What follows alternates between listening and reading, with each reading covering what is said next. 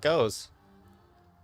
All right, hello, and welcome to what is likely going to be our last stream as Russia from Muscovy into this giant Russia with a Siberian tundra that still doesn't enjoy being a part of Russia.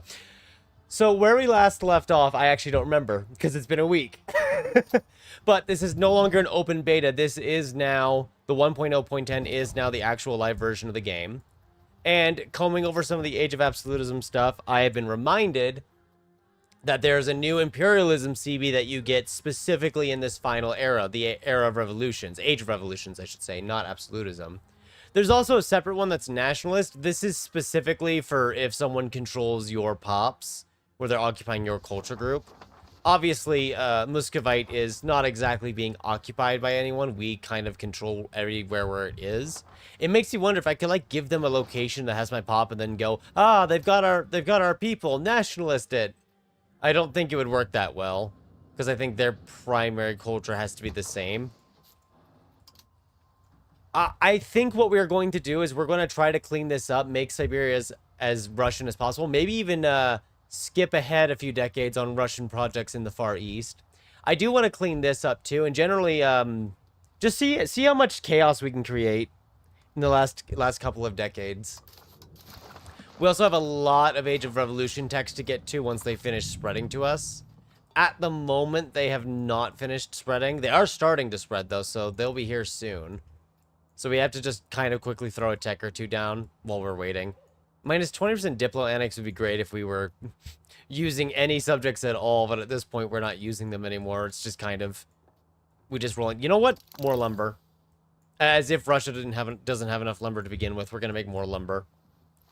Solely because it would be funny. Alright. We're going to just go and let it tick along for now. I still find it funny that we have a slave uprising threat, but since the start of the game, we haven't been... what is happening? Sorry, that was way too many notifications at once. Anyway, it's really funny to me that we've had slaves for so long as Russia, and I understand why we did. It's because of the Manchu. Not the Manchu, the Mongolians. All of the slaves they had for a good while of time. But it's just so funny to me that we have them. Even though we are technically a Christian denomination via the Orthodoxy. They're part of the same religious group. Because they're technically not able to build these slave buildings that you would normally build in your own areas. And I find that really amusing. Oh, we could just no CB this. That's not really worth the cost, though. Not when I can just spy network the heck out of it. And then these guys, I do, like I said, I do want to clean this all up. So we're going to see if one of them's just got a lot of allies that we can take advantage of. We might just beat up the Yuan, who, by the way, I took a peek. This is the 12th Peasants' Civil War in Yuan. I don't know why. They've just been having a lot of peasant issues. Right? We need even more roads. We need roads all the way over here to the tribe of Manchu. Speaking of which, we can found additional colony charters, so we're just going to throw those together. So Siberia is all nice and pretty later. And I think Milan had what? Milan had a lot of allies, right? No, Milan does not have a lot of allies. It's just they have Austria.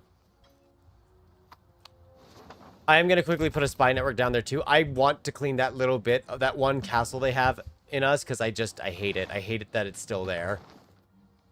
Did we already build the spy network? No, we have to spy the Jochi. I love how they still have Ruthunia as a subject all of these centuries later. They're still a subject. Oh yeah, the Black Death. Oh, don't worry, guys. It's only going to ravage the Siberian countryside. It won't do anything too lasting in damage. We can actually canonize someone. When is our next synod? Not for 4 years. Sure. You know what? Yeah. Let's canonize the guy that died at 22 years old. Just because. There's no good reason for it. It's just because we can. You know what? We have so much money. Why don't we just max spend on stability? Because at this point, I don't think we care. Speaking of which, we mentioned roads. This is what our road network looks like right now. I find it... we're building a lot out here in Siberia, but it does not have the resources. And then you have these little pockets over here that are not fully connected with St. Petersburg, which definitely creates its own little issues. I know we have the upgrade to modern roads button, and I'm very happy about it, but I really want a button that just places roads everywhere too. Because when you get big like Russia right now, there's just so much road clicking to do. I mean, look at this. Finland has no roads. Absolutely none. Man, shovels must be a very rich business in this world with how often you hear them. Still spends all our money.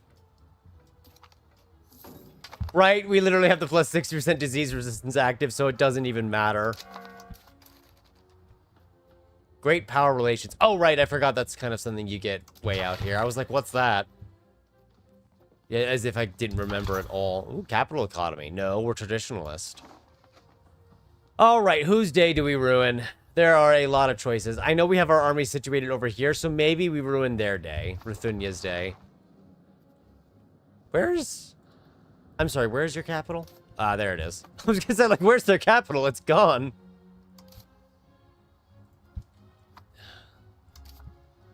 The Jochi really don't have a lot left. We have 2 armies here. Where are the other armies? We've got one there. I have to figure out where all of our armies are. They're somewhere. I've just sent them off to God knows where. Okay, here's what we'll do. We're gonna target Ruthunia, but do we border the Jochi capital? I assume not. God knows where their capital is at this point anyway. It could be in the area that we still can't see. And if so, we're never getting to it. That's just not happening. Let's say reposition one of the armies down here, maybe. And the third one, we'll just deal with the Jochi. We'll just try to wipe them all out at in one go. Oh, you know that the Black Death is actually making some gains over here. Not like a lot of gains, but it's actually getting a few people. You know, whereas most of our pops are actually centralized in the western half, like it is in real life. Because there is some historical accuracy for that for a reason. I love it when ads block the chat. Oh, yeah, we could get... I mean, do we have... Well, I guess we should get Georgia, shouldn't we? That is a lot of territory to grab. We also now have the Enlightenment, and to my understanding, the Enlightenment does bring with it... Ooh, 10 max literacy for all... Ooh. Ooh, that's tempting. It upsets the clergy a lot. But that is tempting, that literacy rate. Because what, we're at 84 right now in various areas? Because I think this is rule, isn't it? Like this one is. Yeah. Oh, that is tempting. Also, since we can do it, we may as well just start doing Enlightenment research, which should bring us down to government reform. And then we can actually go ahead and just ban slavery, chat. We could ban slavery. I know this isn't banning slavery, I just think it's funny. Yeah, so the plus 10 max literacy, even the rural locations would get the benefit. The issue with rural locations is that they tend to generate literacy at a slower rate. Just looking at all this, minus 10 war score cost would be extremely good to get, given what we want to do. I see we get cabinet slot here, 5 max literacy, 5 max literacy. So if we do that law and these 2 max literacy techs, we actually would hit 100% literacy then. We'd actually be able to get to the literacy cap. I don't know if they fixed it. I've been told that Unified Culture Group is currently a bit buggy. I don't know if it's been fixed. But allegedly it does not entirely work as one would hope. We might figure that out today. We might not. We'll see. We'll see as we crash our game. Yeah, any city or town is able to have the library, which gives it more literacy. I believe it's 5% literacy, and it also gives them monthly literacy. Yeah. So for the towns and cities, they're actually closer to... They're at 89%. Oh yeah, that's right. Once you embrace the Enlightenment, chat, you do have the threat of revolution. Unless you've decided to keep all of your pops with low literacy, this is going to eventually happen. It's an inevitability. Unless you're the papacy or a horde. Let's see. have greater than 60% of the max tax. Oh, so if we dropped their taxes, chat, we could just avoid it. I don't know if we want to do that. Actually, I'm curious now. So what I'm seeing here, I'm reading into this chat. It seems like if I were to just drop taxes to a certain degree, and I know that's insane, giving up on money, that technically we should be able to avoid it. Greater than 60% of... Okay, well, what is 60%? I know what 60% is. I'm just trying to figure this out here, because I know we're at almost half now. Okay, yeah, so it's around there. I'm trying to find the sweet spot. Somewhere around there, then. And then this is going to be 32. It's going to drop all the way to 16, or probably 17. That's like half our money gone.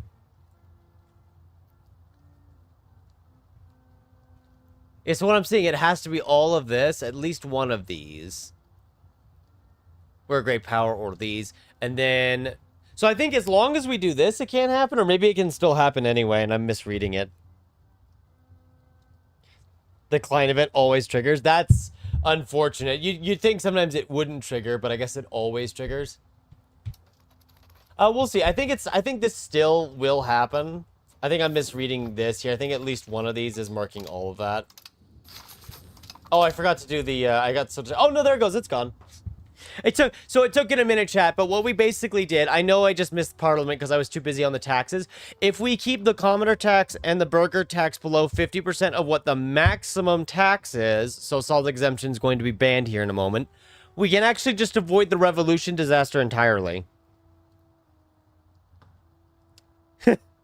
So you're following that? Yes, in fact, I've been meaning to maybe make a video on that once I understand it better. But I have noticed, if you... Let's go find various goods here. There are certain goods where it does matter. Things like fine cloth are a very good example of this. Or the lacquerware. I'm mispronouncing that. But things like fine cloth, if you read in here, it says that each 1,000 of, say, burgers will demand 0.025 fine cloth if the estate has 125% of its income relative to its expense. This is also why having more burgers is nice, because then you just get more money. Technically, their income after taxes is still pretty bad. Apparently, they're spending a lot of money on books. Hey, do we just have a lot of writers? I feel like no matter how many books we make, we always need more books. In fact, skipping our chili place, I think Moscow makes a lot of books, right? It makes a lot of paper. That is another... Wait, it makes a lot of paper. Paper's cheap, and they're spending so much money on books. How many books are they buying per person? Yeah, I think... Sorry, my brain is going in a million miles an hour because I also just remembered we might not upgrade...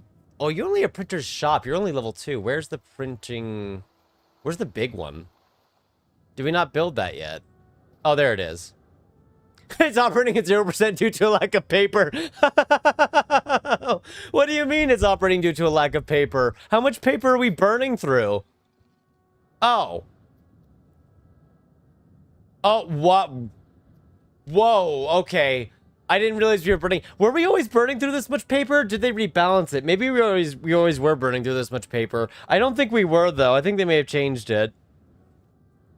But we probably were. So I guess we know what we're building next, chat. That is to say, we're just dumping it into paper right now. That was 44,000 right there.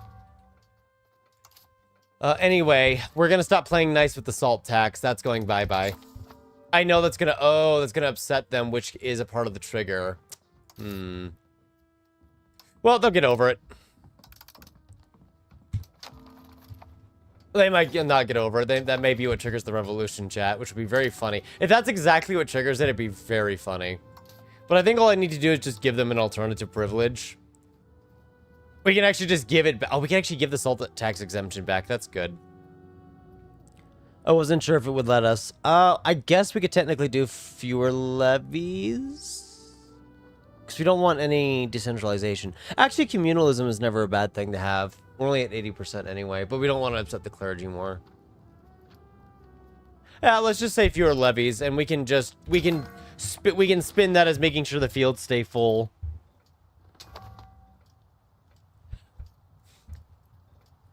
Hello, Rex. Yeah, we're playing in the last 100 years of the game or so. We're going to try to get as far as we can. Parliament approved claims. Oh, I did do the claim. See, this is the problem when you're both paying attention and not paying attention at all, is you start to forget what you've already done, and then you just sit here to make a fool of yourself. Where else are our spy networks? Milan, Malek. Okay.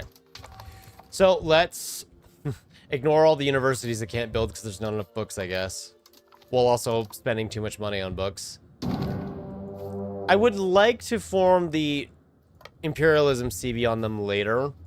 But for now, we're just going to kind of clean up the map a little. While we create the CB elsewhere. Something else I forgot to do, chat, really quickly here. It is going to make the game lag a bit, but we are going to maximize tick speed. Now, it does lag, but chat, we need this or we're going to be stuck in the 1740s for all of time. There will not be any getting out of it.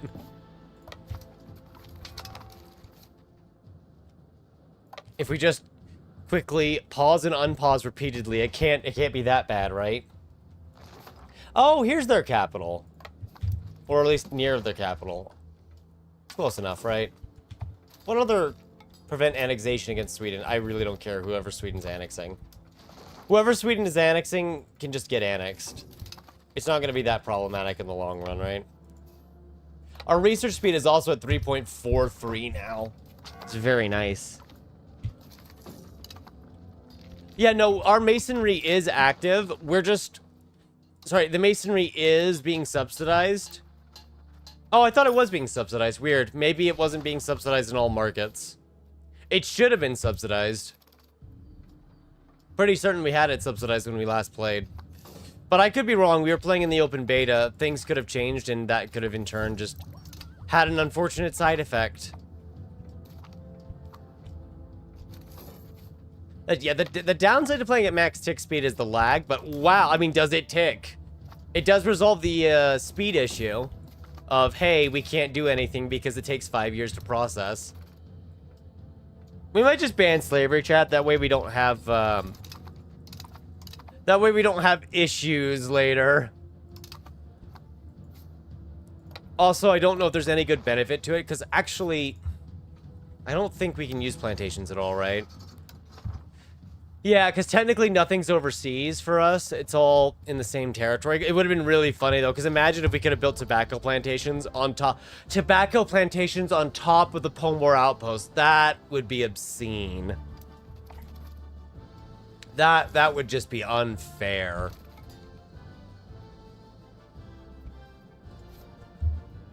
I don't know how many people... You know what? Let's actually, really quickly, I'm just going to pull up the achievement list for that.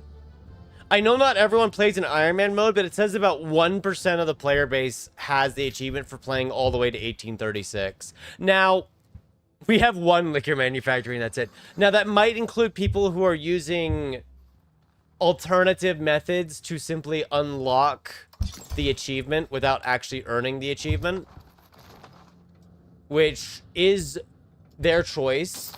Personally, I'm enjoying playing on Ironman mode and all the problems that come with it. I've actually started to do that with Victoria 3 as well. I don't know why, but I'm slowly just kind of becoming an Iron Man player. Which, you know, it's fun. I have fun with it. Just need to create these Come on. I say as I try to click and it fails, and it's like, I don't know if I just misclicked or if the game's just staring at me like, no, I'm not going to open up. You know, I might just start automating the armies, actually. I was gonna say focus siege. Oh, but you have to choose like a highlighted look. Oh, I can't choose like an entire region. I was gonna say we could use that, but if I have to pick it by province each time, I may as well just be doing what I'm doing now. It's about as fast. Yeah, you kind of reach the content by age 5, and I think age 5, the era of absolutism, is when people might start falling off. Because that's definitely when it gets slower, too. Also, I'm noticing a lot of our simulation areas, they're kind of done. We're looking at like 90% of simulation, so... we're just going to start pushing it out here now instead. Anything that's like over 90%.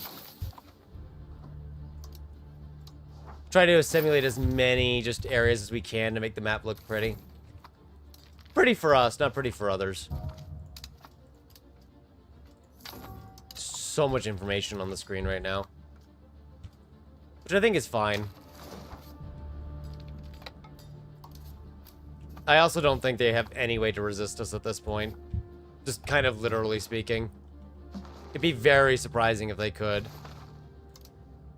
Speaking of our spy networks, actually, there should be maps we can still steal. Which would... Oh, God, they have so many maps. Here. Fujian. Fujian would do. I kind of want to see a bit of the Chinese area. Because I know even the Chinese areas tend to get pretty high on the scale of tax base. There's actually some very rich areas down here in Bohemia. Which is not surprising if they have the Mercury patios. And they have a level of it. They don't have 2 levels, though.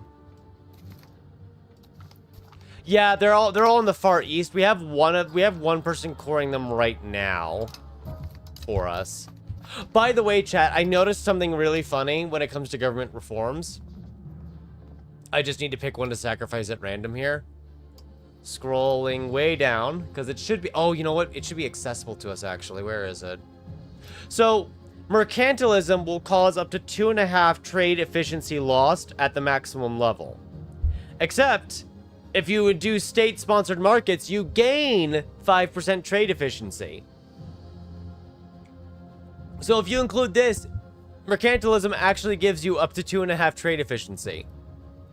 Which is really funny, because free trade is supposed to give you 2.5 trade efficiency. So... If you use the government reform, you actually kind of get the best of both mercantilism and free trade, if you don't care about trade capacity for the burgers. Yeah, trade maintenance is definitely the better modifier here. For printing money in the new world, as, say, Spain, like you asked, a part of that is going to be making the exotic resources like chili and tobacco that you can't make anywhere else yet, and exporting that back to your market in Spain, and then exporting that to the others in the rest of Europe, and that should create demand for it, and then you could just keep exporting it and making money off the trade income. That should also increase the tax base of the colonies here, which you can then, of course, tax or fully control if you want to take that risky route. I say risky, but really, it might be somewhat optimal, because when you get to the age of absolutism, the age of revolutions, it does kind of become very problematic to keep your subjects around. They get very testy with you. They talk about this this whole thing of freedom. Yeah, I mean, if you see the slave uprising here, we technically have about 23,000 slaves. Well, they were slaves. Since we just banned slavery, I believe they all just became free people. But they are still extremely angry at us, so that hasn't changed much. But we technically had slaves because of the Sultanate when we took their stuff. Because they had slaves, and when we took it, it never freed the slaves. They were just kind of under new management, so... Yeah, they kind of weren't happy with us. So we had to take Lviv first, and then I have to take this area, because otherwise they get the cutoff negative of, hey, we're cut off from half the country, so we're going to get very upset with you. Oh, there's the capital. These areas are nice and cheap because they have almost no pops and no development, which I'm very happy about. So we'll probably take a lot more of the Sultanate stuff, actually. Oh, are you trapped in the mountains? Yeah, you're trapped in the mountains. Or at least you can't get over there due to the mountains. Then we're going to work on more of these imperialism CVs. I might... Do we invade Hungary? Probably not the best idea. That would be a genuine war. As long as... I would say, with, like, chili and tobacco, maybe do an initial manual export of it back to your home market, because until the pops in the market are introduced to the goods, they're not going to demand it. But once they're introduced to it, they will demand it for the rest of time. So I would do, like, a really small trade route to just introduce it from the colonies to the mainland. That way they start generating demand for it. And then that should, from there, allow the automated system to just handle it without much issue. Okay, so what are they having issues with? There's a lack of cloth now. Our textile manufacturer's time has come.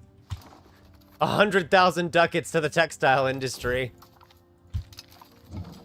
Okay, let's actually, while we're still early on in the stream, we will just play at normal speed, so it's not too much of a bad quality. By the way, chat, I did not mention it until now. We are actually dual streaming. We have this in both horizontal and vertical mode. I think vertical mode shows less though, so I feel like I don't know if someone viewing in vertical mode gets to see the information like someone in horizontal does, but I noticed YouTube had given me access to the feature since we last streamed, so I figured, why not just try it and see how it is?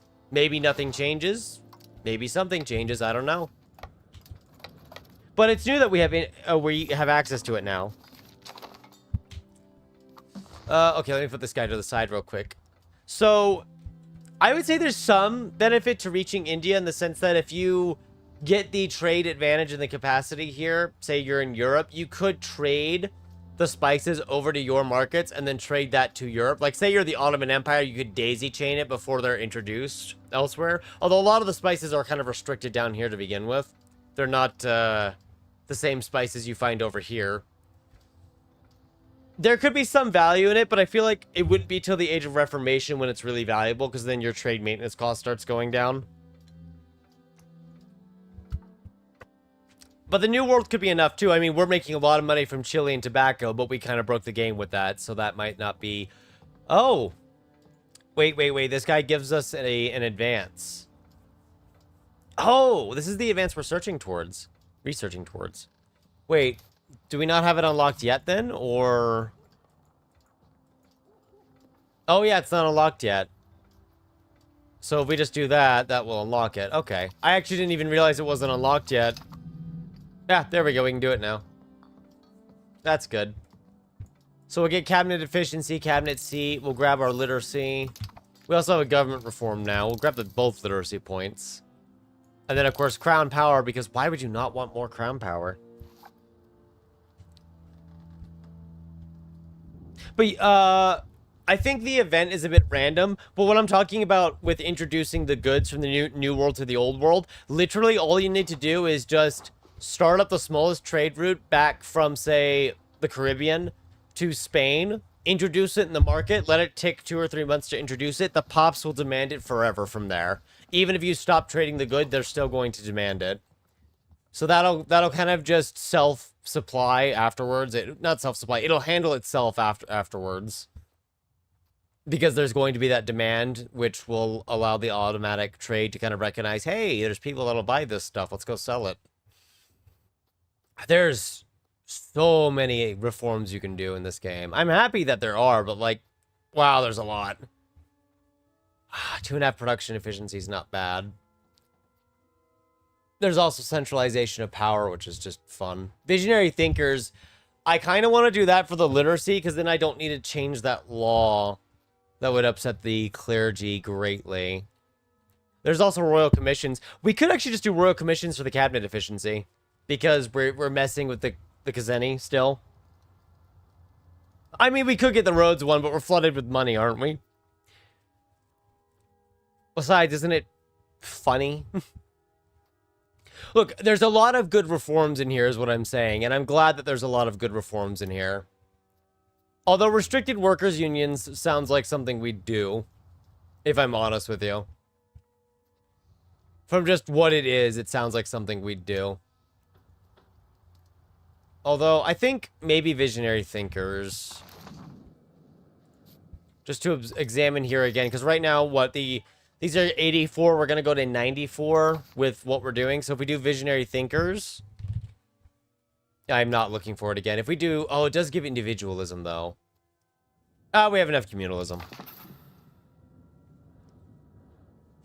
Ooh, true, that does give the RGO boost. I might do visionary thinkers for the literacy, but there was the RGO one, yeah. In fact, if I just look for RGO, does that work? Or does the game just freak out? Okay. I was wondering if I could search it by, like, RGO, you know, specific effects that it does here to better find things without having to scroll wheel it and find it. Which, it's not as if it's hard to scroll wheel, it's just, you know, different ways to find the same item. Okay, that's just iron and coal. Oh yeah, raw material output. That's a 10% increase to the output of all raw material RGOs. Which would be nice, but we already have multiple bonuses to work with too. We could do that one instead. I just oh, peace imminent. Maybe we should look at that one really quickly here. Did you ever siege this down? No, because we're stuck in the mountains still. The forever mountains.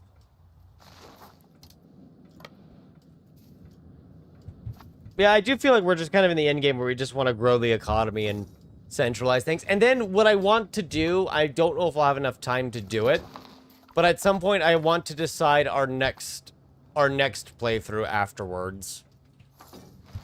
Age of Revolution's giving -30 subject loyalty is painful. Because I do intend to do more Europa Universalis 5. It's just a matter of figuring out what I want to do. How long is it going to take for you to get through those mountains? A very long time. That's why they're mountains. Wow, we're actually getting proximity all the way out here from St. Petersburg. It's 0.1 proximity all the way out here to the far east, but it technically exists. Yeah, we could do a community poll. Actually, how many? I think the community poll only allows me to do up to 4, but you guys could definitely pop in a few. Let's see. I like. There's Florence. I actually do want to do a community poll elsewhere too. Like what? Florence, England. We could do. Technically, there's Bohemia, but I already have a playthrough going of that. That's really weird.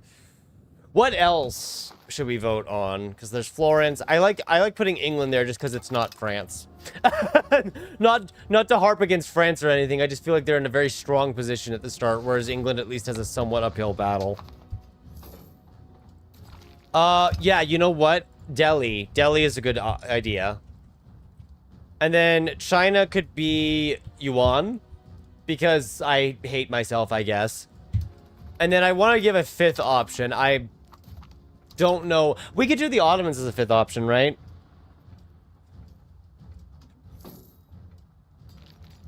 I do automate trade, but I do some manual trades in between too. So I let it be mainly automated in the background. But I will do some manual trades here and there as well, depending on what I need or want. So there are instances where I will do a manual trade.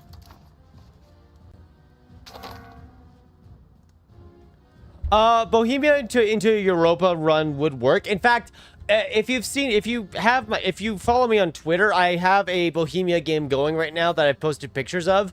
I have gone from Bohemia to the Latin Empire into the Ottomans, and I'm now invading Russia in order to form Russia as Bohemia to get all their advances. So far, it's actually working. Which is kind of nutty that it's working at all. I feel like it shouldn't. But it is, and I'm happy that it is. Okay, so this area looks slightly less terrible now. And we kind of just killed off the Sultanate from here. Look at all this money we have, chat. I think we need more money. I think we need more liquor. 100,000 ducats to the liquor industry. I would say Bohemia is kind of somewhat overpowered given its position. With all the gold, the silver, the Hussite wars allowing you to get a lot of early game literacy. But I think it's kind of meant to be one of those stronger countries. One of the easier ones to play as. Alright, Flash, you have fun. Feel free to come back anytime, though. Our cabinet efficiency is at 153%. I'm very curious as to how low we're going to get this cost here. I know the wetlands is increasing it, but we have a lot of cost reduction to our proximity now. In fact, how is it to Moscow in certain areas? Like, in certain areas, it is at the absolute minimum cost. And in others, it's very low. Like, it's reaching -80 to -90%. Well, the 8.68 is what the effect is from the... Oh, so it's about to do another 0.3 reduction. Sweet. Missing Explorer. Did he die? Yeah, no, that's exactly what happened. Well, maybe don't die on the job while you're exploring and everything will be fine. Yes. I would actually... I would like a little automation to just build more cities. Me, personally, I build way too many cities. I could set it to just build more buildings, I guess, and automate this more. I don't know how it would go. Like, if it would actually do well or if it would just chuck it out a window. Oh. Oh, have you formed a coalition? Really? Okay, hang on now. Let's keep someone near St. Petersburg then. So you're going to be there. You can come back down here because the tribe of Manchu might get a quick visit from us. You know what? I will just go ahead and turn on the automation for buildings and we'll... Wow, that's a lot you can save. We'll just keep like a spare 10,000 around. And we'll just let it go. We'll just see what it does. That way we can just keep ticking on. Hey, this is assuming it spends the money, chat. It might just not spend the money at all. Hopefully it does. It does say it's specifically to cover all of our needs, though. So it might not... See, it might not spend the money, because if we don't have needs, it might not spend any of it. We'll see. Let's see, you're trapped in the mountains again, aren't you? I love the mountains. Very great defensive position. Not so great otherwise.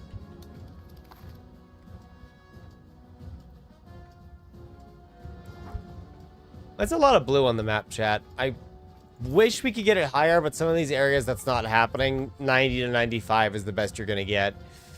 And that's just because they're rural locations that we're not upgrading. Because they have the tobacco, they have the chili. All with the Pomor outpost. If we upgrade those, we're just fools. I wonder if I can just ignore that at this point. Alright, let's go bully people. In the game. Because now we're using the new imperialism CB, but they also tried to form a coalition together, so that's going to be very fun for us. I am keeping one of our 4 armies back in case there's any sneaky landings that try to just siege the capital.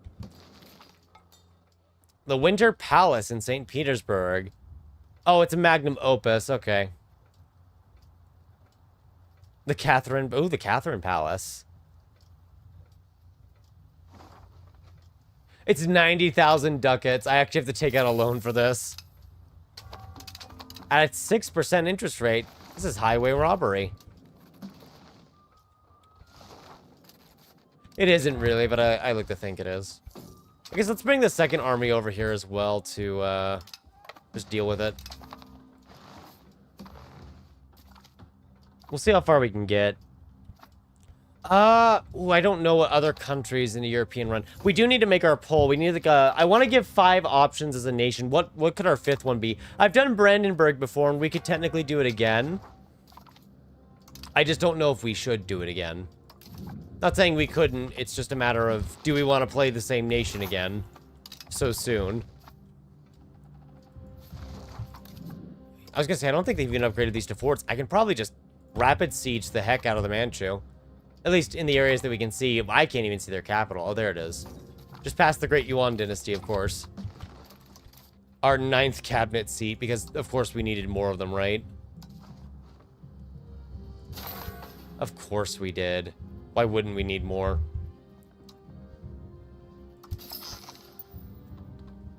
Oh, yeah, there's Denmark, isn't there? Oh, yeah, the Ortag. We've been... Oh, yeah, the Ortag can be built in those, can't it? We did discover that the, I forget what it's called. I'm pretty sure it's a labor building, though. And the Pomor Outpost is the biggest one we've built. Hang on, it's in the Age of Absolutism. I'll just find it there. Because I can't remember the name. The Ostrog, that's right. The Ostrog, which I'm definitely mispronouncing, but we're going to pretend I'm not. Oh, right. It is restricted to certain areas where it can and can't be built. So I don't understand why it's still not mass building it in these areas. It has the lumber, it has the money. It's just not mass building them anyway, chat. And I'm slightly peeved by that because I feel like it should build them. I have nothing. I have no tag restriction. There are available locations to build it everywhere, and the game's just telling me no. It will not do that. So I have to manually click everywhere anyway, which I would say that is definitely one of the pet peeves I have with the game is just this right here. When the mass builder isn't mass building, even though I have everything I need for it. But, you know, that's okay. We'll live with it. Speaking of which, I think there's silver up here that we really need to be building to. I think this is silver, right? Oh, yeah, it's silver. Yeah. Speaking of which, I think some of those are giving us a lot of control because they do reduce the proximity cost here by 10 and give 10 control. Ah, the soldiers is why. Okay. I was thinking, though, that with no restrictions, it would let me just kind of mass click this and it would build it everywhere and spend all the money. But I guess if there's just not enough stuff there, it just straight up refuses to do it anyway. He might set the stage for artistic ventures if assigned to cabinet. Okay. We could just refuse to give him a position. Oh, he's a lawgiver. I like lawgivers, chat. They give you just minus 5% proximity cost reduction if they're your leader. Obviously, he's not our leader, and the other people that were leaders are all dead now. What are your stats? 85, 71. Trying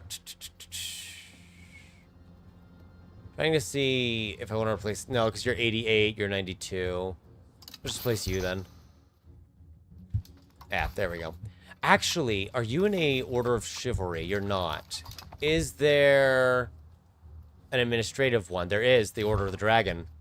There we go, he's at 100 now. Minus 9% proximity cost reduction. Because that's fun, right? That's fair. Yeah, the rural marketplace might be something we have to invest into as well. That's just something we're gonna have to consider. I love when my giant horde of Russian troops marches through the countryside and there's no food in sight because the area is heavily underdeveloped, so the peasants have to starve instead. They're having a great time, trust me. And we're moving our other army over here. There it is. Just go all the way there and put it under siege. Thankfully, they haven't upgraded any of these because they don't have the financial capability to upgrade any of them. Even some of the Swedish forts, actually. We really could just human wave this.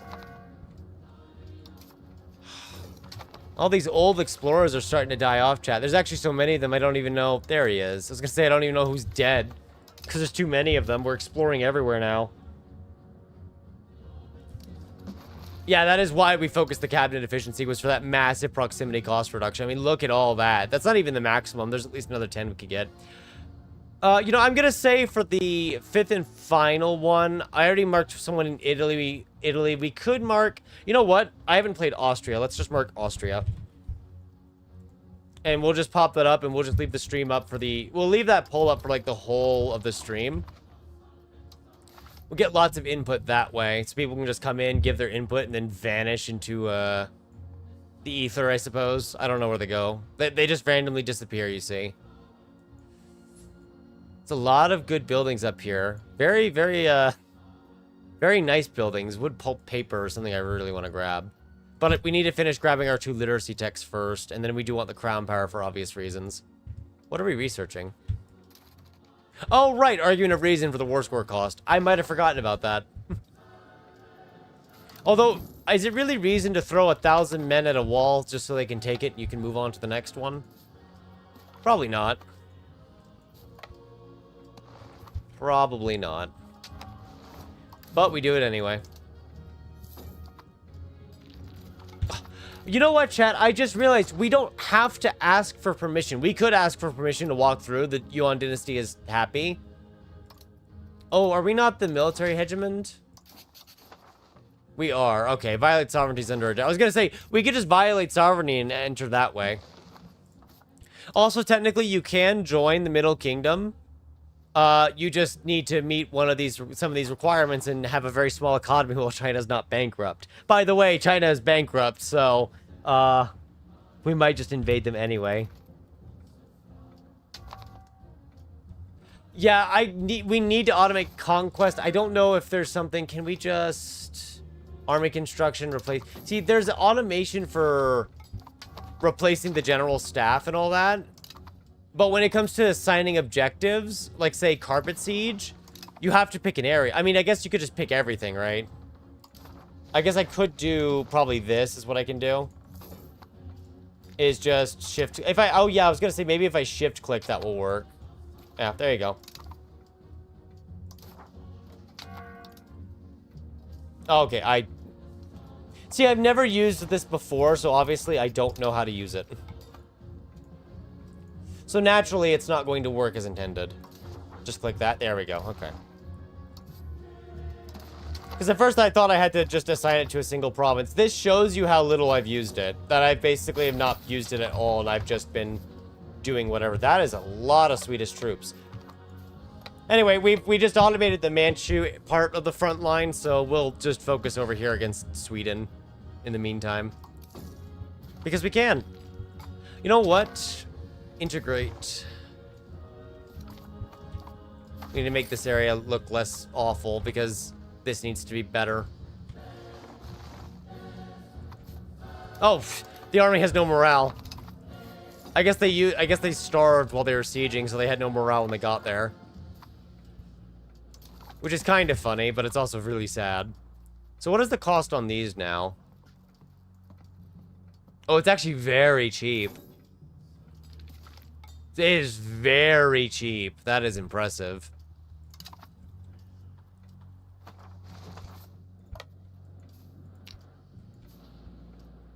Yeah, if we let that go, we've got another 2 years where we can just tick this along. It is sad that we don't have enough rivals, chat, because we're always suffering by not having enough rivals. Even if there's no one to rival, we still suffer for it. So there is such a thing as getting too powerful in the game and suffering. Not that prestige matters that much to us at this point. We're over 50 regardless. But it also means there's nothing we can do about it. You know what, chat? See, 5% cabinet efficiency would be nice, but I can't ignore that 10 points of research. It's way too good. It's just so much technology you get in a very short amount of time with it. Yeah, there we go. They're working automatically. So if they're working automatically, all I have to do is just click this, let them knock it down, and then just wait for them to reach the next area by themselves. Yeah, that's not bad. I like that. It's a good call. And I'm just going to check real quick while it plays in the background to make sure that the poll is working. Okay, good. It is. Fantastic. It's only the second or third time I've used the polling in streaming, so I had to make sure, like, is it actually working, or is it just burning in the background like it's just on fire?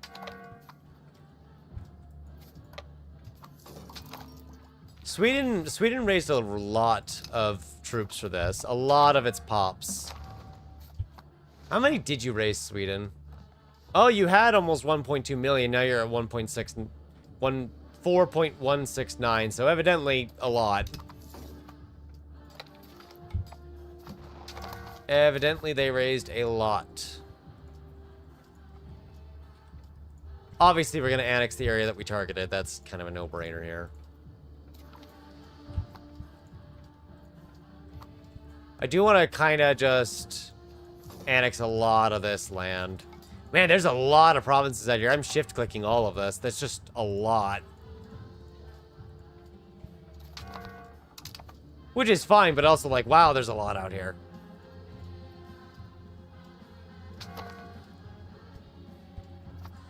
Would like to seize all of that, actually. Man, that's only up to 60. You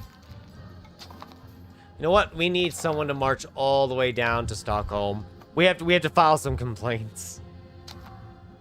Yeah, the proximity cost in the Synod, that I am sad they removed it, but I understand why they removed it. It was a bit too strong. If we're honest, it was too strong. We didn't get to use it, but we were planning on using it. How are we doing on paper? Unprofitable buildings is not what I'm looking for. Because, like, I know Moscow should be just fine at this point. I love all the pepper trade, and then it's just selling a bunch of weapons to London. Specifically London, nowhere else, just London.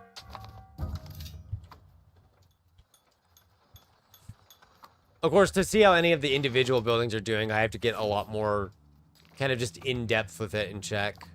Yeah, there we go. Paper prices are down now. We were, for whatever reason, we were making a lot of paper. Oh yeah, I guess we should pay off, maybe we should pay off the debt, huh? That would probably help a lot. Yeah, something like that would help pay a few things off quickly. You not moving over here? Oh, did you run into them and just get forced back?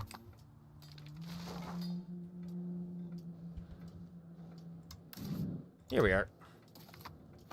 We did just pay off our debt, so we're good now on that. Yeah, once they fix that bug in Victoria 3, we can do the small arms obsession run. Remember, right now we're keeping the tax on the commoners and the burghers a bit low on purpose. That's to avoid the revolution disaster that can trigger while you're in this. I mean, I can tax the commoners a little more without an issue. But if our tax gets too high, then we can trigger a new disaster. Which might not be a good thing for us in the long run. How close are we to this ending automatically? A few hundred days, so... We probably, unless I do separate peace, maybe. I'm gonna say separate peace might work. No, they're already, yeah. This might work better then. So, we leave recipient. Which recipient are we talking about? Which one is left too fractured? I'm guessing down here. It's probably something I can't see. Yeah, we'll leave recipients too fractured. Yeah, because that one works a lot better since they're not being left fractured.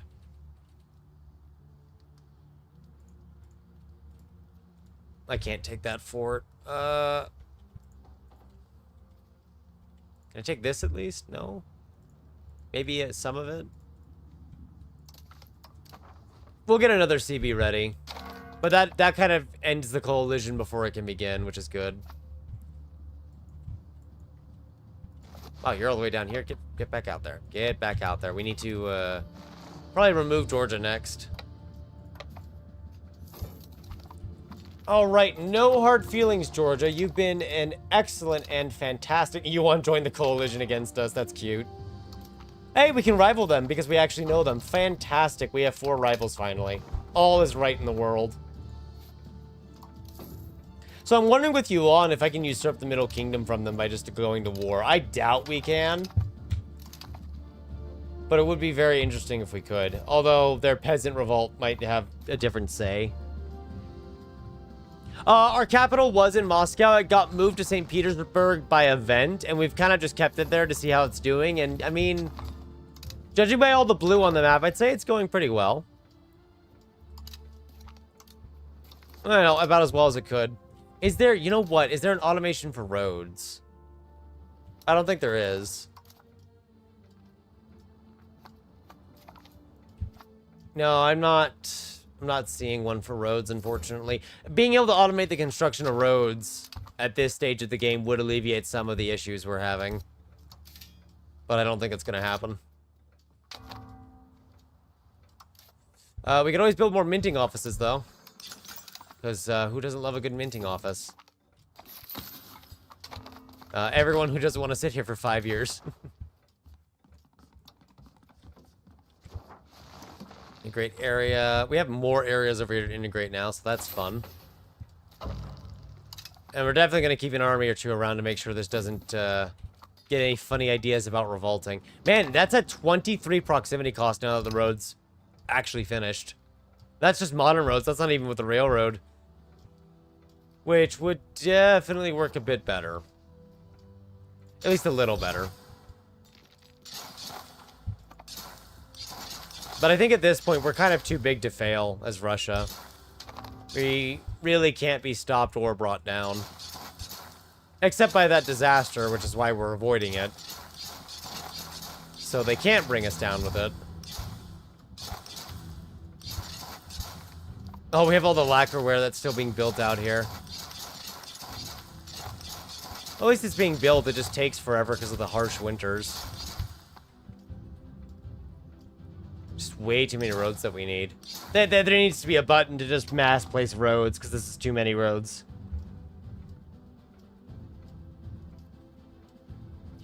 We could do the ground roads. The issue is just having to constantly sit here and click the roads over and over again. That's just the issue. Beyond that, it's fine.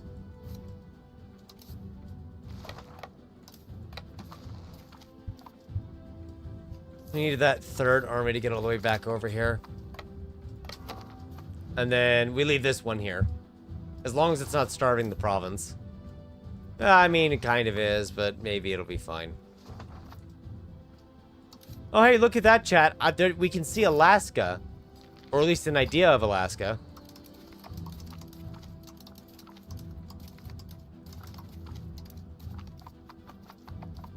Well, at least we got to this area first. And yes, there is the occasional piece of ivory and gold over here. I say occasional because it's mostly just fur and lumber and wild game. That's kind of it. That's kind of all there is over there.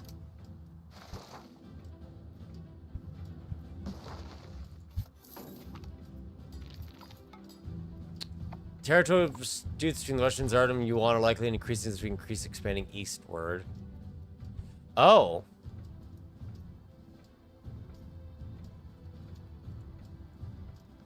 Really?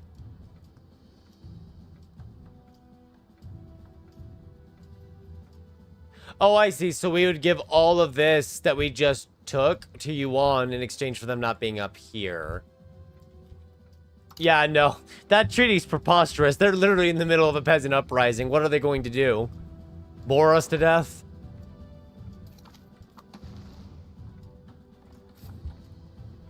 Kingdom of Fang, the Great Yuan Dynasty.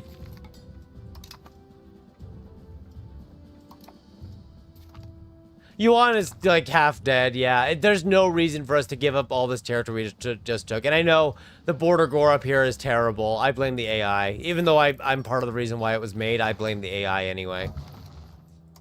Because it's easier if I just blame the AI for doing it. Even though that's definitely not fair. I want to build more towns and cities too, but we'll be here all night if I do that. All night and all day. I mean, you mean a lot of things. What are you gonna do, send your peasants? That's basically what I'm saying to them. Because I guess that's what they'd have to do, right? If they can get through their peasants first. In fact, they have way less people than us. And their tax base is just dead, so... yeah, I don't think we care. You know what? Just explore without your explorer, then why don't you?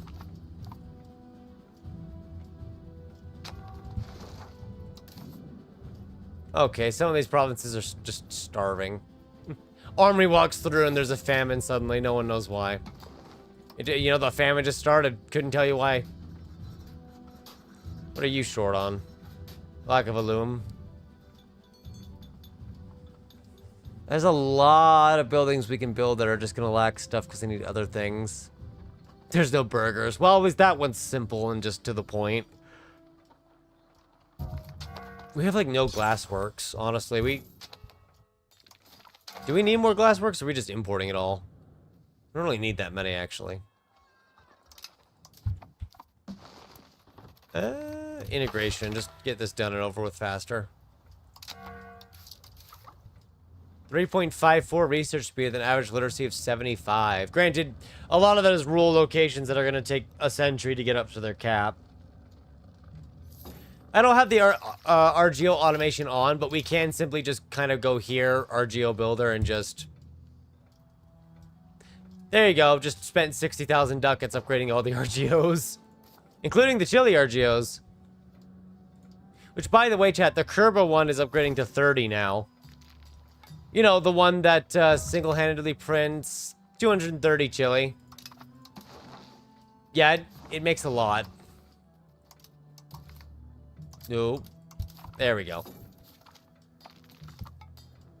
It kind of makes too much, actually. I'm going to be honest with you. This is kind of disgusting. Oh, God. We still need more chili, yeah. Yeah, the game was not happy for a bit. It was just random -7 stability because we, you know, we'll love losing our stability and we'll like it. Access of needed goods. Is there just not enough gold? Do you need more gold? Oh, I guess we did lose some silver up here, didn't we? Yeah. There's a lot of tribesmen there. Oh, well. We never got around to kind of removing them. I don't think we'll ever get around to removing them at this rate. Hey, masonry. How is Kiev doing? Because I was going to say it's another wheat province. It's 43. By the way, Chad, I'm pretty sure Moscow is over 70. It's like 71 or 2 at this point now. For wheat. There it is. So yeah, it's going to 74. It has a 3K food surplus after feeding itself. That is crazy. And it consumes 1,600. It makes almost 5,000 before it consumes. Alright, then. So that puts us at 63 crown power. And now we have a choice. There's still technologies over here to do. But we're not going to do the Unified Culture Group because, as we mentioned earlier, it sounds like it's still bugged. So, yeah, let's not touch the thing that might just nuke us to the Stone Age. I think what we do next, Chad, is we start accessing steel and railroads.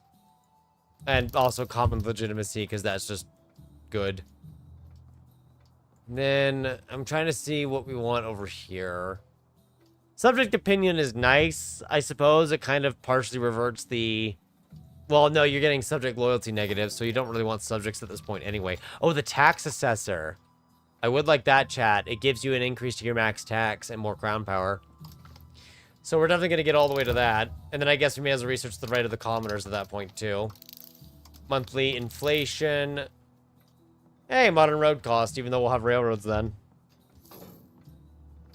No, we definitely have not hit peak crown power. We're only at 63. Granted, the estates are going to have at least a little, no matter what, unless we revoke every single privilege. But some of the privileges are actually of benefit to us. They actually give us things that we want.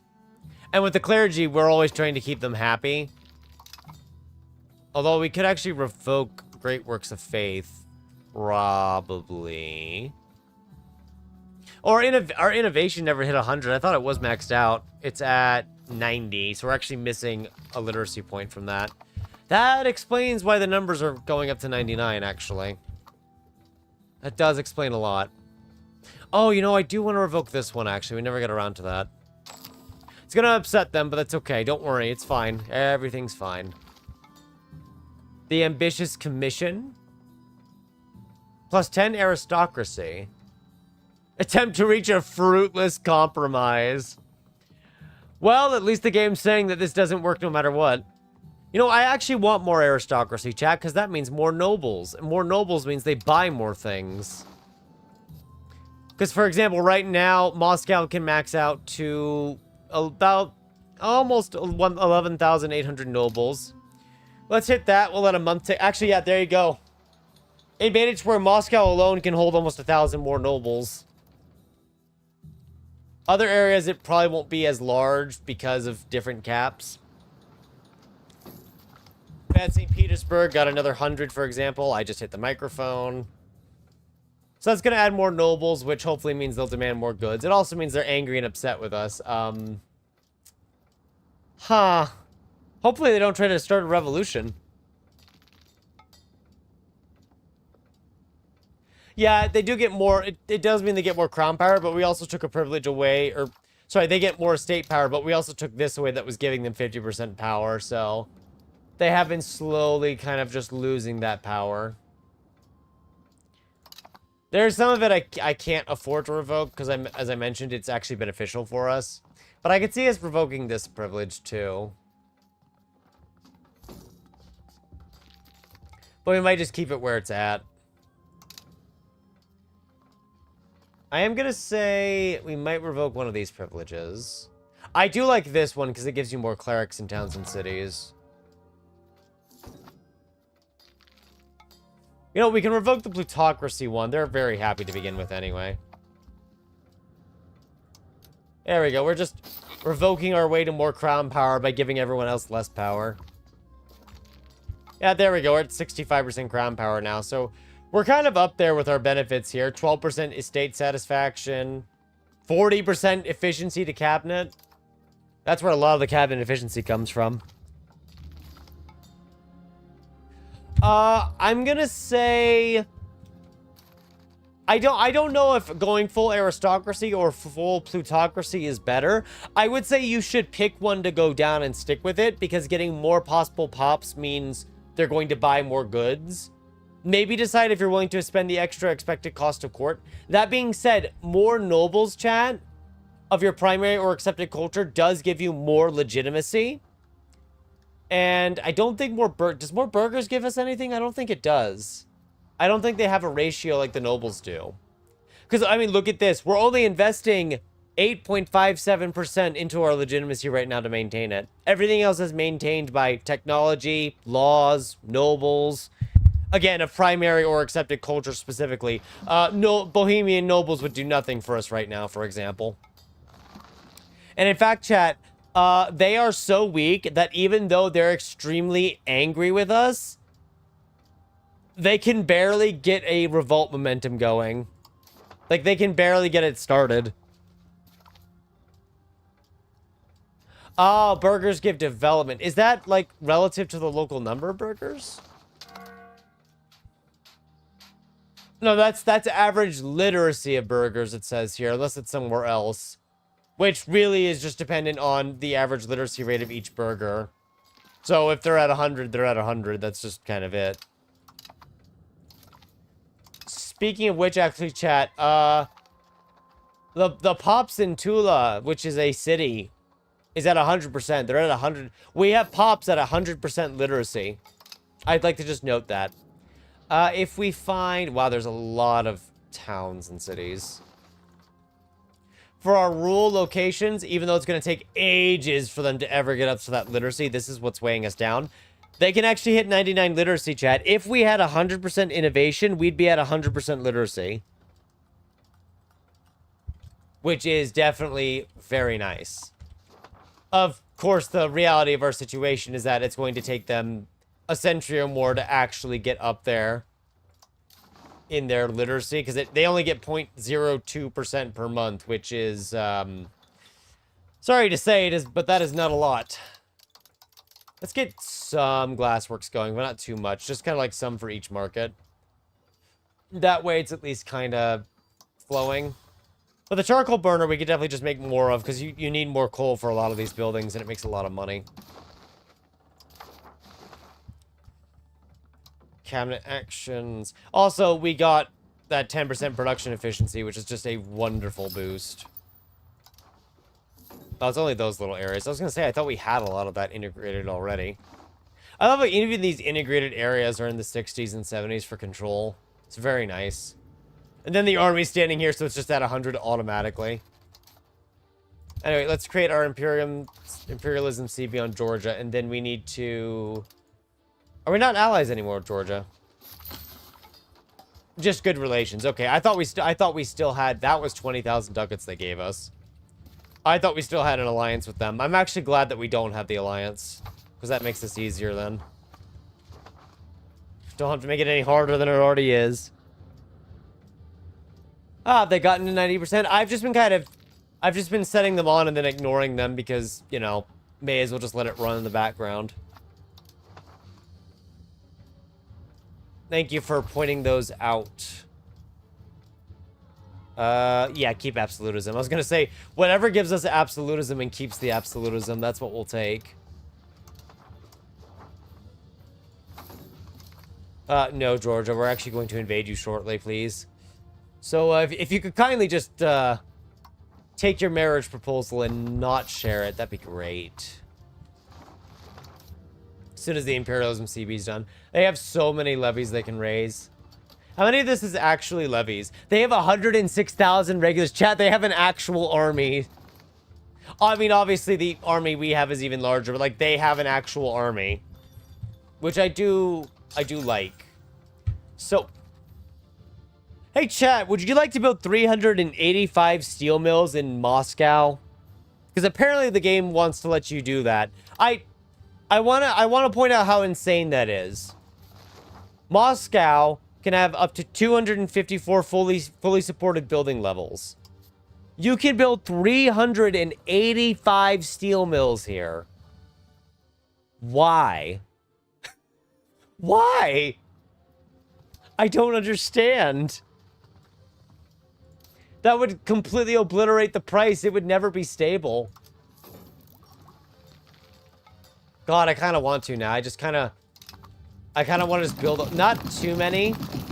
Not yet. We won't go too many yet. But let's build 20 of them just for the fun of it.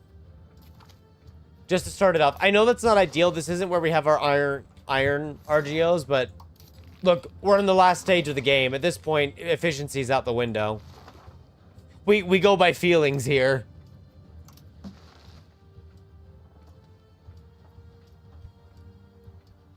Also, look at all the little colonies we have over here now, with absolutely zero control.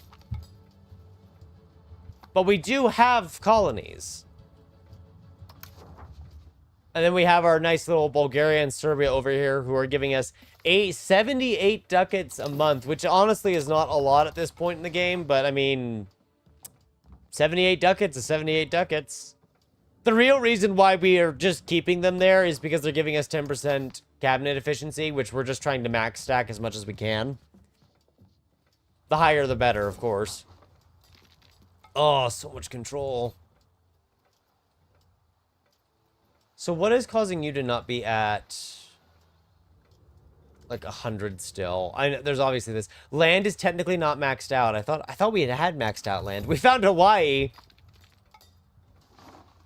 Oh, well, we found the coastal area of Hawaii. I'm sorry, chat. Yeah, Moscow can support the entire Ruhr Valley, basically. You know, at this point, chat, our burgers almost make money. I kind of want to give them a tax break and see if that just... I don't know if it'll spike demand that much, but the game is, you know, they've been fixing things. Let's just put it that way.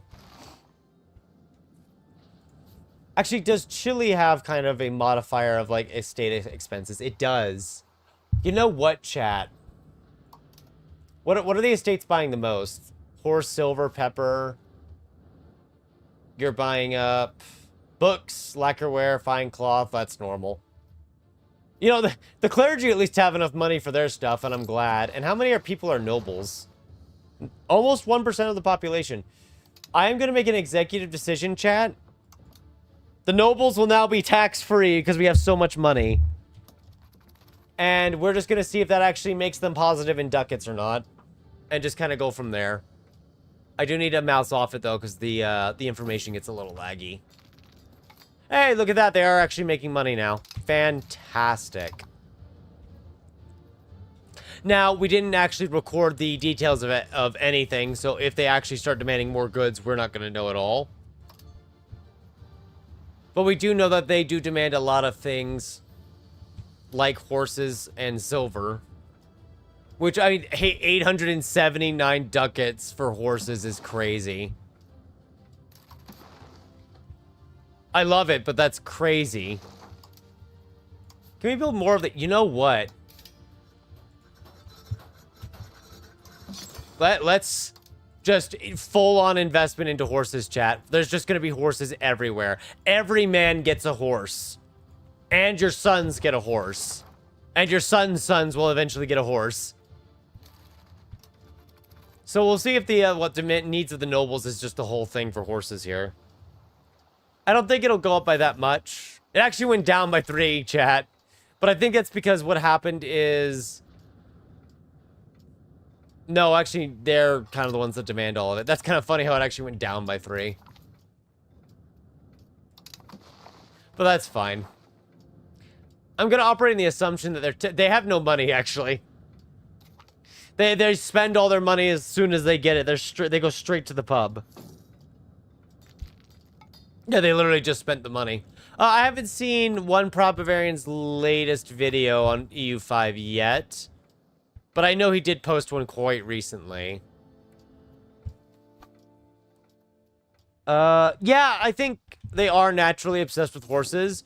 Because if you look here, each 1,000 nobles just demands 0.25 horses. So I think them having more money won't actually cause them to demand more horses. It might make them demand more silver, though. Yeah, if they have enough income. And I don't know if that ratio can then go even further. I do see that their monthly expenses has increased, but I'm just chalking that up to more pops exist. But hey, at least they love us so much that we can revoke their privileges now and not care. Like this, for example. And we have railroads. Speaking of which, chat, steel is going to crash in price very hard. The only other things that would use it is like the iron mill and the firearms factory. So what we might want to do over here after we get down to the taxes that we're running for, because I figured why not, we do actually need to get to like the iron mill and stuff to actually make good use. But for now, chat, do you want trains? Because I'm in the wrong menu for that. We also... Okay. Oh, that is expensive. And there's no steel in the Novgorod market. That is unfortunate. Right. One moment, chat. We're gonna need to, kind of just build a steel mill here and a steel mill there. A singular kind of steel mill in each key area. Oh, this is a labor building, isn't it? Yeah, that makes sense. Because that way steel is introduced to the area. Otherwise, it does not work as intended. I gotta subsidize each one, too. I thought... it doesn't work. It doesn't work like Victoria 3, I guess. Yeah, there are a good deal of buggy situations in the game. I think the only reason why I'm hopeful that it will get better over time is because I followed Victoria 3 since its debut. And overall, it has gotten better in most cases for Victoria 3. We'll see for EU5. I'm kind of in for the long haul for it, but we'll see how it goes. I love all the horses we have now. Horse price is going to crash. The great horse crash of 1754. Well, the railroads will only use the steel mill temporarily. That's the problem here. It would only use it temporarily. They are very expensive, though. Like, super expensive. Wow, they've been building a lot of irrigation. Which, I don't mind, but, you know, they are building a lot of irrigation. Oh, that'll temporarily make steel extremely profitable. We might actually see our tax base shoot up even harder because of that, just temporarily. I mean, it'll be profitable while we're building the steel, building the railroads, I should say. 65% global disease resistance. This is just unfair, man. Absolutely unfair. And we get the event that I love so much, chat. The one that gives you 0.1% pop growth everywhere for 10 years. Why? Why not? Oh, they're just building lumber mills. I mean, if it's profitable, it's profitable. Because you can't have enough wood, I guess. Literally. We apparently don't have enough wood. See, it gets laggy when I pull up the monthly expenses now, I've noticed. Honestly, we could try cutting the burger taxes, too, to get them to demand even more things.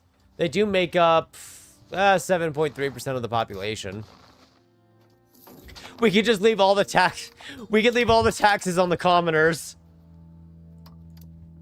You know what? That actually sounds funny. If not for the fact it causes us other issues. But let's just try it. I just want to see. And what is their biggest expenditure?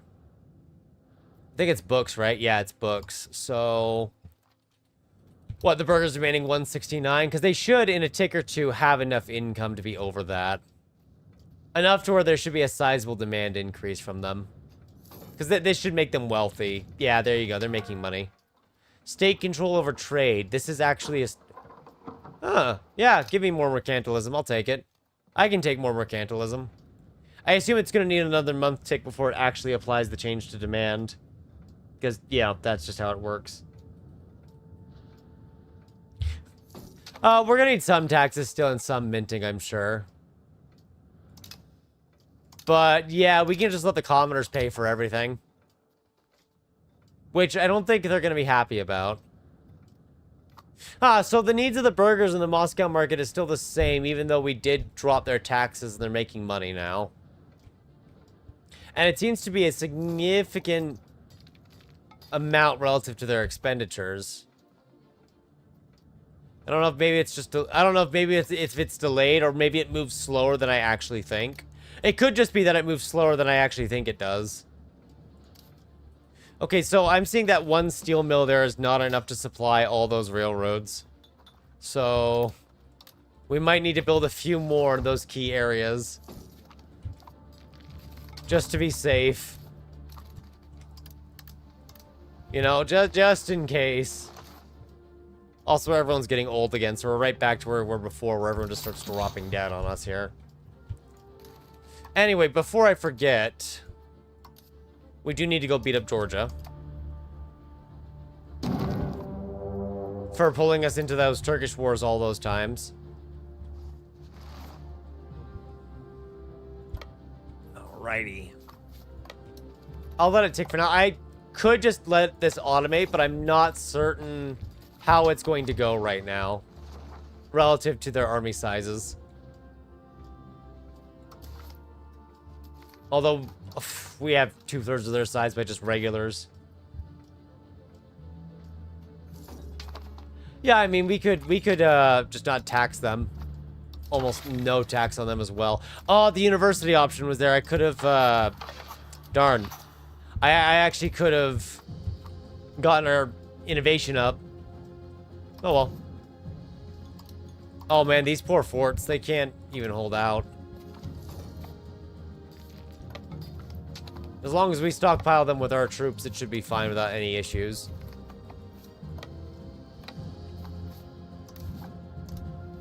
We probably don't take all of Georgia, but we probably try to take it up to the mountain line. At least the mountain line. The poor minting keeps going on and off, I've noticed.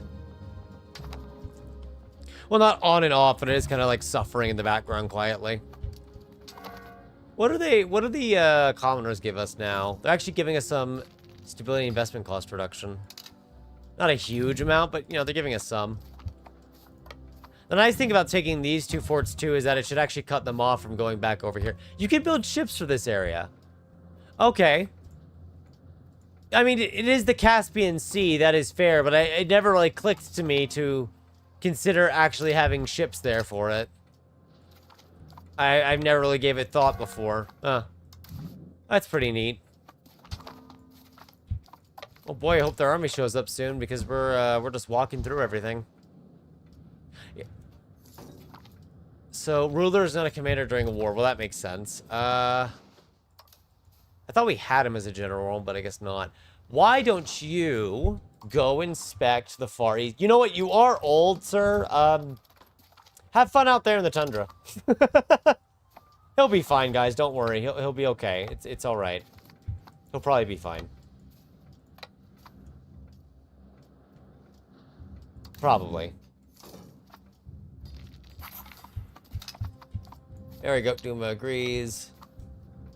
At this point, the Parliament CB is actually not as good to take, since we can just do the minus 50% imperialism CB. Oh, God, it looks so awful over here. And it probably will stay awful, thanks to what they've done. Let's go ahead and occupy these areas now. Good news is that they're in such disarray. I sent the prisoners to the fortress instead of the actual army. That is awful. Also, I can't help but notice you're an actual terrible general, so let's fire you. And replace you with an 18-year-old who, you know, just learned how to swing a sword. Ruler is not a commander during... Oh, is this bugged now? Hang on.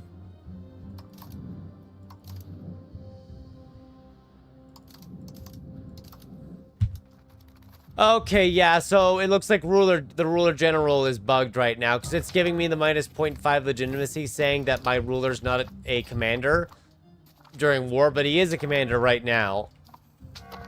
So, unfortunately, that appears to be bugged at the moment. So I would probably avoid ruler general as a law going forward at the moment until they fix that. Because minus 0.5 legitimacy a month is awful. We're spending a lot of ducats on that now. Ooh, that's a lot of troops. That's a lot of death. If we keep these casualty ratios up, I'll have nothing to worry about. Take Georgia. Oh, does it target the capital? Oh, yeah, it specifically targets the capital, huh? I was wondering why we were still not ticking in advantage. That's because we need to take the capital itself. Alright. I think winter's about to hit too, though. Winter has already hit. So we're gonna have to wait till that opens up for the mountain pass. And then we'll just march straight in.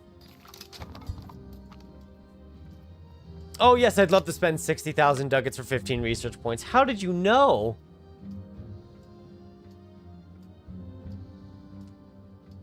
Oh yeah, it is being curb stomped by our current legitimacy gains, but it is causing us to spend a lot of money we otherwise wouldn't be spending. Money that could be going into more tax breaks, chat. You see, we have plans. Of a sort. Doesn't mean they're good plans, it's just that we have plans. Oh yeah, the prisoners. I really am not paying attention to those prisoners because they're the lucky ones who didn't die. Or maybe they're unlucky because they're gonna have to go back to war soon anyway, so... Kind of sad if you think about it that way. Because most of them just end up dead. But, oh well. Maybe if they stop trying to liberate the territories, it'll be fine.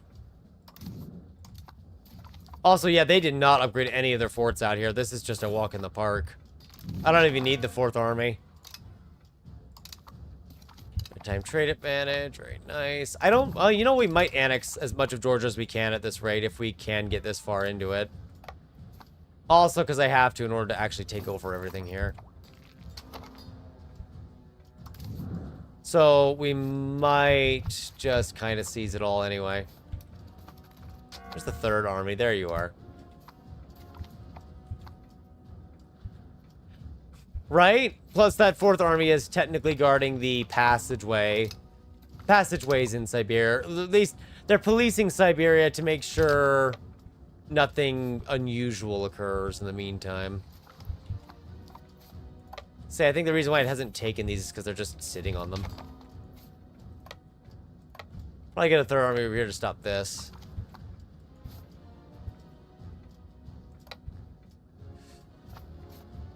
Oh, I see this fort right here is not taken, that's why. I was trying to figure out which fort we hadn't taken yet that was stopping us from actually taking control of the area. Because I knew one was, I just couldn't tell which one. Ah! Our 100 admin guy, practically 100 admin guy just died. Oh, that sucks. I guess we'll appoint the guy that's 51 instead of 57. Because we're going to make him the head of cabinet. Oh, but that does suck, though. We're missing almost 1% proximity reduction for that. But hey, that's okay. We'll get some of the authority out of it. Crown power, or whatever you want to call it. We'll check it here in a minute. Just give it time to tick it over. Ah, there we go. We gained about 1%. 66. Nothing wrong with that. We are actually spending money now, I just noticed. Well, that's because of our legitimacy. Solely because of legitimacy. Why is this still red? There's technically a spot that we haven't taken. It's because they have forts everywhere. I'm starting to see it now. It's all of these forts. There we go. So all we have to do is capture all of them. Brilliant.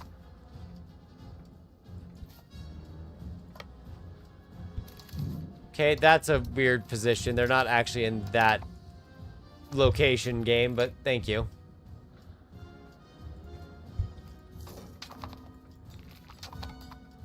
Okay, so we're still ticking, even though we've taken the capital. Wait, so is the goal to just fully occupy Georgia then or something? I'm a little confused by it. I thought occupying their capital would make a lot of sense, but that does not appear to be entirely accurate. Because we definitely control the entire capital at this point. I'm probably missing something there is all.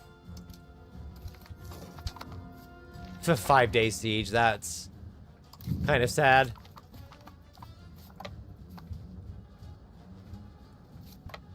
Okay, so let's bring the third army down then, because apparently we're going to have to occupy a lot at once.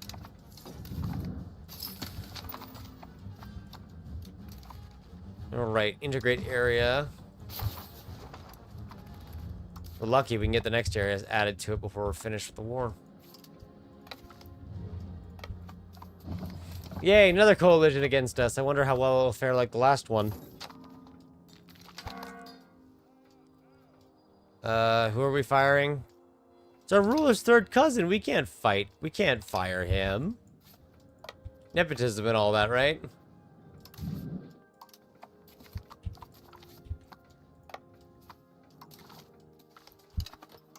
Yeah, I guess we have to occupy, like, all of Georgia or something to get them to surrender.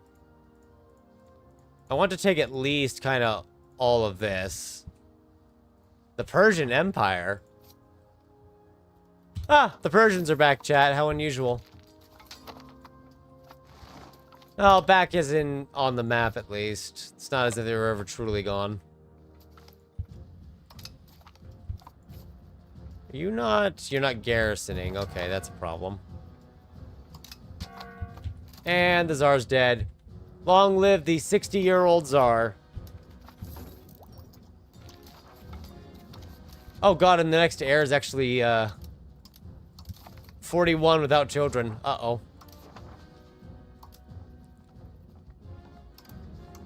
Let's do this. Maybe that'll fix you a little. Try to appoint as many people to the army as we can. And cabinet. Just maximize that crown power. Which unsurprisingly fell back down a bit, but oh well. Yeah, so this one army that we have wasn't refilling the garrisons, so all those garrisons had no troops. Which is a small problem. It's not a big issue, but it is a small annoyance, that's for sure. That one got refilled at least, that's good.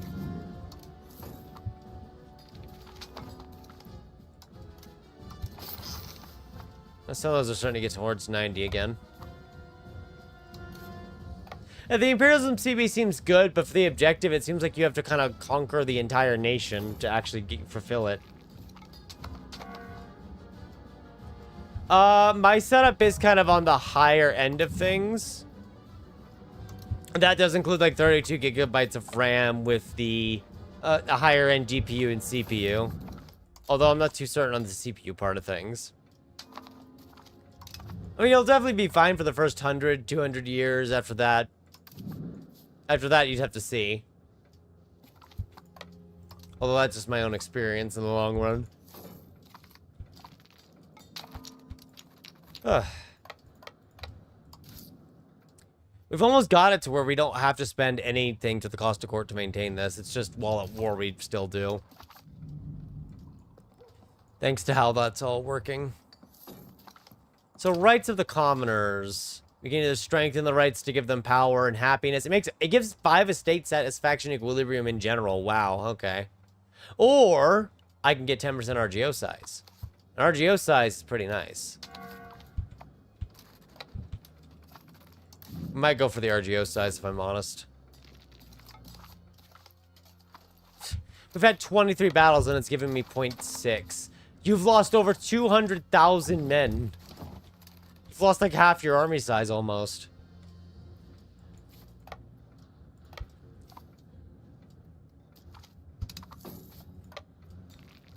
Alrighty. I'm not giving them white peace. Laptop could be cooked, yeah. Yeah, it's probably still worth it. It's just we have a lot of mountain forts to siege down that Georgia owns. And because of that, it's going to make this take a while. So I'm trying to not slow it down that much. But the initial forts they liberated did kind of backpedal us a little. At least we can keep integrating areas and realizing we still don't own enough. Or something to that effect.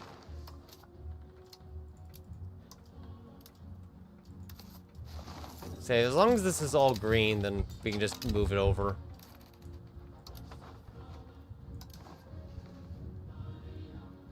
Oh god, which one was it? This one. Gonna start moving it over. Areas like Perman's dead.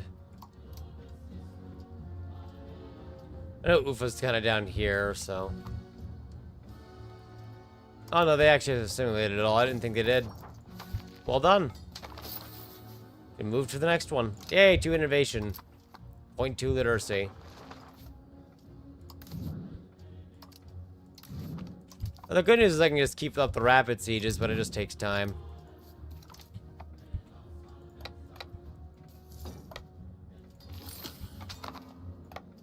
I think once we're positive, they might start being willing to surrender. It might also just be because they technically have an ally in the fight, so they're not as willing to surrender yet. But one way or another, they will eventually surrender. I'll make sure of that. Wow, this is... Wait, this is actually a core? That actually is a core. I'm surprised. So it's gone up to 58% max control. We could accept the cultures. I've just been not accepting them. I've just been very mean to them, you see. Well, that and some of them are actually so small that they actually don't meet the requirements. The Uzbek do actually meet the requirements. It's just we go over our accepted cultures limit then. Although Smolenskian, we can actually remove it from being accepted, but a lot of those are very cheap, so it's like I can't really remove those either. I could, but it wouldn't make much of a difference.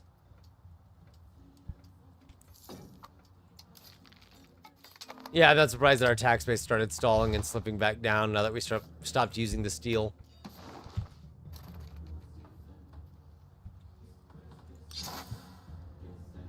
Woo, lag. Let's go.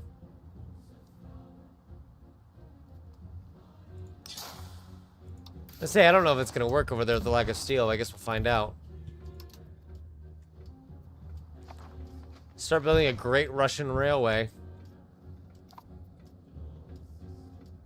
Or at least try to. Little horse in the wagon walking along the railroad. That's adorable, I guess. Soon we'll have cars in 100 years. True, the burgers can't help us build more roads, and they will maybe build more roads. In fact, the estate that's doing a lot of building right now, Chad, is actually the commoners, who are actually also making money. In fact, everyone is making money, which is kind of silly. It's good that they are, but it's kind of silly that they are. How is trade doing, like, on a whole? Trade is shot up all the way to over 9,000 ducats, so that might be in part because we actually get more of the trade now.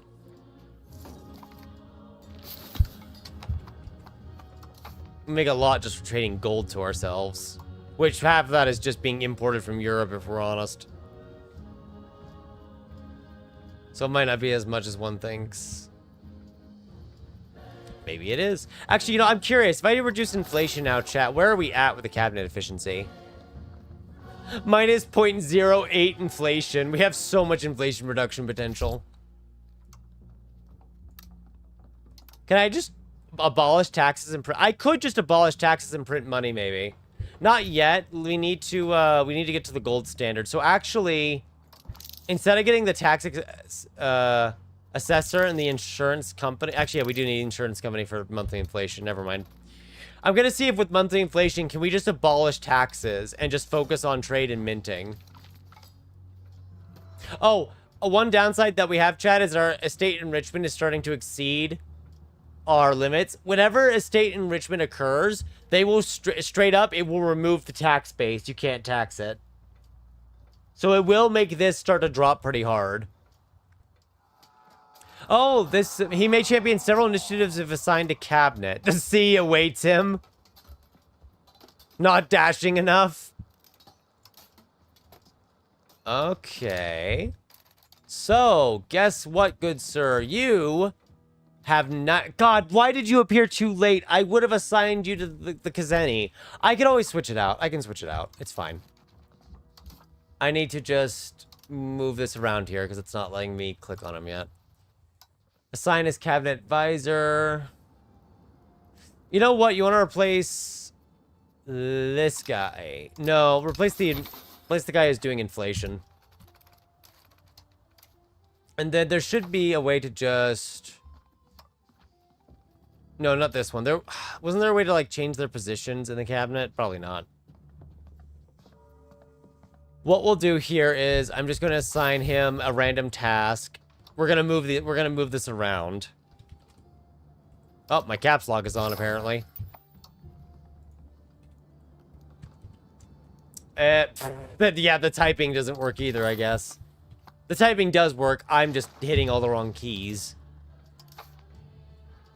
So that means we're now at -839.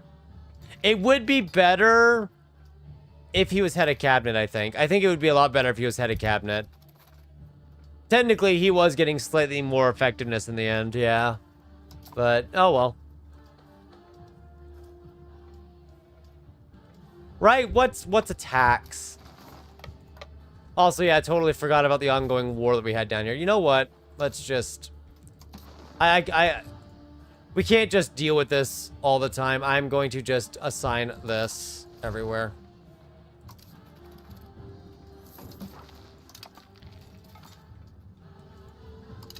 Okay, we'll check that event in a minute, chat.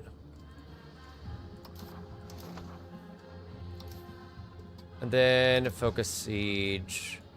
Actually, maybe not this one. We'll use this army to hunt their armies. And the guy we just assigned has given us something already. 60,000 for a masterpiece. Can I have a building, please? Oh, it's plutocracy. Never mind. All right, chat. To the Great Loan Machine. We gotta build another palace, apparently.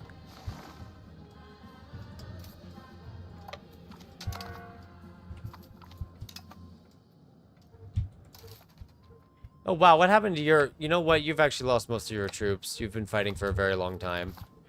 I actually need to pull these two back, chat. They have been fighting for a very long time and have lost a lot of their troops now. We will grant... No. Nope. No formal guilds. No formal guilds allowed. We're making a lot of money just from those two sources. Honestly, we could make way more money if we just actually taxed everyone like we're supposed to. I'm just choosing to see how this goes. Although the burgers are actually really upset with us right now, so production efficiency is kind of at an all-time low. Maybe next parliament we can actually get people to be happy again. Maybe. But yeah, until I can get this over enough numbers, we're kind of stuck in the war. Because until we have, I think it's like 10% or like 5 or 10 points, I can't demand anything from them. It'll just stay like this.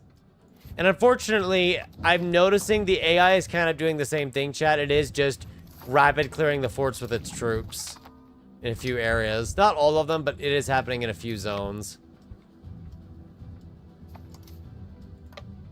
What are you 46 doing over here?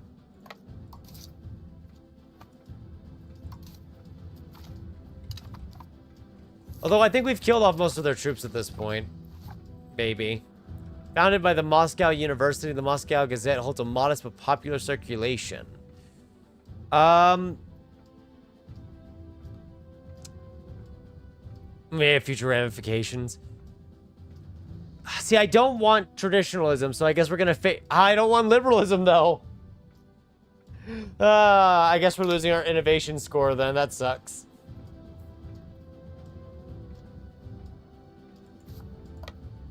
Kind of funny, though. But it is unfortunate. if the war goal was to take the capital, this would make more sense. But the war goal seems to be literally occupy the entire country. Which is a lot. There's no annex button. I'm sad. Well, honestly, the fact that the peace cost for making Georgia a subject is less than 200 given their size is actually pretty impressive. And that's including all the areas they have that are still guarded by forts.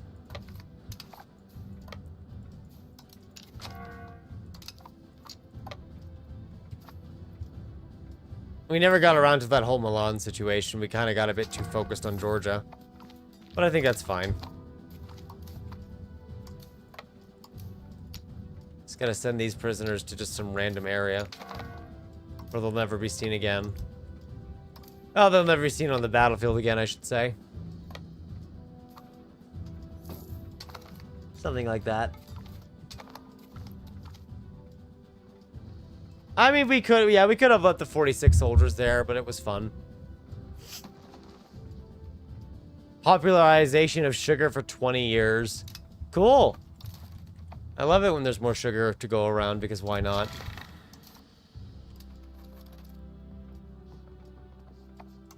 Just force the issue. And then we'll just let Parliament recover their satisfaction, because they're pretty upset with us. I can't imagine why. All we did was revoke a bunch of privileges from them. But then we gave them tax breaks, so, you know, why so sad? You have tax breaks now. Be happy for your tax breaks. Oh, the Navy actually came all the way over here. Huh. I guess I accidentally gave the command, didn't realize it. That's fine. Let's continue the railroad project. Oh, wait, they're probably already doing the railroad project, aren't they, out here? Yeah, they're already doing it.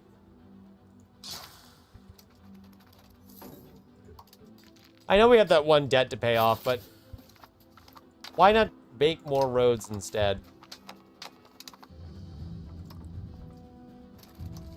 Okay, if I can white peace the allies of Georgia, that might help this speed along. I'm doubtful, but I don't really think they've been in this fight either to begin with. But at least it takes them out of the equation entirely. Oh yeah, how's Trebizond doing? Is it starving like always? Yeah, no, yep, it is starving like always. Wow, so this city is just dying. That's so sad. Yeah, I may need to put the taxes back on for the road constructions or railway constructions. They also just take a long time.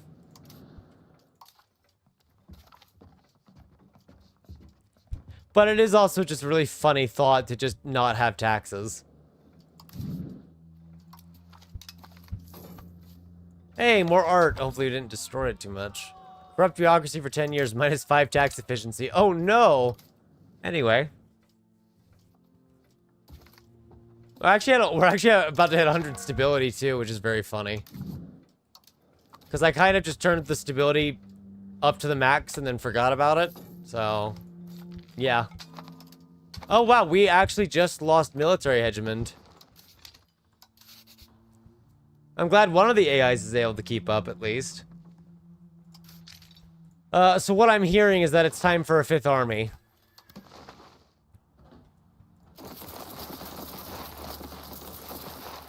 Something like that, right? Yeah, we have all those spending sliders pretty much to the max. Claim thrown on Georgia, that would have been useful a while ago. Not now. It's too late for that. Now's too late. Now we just obliterate Georgia, I guess. I don't know. Gotta get back up there to take them out. I don't want to see army queues. I want to see rebel queues.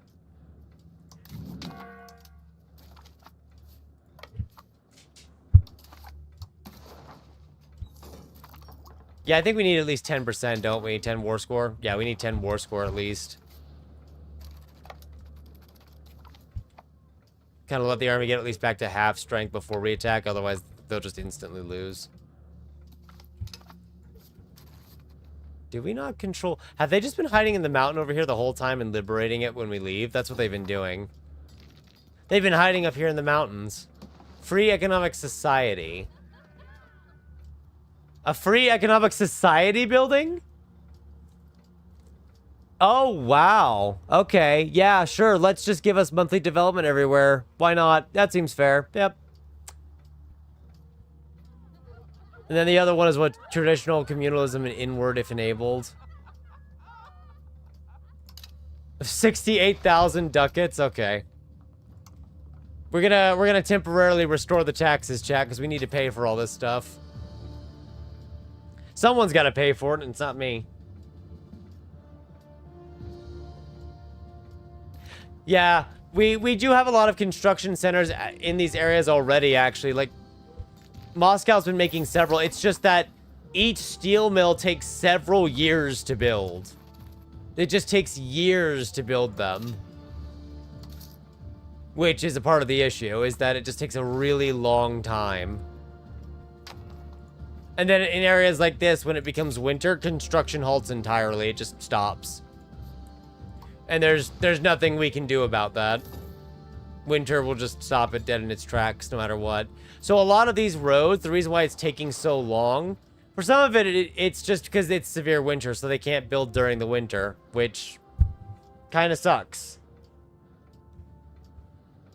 For the rest of it, I think we already have some steel in certain areas.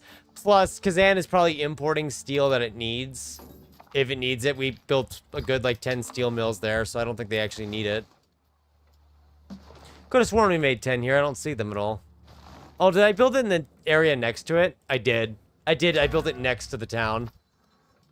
Yeah, they have plenty of steel. It's just taking a long time to actually build up. That's all it is. Yeah, if we can eliminate this one army, it'd go a lot better over here. It's stuck in the mountains still.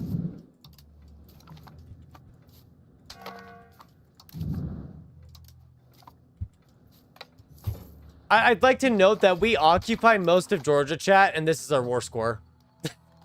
Because they're still getting defender ticking even though we occupy over half the country. I kind of get the idea behind this, but at the same time, wow, does it take a long time to get it all sieged.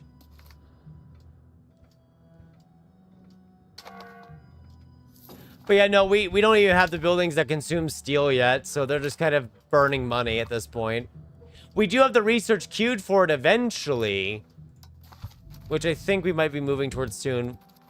Oh, actually, I think it's doing it right now, isn't it? Because I reassigned the research. Yeah. Let's let iron finish, because what I want to do really quickly, chat, is get the gold standard.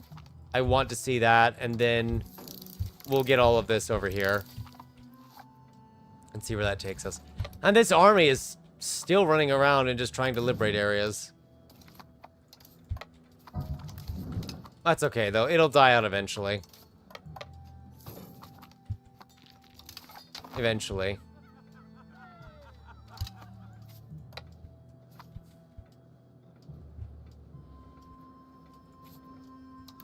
I mean, minus 50 is still a good CB.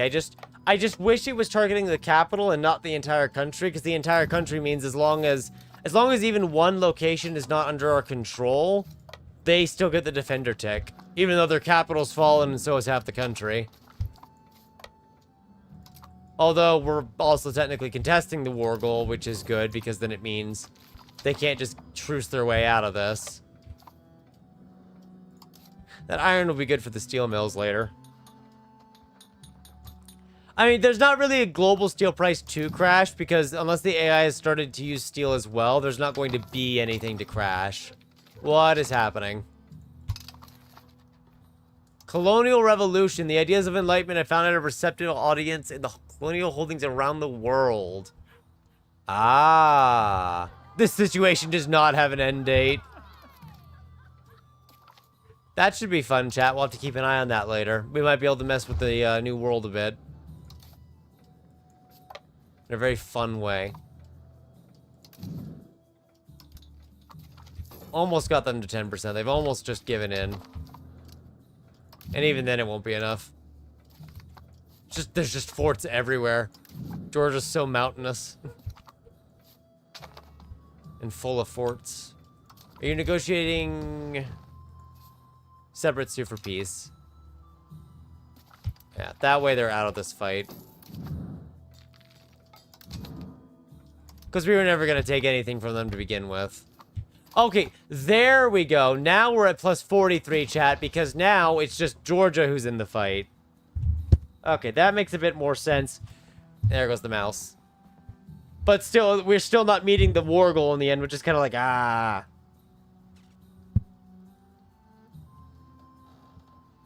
Yeah, we technically don't have any colonial subjects. We just have direct rule from Moscow. Yeah, I guess we could just occupy what we can down here, right? I'm not saying this is a good idea, but we can do it. I mean, if we keep sieging, chat, we could just make them a vassal too, but I'm not going to keep sieging. That sounds like a pain.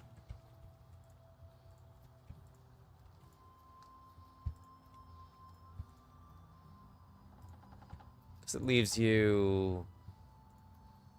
You still consider it fractured? Really? Are you still considering yourself too fractured? You are. Oh, I see, because they're technically fractured by this already, as it is. That does make some sense. So, I can't take it all either, because it's too many points. Maybe if we move this... Yeah, it's a lot of points over here, because we didn't siege any of these forts, for example. So that's why it costs a lot to actually take it. Whereas the areas that we did take the forts, they don't have the multiplier, the percentage increase from the fort itself, which makes it a bit easier to actually take it all. So I'm thinking probably all of that. Yeah, we could take the eastern provinces instead if we don't do these. It's just that we actually have this area sieged down, so it's way cheaper to take by comparison. We could also just keep going, but I want to stop at some point. I think we just do that for now. That's already 197 locations. Yeah, dissolve it. They still don't hate us. That's funny.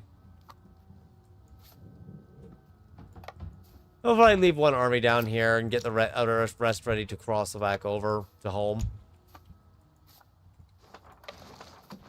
They will genuinely be upset down here, that is for sure. Pretty sure our control down here is going to be basically non-existent. I mean, we're getting some control, just not a lot.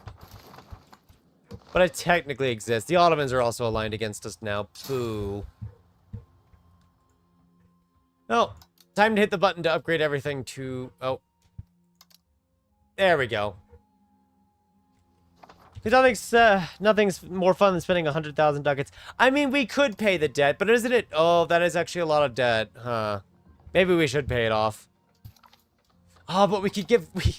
We could just stop taxing the people instead.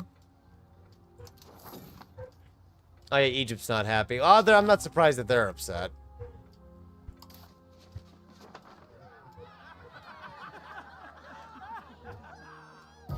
$1761 is when it started, too.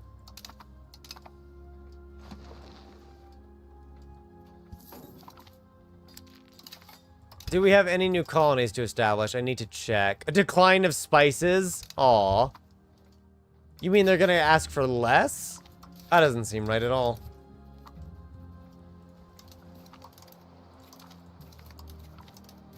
There we go. More colonial charters. I need this to be as green as possible before it's over. Even though there's a bunch of tribesmen here. But it should be fine, right? It does reduce crown power. I'm just messing with it because it hasn't been that bad. I don't know why that tooltip keeps cutting now and then. It's a new bug. Out with one bug, in with another, I suppose.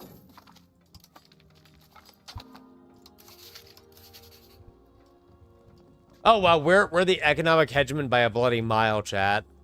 I mean, look at that. That is insane distance. Also, France is not a great power still. Are they, like, in a civil war or something? No, but they are in foreign wars. Well, like, the powers of Europe really declined. I mean, there's Bohemia, but it's Bohemia, so I'm not really all that surprised. Anyway, we do need to cycle most of the troops out of here, chat, because it is currently starving the province. I just want to leave one army on this side in case a revolt breaks out. I doubt a revolt will break out, but if one does, we need to be ready. Speaking of which, the nobility are actually getting ready to revolt if we don't do something about it. So let me just quickly pay them a visit. A very permanent visit. There we go. Problem solved. It's kind of hard to say. I'm gonna say France declined because its tax base has dropped quite a bit. Something has gone wrong. Castile's fine. Bohemia's fine. England... It looks like England went into a really long depression that it's still climbing out of. So, here's the Great English Depression, chat. They've been in it for a while. I think it's gonna be a bit before they're fully out of it. If at all. Hey, we're at 99.99 stability. Because 100 would be too much. It's got to be just below it. No more than that. The Nakaz? Progress can be painful. What does this do? Revoke privilege cost, humanist, free subjects, settle for a penal reform? We dare not.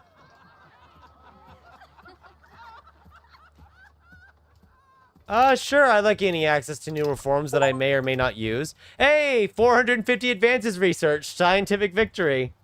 That's another achievement for the little cap. Yeah, I guess England suffered a heart attack of so. I also just realized the Scottish are still independent, so, yay, Scotland. I'm curious, how are the colonies out here doing? Because you can see, like, Scotland has colonies, Aragon has colonies. There's the obviously there's the English colonies out here. Hungary has colonies. Naples. And then there are some natives around still that have managed to survive despite the scramble.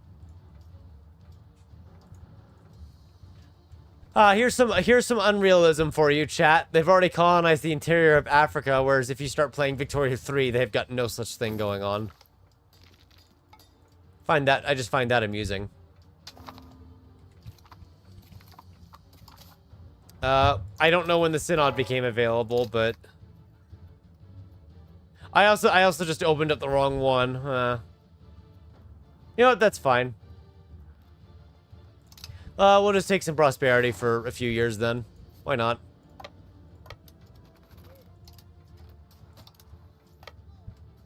There we go, 74,000 infantrymen for no reason. Other than just to exist. Open it for everywhere. There we go, more RGO buildings, because why not? Why not have more RGOs? Man, we have really high control up here now, chat. Like, these gold areas used to give us basically nothing. Now we have 95% control. If we could get to 100 proximity, that'd be great, but I need more reductions, and there's not really a lot of reductions left. The Supreme Court's not at full capacity. What's going on? They have a lack of gold. Really? There is a lack of gold. There's just a severe lack of gold in the world. Apparently, it's just being overused. And unfortunately, gold is one of those things that we have to import, chat. It is something that we have to import. It's because our minting is located here.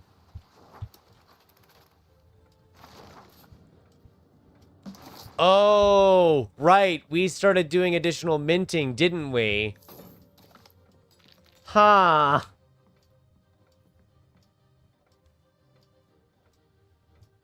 I do kind of want to do an England playthrough at some point.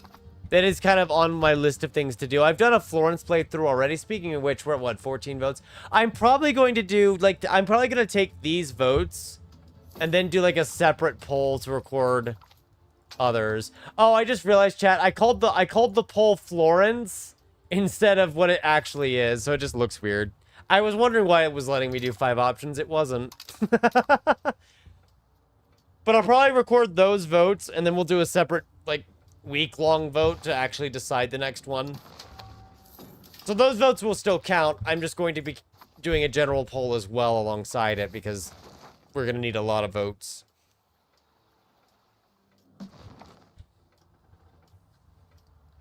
Okay, now that we're kind of in peacetime, I am going to let this speed up temporarily. I want it to at least get to the 1800s. And as long as we don't pay attention to the map, everything's fine, right? Like, if we just go hide over here, chat, it's fine. Just ignore everything else. Justified conflict sounds useful. Except for the part where, you know, except for the part where you get this by the time where you're no longer caring about it. Ooh, he gives 10 innovative if I just say no, but... Huh. I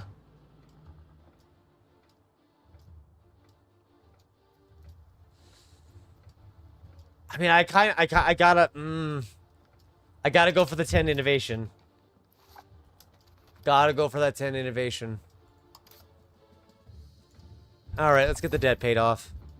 We're also making 11k in trade now. Trade is just exploding. It might be all the imports. Major discovery for 5 years, decaying modifier that gives research. Ah, yes. So then we can just start minting more money, chat. And then I'm curious if that's going to increase our... Oh, yeah, it's going to increase our gold demand, chat.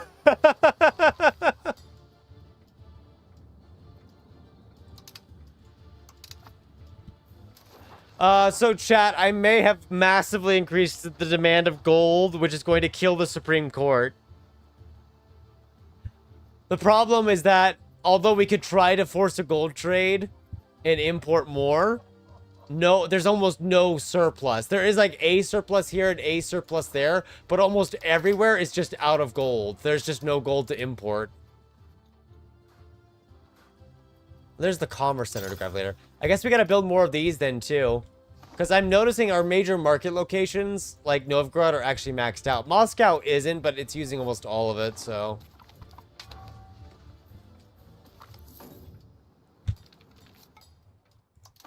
A draft a standard 14-hour contract? Ah, I see. Seeks employment elsewhere.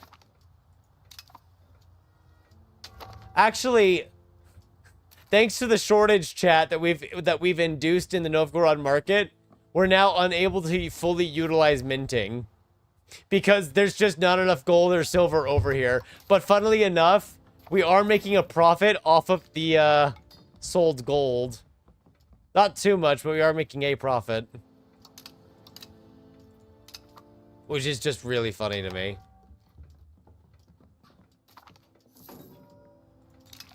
Honestly, I don't know if it's possible for us to get enough gold.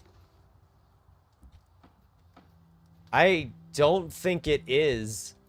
Like, we have all the gold mines here, but they're already capped out. Short of getting more people to work to just kind of live over here, which you'd have to upgrade these to towns and cities at this point, and then get a lot of people to flood into them to get them to be larger. That's what you would have to do. Conquer Bohemia, that is true. Could Conquer Bohemia seize their gold and just decimate whatever they're using the gold in? Oh, they're exporting like 70 gold to the Lubeck market. I see. I see how it is.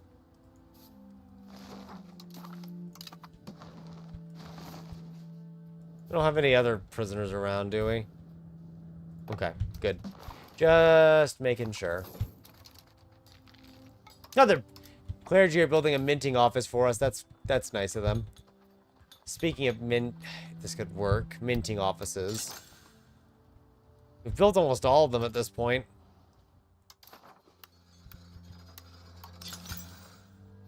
It's just the one temple. Yeah, we might have to go kill Bohemia at this point. I don't even think we're exporting gold at this point. A lot of it, instant initiate educational and social. Why is there so much content so late into the game? I'm grateful for it, but where are all these people coming from?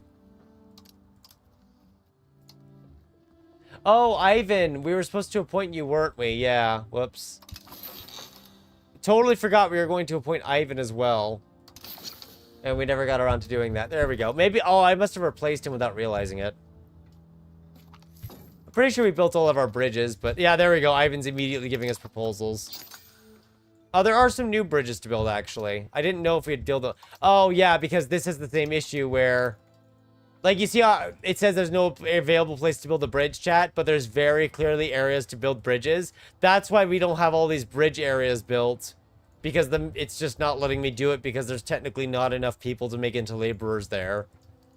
But I don't have any such restriction on for that. It's like, I just want you to build the bridge, please. I know there's not enough people. That's something we'll figure out later. Like, there's all of these bridges that we could have leading all the way into Siberia that we don't have. Because instead, I have to sit here and mass click individually. Can I at least maybe do like this? No, it's not letting... Yeah, it's not letting me do that either, which is kind of annoying. So that does kind of suck. Imperial Academy of Arts. Oh, good. Cultural influence. I'm sure that will, that will do a lot for us here, right, chat? It's, you know, it'd be really good. We really need more cultural influence right now. Bohemia might catch up to us. Yeah, I guess the lack of laborers is what we're really suffering from now. You know, I find this gold demand increase we've done so funny. I just want to keep it. Even though it's not efficient, I just want to keep it because the insane price increase might actually cause a lot of gold to be sold over here. Have they used up all of it already? Practically all of it. I want you to build everything in these two markets then. There we go.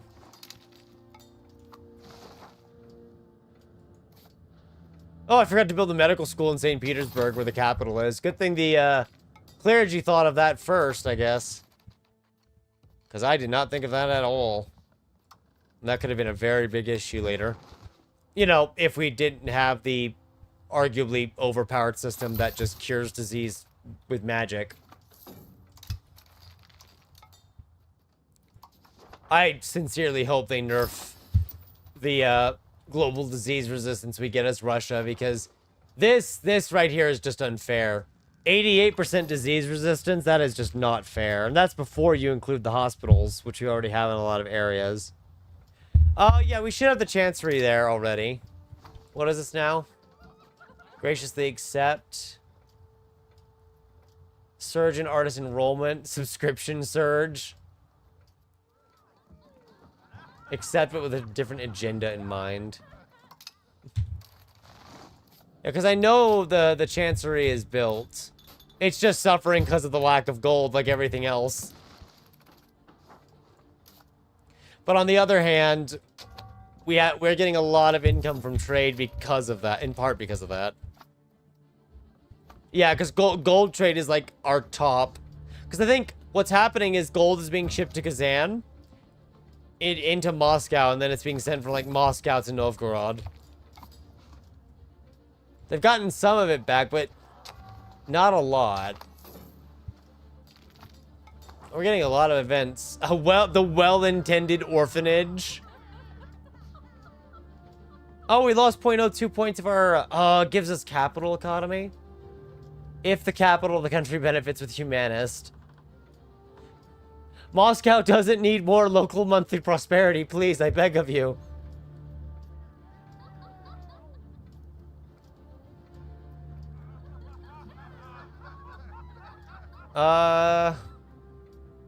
We could just spend money and get communalism instead. That works for me.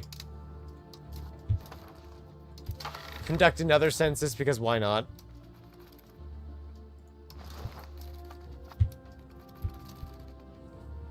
Just realized we'd have to move through... Hungary actually likes us. We could just ask for permission. Why does everyone like us so much? Like, we're such a terrible nation. We've been invading all of our neighbors. I guess they've just been improving relations with us, or we've been doing it, actually. Yeah, we are kind of gaining less money, because it's also because we just stopped taxing the nobility completely. And the nobility just remain extremely upset with us at all times, so... Apparently the feeling with them is mutual. They hate us, we hate them. Also, it might be because we started spending a lot more on stability very recently, which is a small factor to add in there.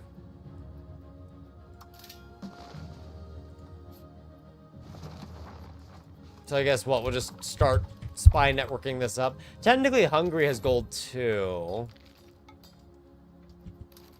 Well, I think invading either one of them is going to be an absolute slugfest, because, yeah. Yeah, they bring along quite a number of friends. Hungary might actually be the better option here. Just because we already share a border with them, so it's not hard to get in there.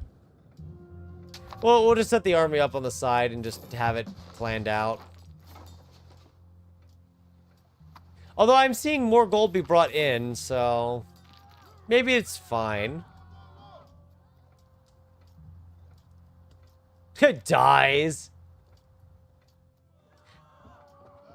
I'm curious. I want to see what he makes. Yeah, we do have gold and silver. And they do have kind of both in pest. Speaking of upset nobles. Like, there's several gold provinces just right here that we can invade, plus some silver ones, too. So, we probably invade Hungary and try to seize what we can here.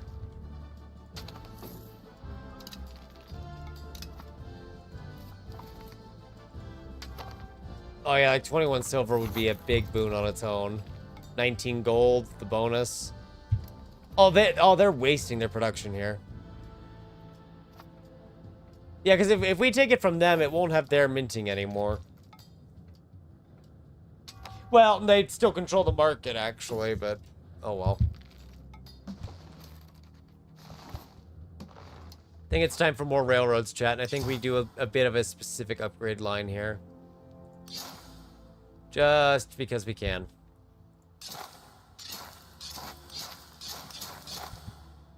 Hey, why didn't Russia just, like, build railroads everywhere to keep control of things? That's all they had to do. They technically did, I'm just poking fun. Because, there's not enough money in the world for all of this. But we're gonna do it anyway.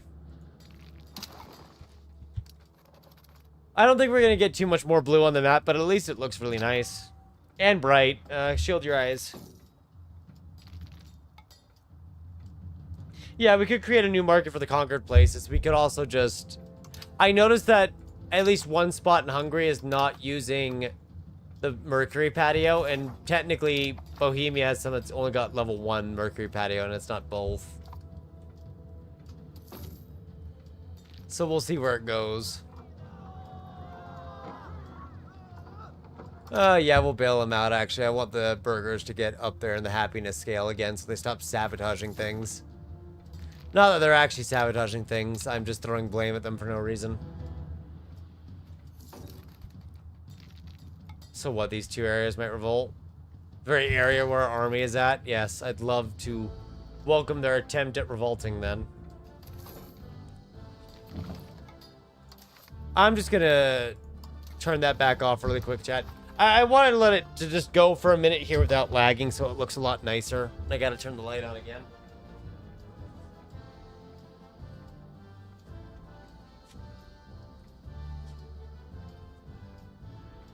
Because, you know, if I just kept the remote next to me, I could have the light on much sooner, but no, I keep forgetting to bring it every time I start a stream.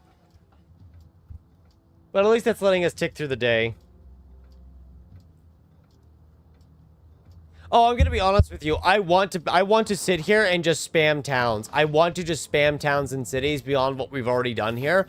I want to do it. The problem is that I have to go through each little individual area. And people might get bored to death of watching that. Plus, there's also the fur that we're trying to not upgrade and stuff and all that. We could follow the road designs here. All the way down, that way...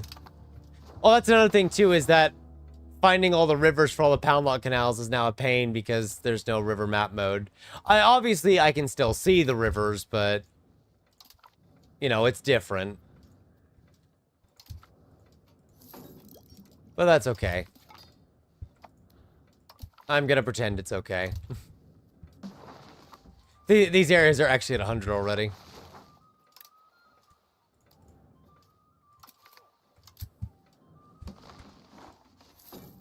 How are we doing up here? Weed is expensive. Fantastic. Make it more expensive. Well, maybe don't make it more expensive. The peasants will riot then. Okay, I am noticing that we're importing more and more gold as time is passing, which is a good sign. I think it's because the price is so high now that the AI is trying to sell gold here, which is good.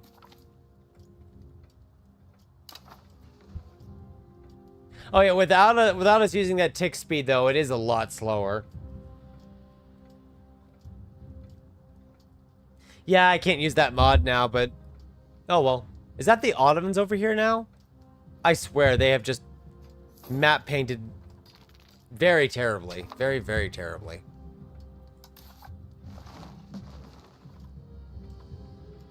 They just... Oh yeah, the whole soldier thing, right? Well... They probably knew what they were signing up for, right?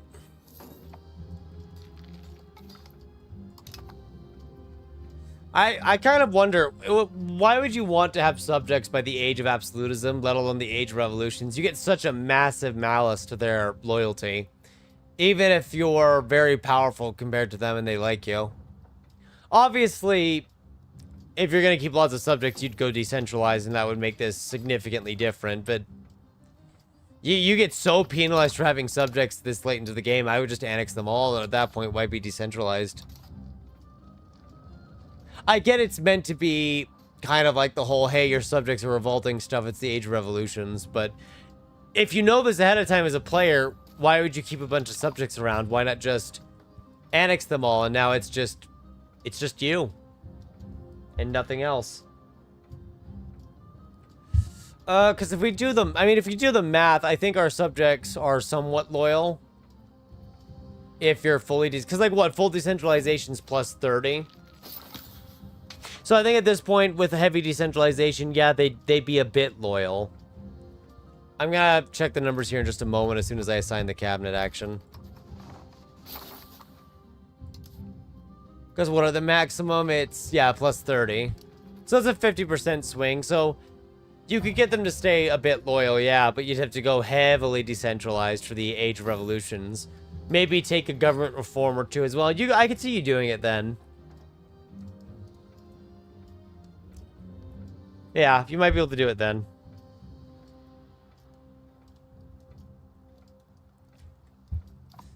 Yeah, you could do it for colonial nations only too. I guess either one works.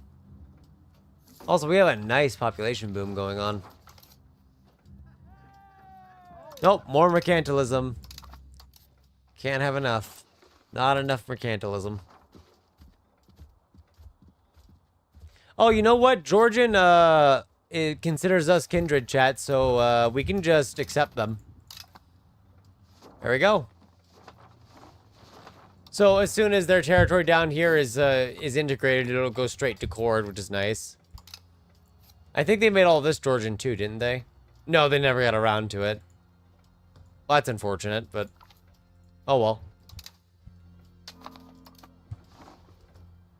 I'm sure they tried. Yeah, I think it's just we never did anything that improves culture capacity.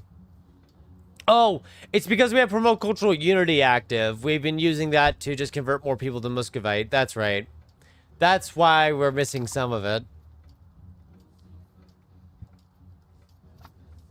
I know there's a law or two you can use that we have that if we changed it, we'd actually get another point to cultural capacity. But we've been trying to just centralize it as much as possible for better or worse. Arguably worse, but yeah. It's funny either way, right? Hey, subject income. As if they didn't hate you enough, you can take even more of their money. So then they'll have another reason to hate you. For taking all their money. Does this give... No, just diplomats. Okay. I was gonna say, does it give something useful for legitimacy? It does not, unfortunately. Clearinghouse sounds nice. There is also, of course, a lot of stuff over here that's all tied to the armies levy. Which we haven't really checked it, but most of it is upgrading the army to just start steamrolling things as much as you can. And justify CVs faster. I would kind of like the trade range, though. Yeah, +5 loyalty to subjects. There you go. It's not terrible. It's pretty terrible, but it's not terrible. We could go for trade range, right? That actually might help Novgorod a little, get more gold, more people to trade with. I don't think it'll actually do anything. Where is... Because I know we had it. I was going to say, where's Postal Service? Let's do that instead. Because I remembered we wanted to grab Postal Service because it quite literally is a 2-point reduction through roads.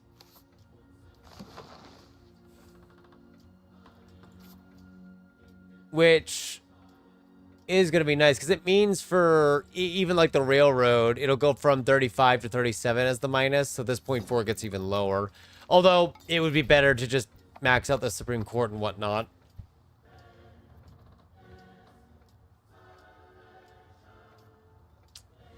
Yeah, it's coal output could be good too, and the more crown power. Yeah, the 2-point is really big. It would be very good to have.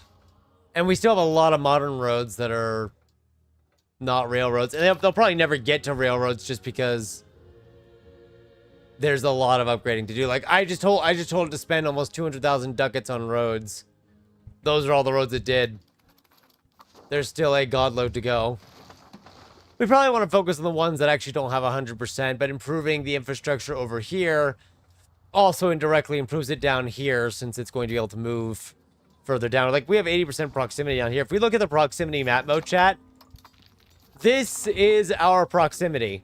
Look at all that green. The one all roads leads to Rome. Oh, does the Roman Empire, if you form it, get one too? That sounds cool if so. Oh, this makes reading the proximity a bit easier, actually. I like that. Yeah, there's the river too. 85% proximity right here is not bad. And then into Georgia's capital itself, it falls to 56 because of the lack of roads. Which, obviously, we're working on, as you can tell. Gives -5 points if you have roads. So what, if you have railroads, you just have 0 then? Yeah, wait, doesn't that mean if you have railroads, you just have no proximity cost as Rome? Shoot, I should have set up my Bohemia game to form Rome then. I had no idea. I assume it still caps it at -0.01. Because otherwise that would kind of break it a little. Even if you get it pretty late into the game. It would still be just really wild. Yeah, okay, there we go. We're getting more gold here, but our price is somehow getting higher and higher. Oh, I see why. Because the effective demand and effective supply. I'm sure that's fine. Yeah, they're operating at some effectiveness again. Gold's just super expensive where we are.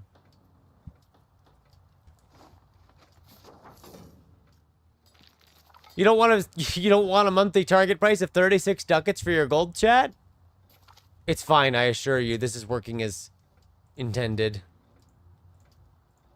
It's definitely working as intended.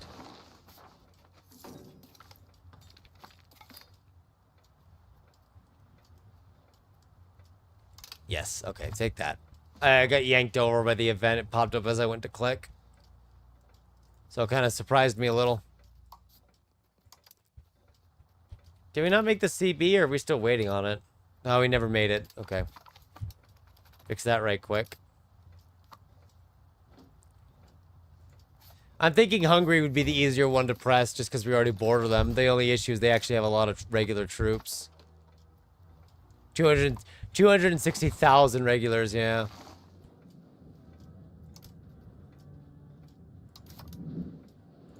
You know what, since we can accept Georgian, and we did accept Georgian, I don't think we're going to have that many issues over here with revolt. So I'd say bring the 4th Army over. Also, this army has no cannon. It really needs some cannon. Just a few points of cannon. That way you can siege something down. Right, the no market access territories.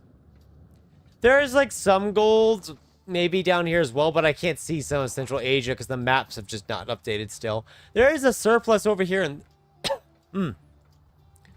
some of the markets, but some of them, they don't have that surplus. Oh, I thought that was a surplus, but that was just updating in between. Yeah, a lot of these areas, there's just not enough gold. It's just everyone's minting. And of course, then we've thrown our minting into overdrive. Prague's market does have a gold surplus, but the Novgorod market's using all of its trade potential right now. And we've been doing what we can to upgrade said potential.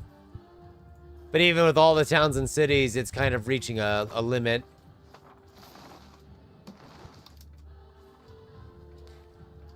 But at least Novgorod looks good.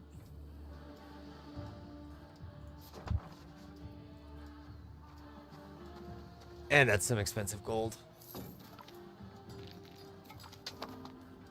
Oh, mints for minting offices. Forgot the minting offices would also increase our demand for gold, huh? So that would explain some of it.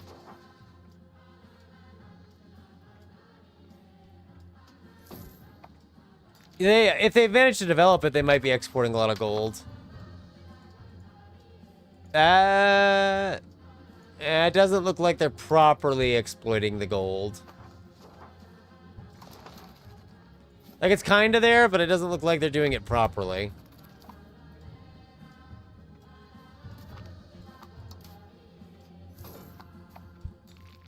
Gotta get everything ready here. Would you guys ever form an alliance with me? No, because you're in a union, so you technically can't. Which is kind of funny, but... Technically, I could just pass the mutual offensive policy and they'd have to fight with us, but I really don't care to involve them that much. Even though they have troops, it would be a good distraction. Oh, at least we have all the Chilean tobacco up here that we trade in. Oh, the import and export of slaves is banned. Good. At least something's working. Riga could actually do a lot of trade still. I do mean, like, a lot of trade.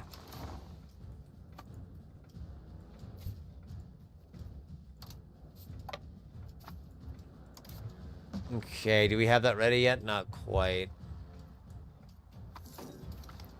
Looks like it'll be done in 1770. Yeah, Mali might have a lot of gold. It's just far away. Oh, they've got a level 23 gold mine here. Oh, but you know what? They don't have the Mercury patio at all, so this is just a very inefficient gold RGO. It's inefficient for them because they didn't build it. But I think that's fine.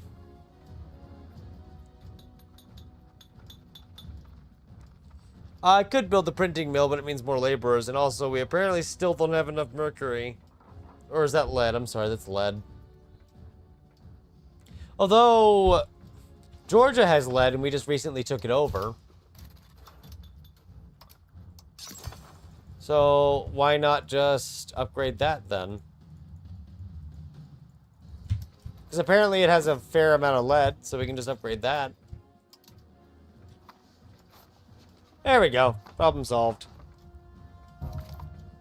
70 gold province. That would be insane, and I love the idea already. Hey, the new Tsar's 52. Fantastic. We're actually in debt now because of the cost of court is crazy high. I'll just drop stability down to a 0.1. Enough to maintain it. Because we're already insanely high on stability as it is anyway.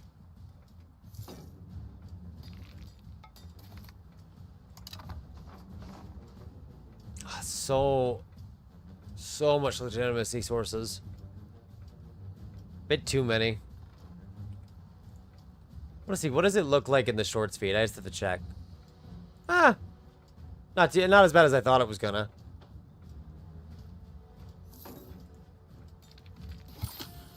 Let me quickly, like, cache the poll away here, chat, just because technically it, has the wrong description on it, and we're gonna have to re-poll it, because I can only do 4 options, and I thought I did 5, so... No one was able to vote Florence as the example here. We'll get that organized later in a community post. We'll do one on YouTube and one on Twitter, and that should fix it. Bohemia insulted us. Dishonor. Because, yeah, I definitely want to pay plus 50 instead of minus 50. Doesn't Bohemia drag a lot of people in, though? They just drag in the Pope. It's okay, it's just the Pope, don't worry. I would say after we get postal service, we probably start researching the military tree, because if the AI does the military tree and we don't, we're dead. They will kill us.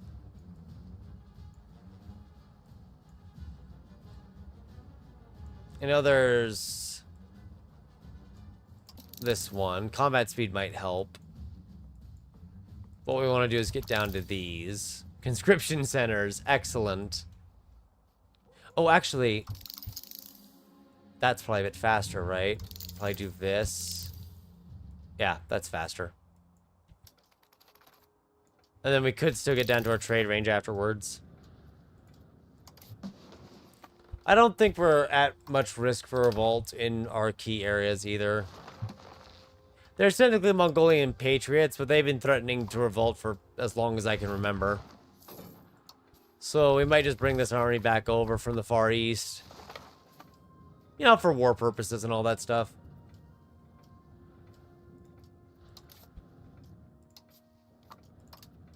%, we're almost ready.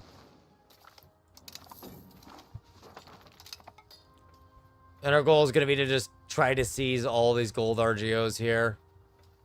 And then hopefully send a lot of it back to Novgorod. Or at least we'll have a lot of presence in the market and we can just forcefully export it. Yeah, maybe we should get the wagons. I've always felt like, unless you're going into areas that are underdeveloped, like the northern areas with Sweden and Finland, in a lot of cases, you don't really suffer that much supply-wise, because there's usually enough food in the area, and if there isn't, there's a whole different issue going on. And we'll actually use this to test that, because I want to. Ah, every man a fort. Well, I guess if we secure enough forts, it'll make this easier. Just gotta make sure to actually assign people.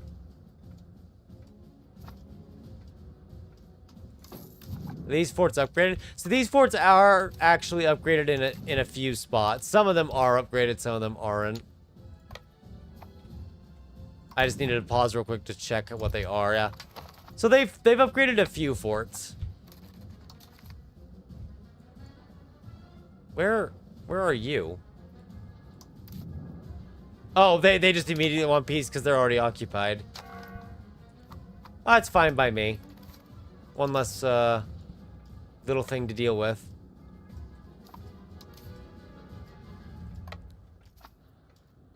Oh, wow. They've just gathered up the whole army over here, chat.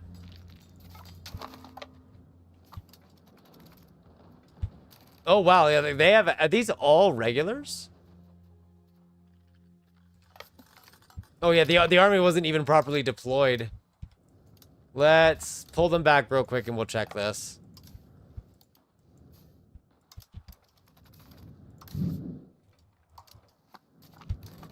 I think theirs is an actual fight, right? Because they have actual full-on regulars.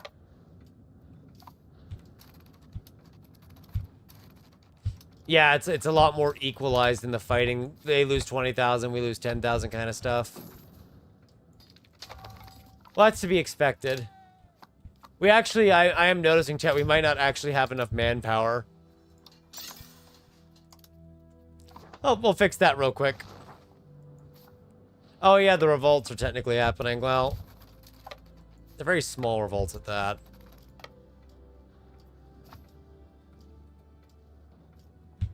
Wow, they're doing a lot of damage. Oh, interesting. We have better military tactics. We have better discipline, but they're destroying us in battle?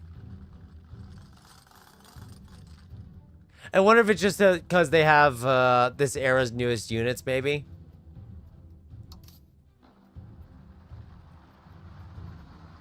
I'm not sure. I haven't gotten to study this a lot. Oh, yeah, that's what this is. That's what this is, chat. Hungary has the Age of Revolutions units. So that's what this is. That's why they're doing more damage, is that they have the better units. So we're gonna have to cancel that and head straight into the research for the sharpshooters.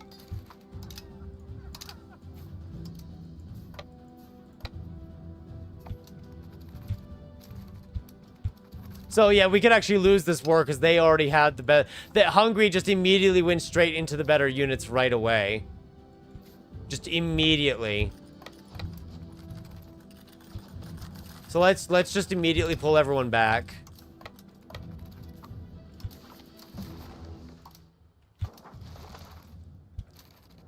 Well, not too far. I don't think they're gonna attack us here yet, so we can take those two. But yeah, they immediately must have researched into that pretty quickly. The zero manpower will be an issue. But that's why we have all the barracks going now. We can get the training buildings, as pointed out, which should be under regimental camps, is what they're called now. I suppose in hindsight, we should have checked what their unit types were before we started the war, but that's okay. We've had some uphill battles before.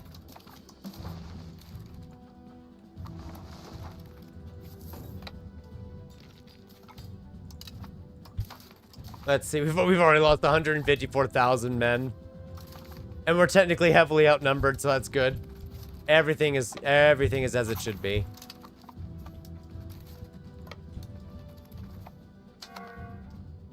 Forget it running out of food, we might just run out of men. Yeah, because you notice how they're actually causing way more damage to us than we're causing to them, and it looks like our troops aren't even holding the front line. Interesting. So, like, our troops aren't even holding the front, despite having high initiative. Oh, technically won, even though we lost way more troops. That's weird.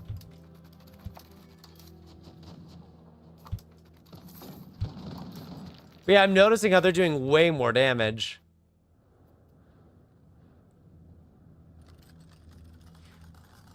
I wonder, is it because these units have... It says 200 combat power. Do they just straight up have more combat power than ours? Yeah, they do. That's what it is. I did already do the balancing before. Like, see, it is balanced here for each regiment. There are 12. Oh, okay. I guess you then have to rebalance them again after what? Every single battle? I guess every single major battle where you lost your troops.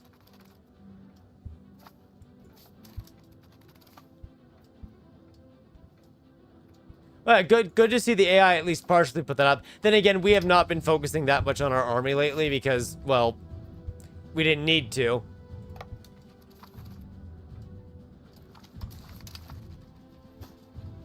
That defense ticking is also just, ooh.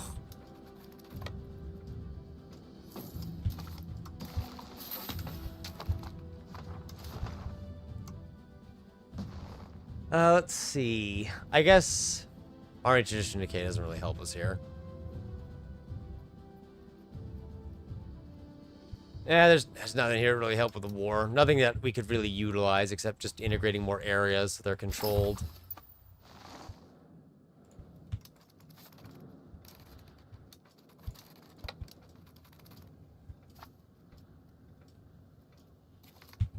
There you go. At least try to get rid of this rebellion.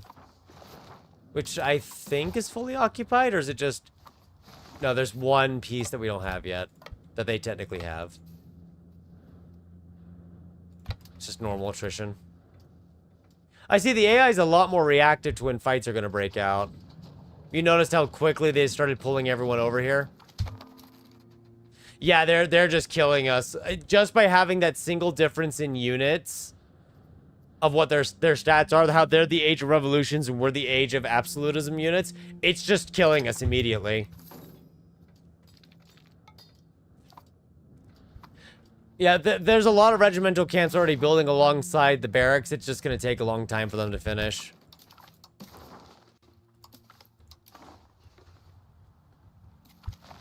So let's just do this for now and maybe pull our units back a bit and just kind of wait for the manpower to recover. Oh, they're actually chasing our armies down now.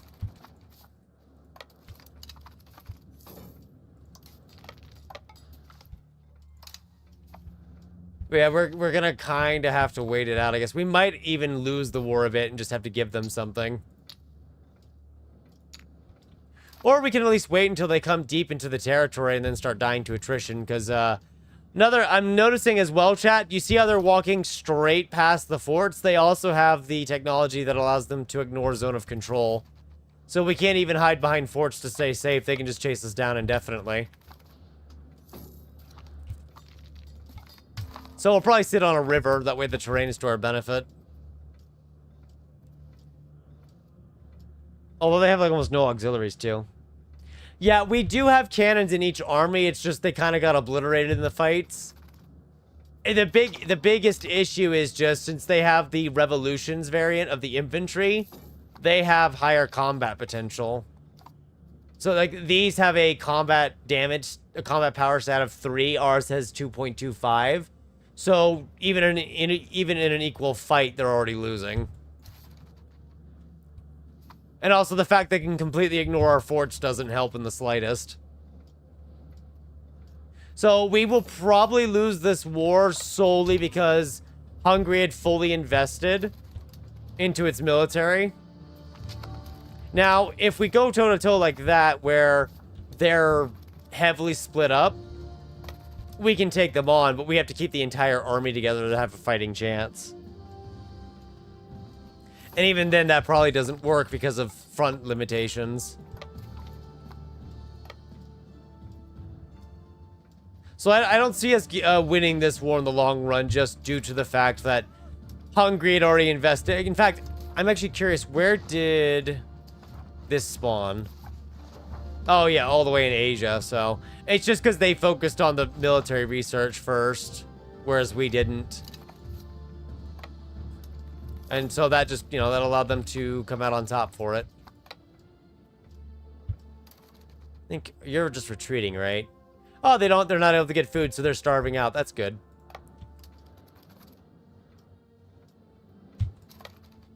Oh yeah, no, this is an actual, we can actually attack this.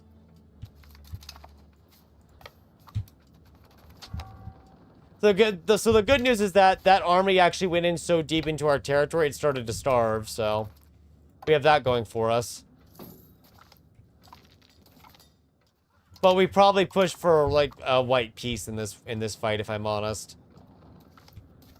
Yeah, I mean, wow, we actually lost that one. And I think those infantry units here are also special units for Hungary specifically. Because I'm pretty sure the ones we're researching are anything but that. The sharpshooters. The sharpshooters don't have some malice negatives.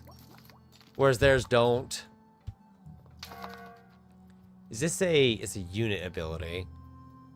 Okay. Trying to see what the other unit options are. Oh, this is the one they have right here, chat. Which, oh, I see. It doesn't have the increased initiative. Got it.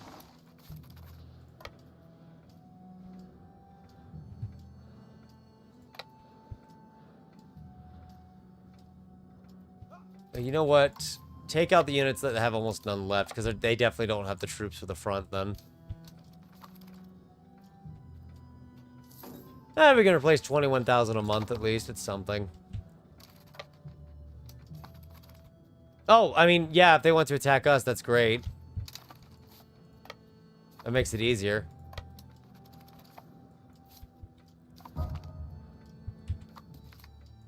Technically, we could go for the other one like they're using, but it's not going to work out at the moment because it'll just take too long. Well, it shows you definitely want to be investing in the military now and then at just certain instances. I think we'll be fine in the long run. I don't think it's going to be that big of an issue. But it looks like that we are going to white peace this in the end, and that's, you know, that's better than losing territory, at least. We actually get a fight that we're struggling to win.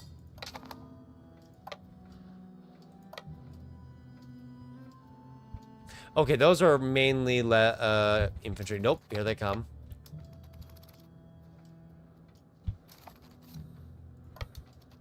Maybe we can lure them in.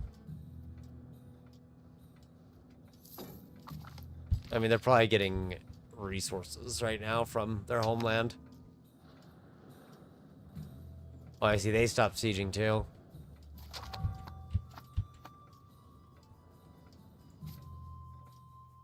It's flatland. There's no river. Yeah, but they will pull in everyone. And that probably loses it, right? Ooh.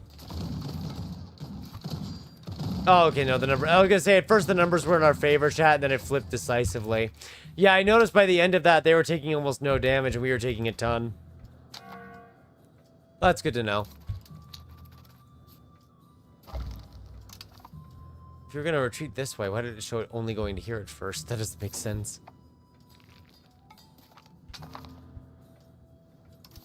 I am kind of glad to see the AI using primarily regulars near the end of the game, though.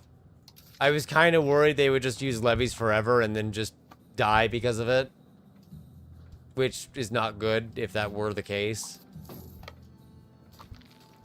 But thankfully it's not the case.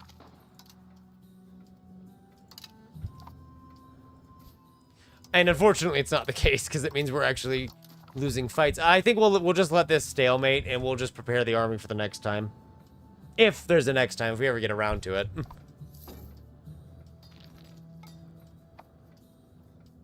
I think stalemating that, I'd only have to siege a tiny piece of Hungary, though, so, yeah. Could be done. I mean, I did not think the small amount of combat power difference would be that big, but I guess it is a big difference. I mean, grabbing these guys, it'll kind of suck because they'll take more morale damage and strength damage. Oh, they actually do less strength damage is what it's saying. I see.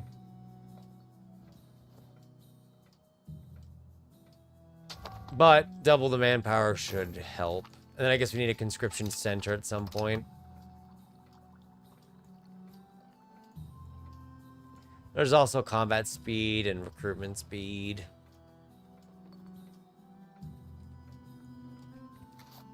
Yeah, I can see why people like this part.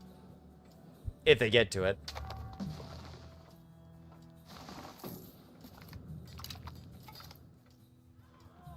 Man, these nobles just can't help themselves. They're just causing so many problems in the background. Like, they're still upset.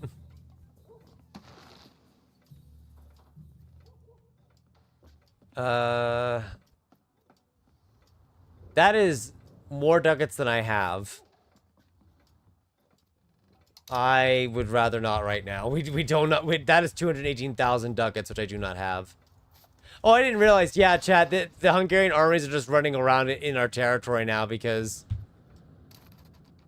well, they ignore zone of control completely.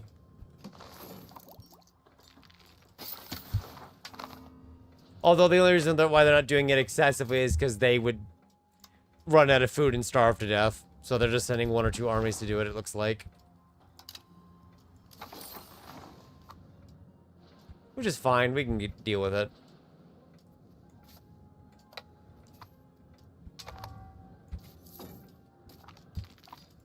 Might be able to get one army here.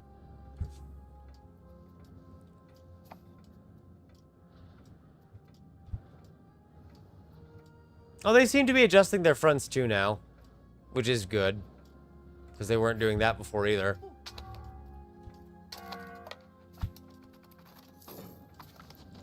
Definitely weren't doing that before. And I guess the reason why we win those is probably because of all the cannons we have lined up. But we have almost 34,000 cannon. That's a lot of cannon. So, if we quick siege... Well, I guess I can't even quick siege this, can I? Oh, I can without I use everyone. Does that count as... Yeah. Just holding that completely disables white peace. Oh, the white peace sticker. That's just gone.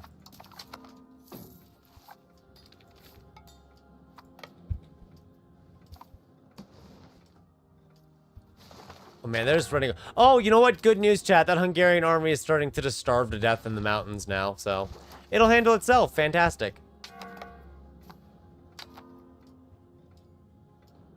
You know, it's technically one less army for us to worry about.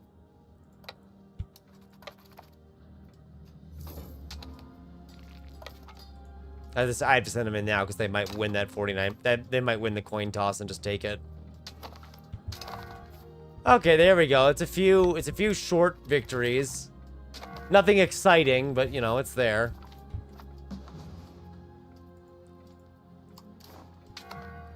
Naples might agree to a white peace at some point too, which would be even better for us.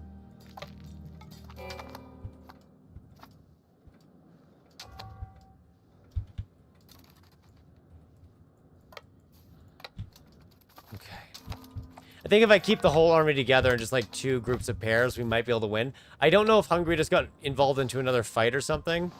Yeah, no, that's exactly what it is. Hungary's colonies are starting to revolt against it, which is pulling some of their troops away. That's why there's suddenly less of them on the front line. They're getting pulled away by colonial fights. Which I'm fine with. It gives us a chance to push this again. Well, as soon as there's no more snow in the way.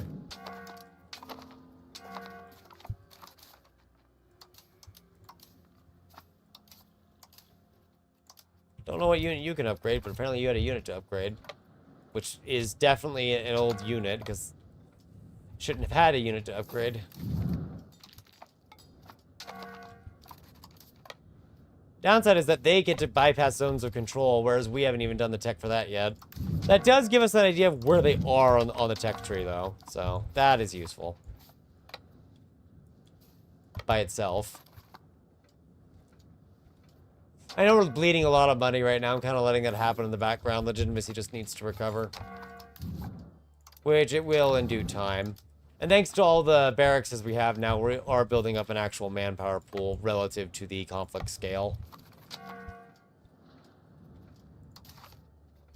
And their army's kind of missing, and I don't like that. It is startling. Yeah, full frontal attack on the forts is definitely a big risk reward because it expends manpower fast. Unless it's the really outdated ones that can't hold up. Good to know that our forts do well too, then.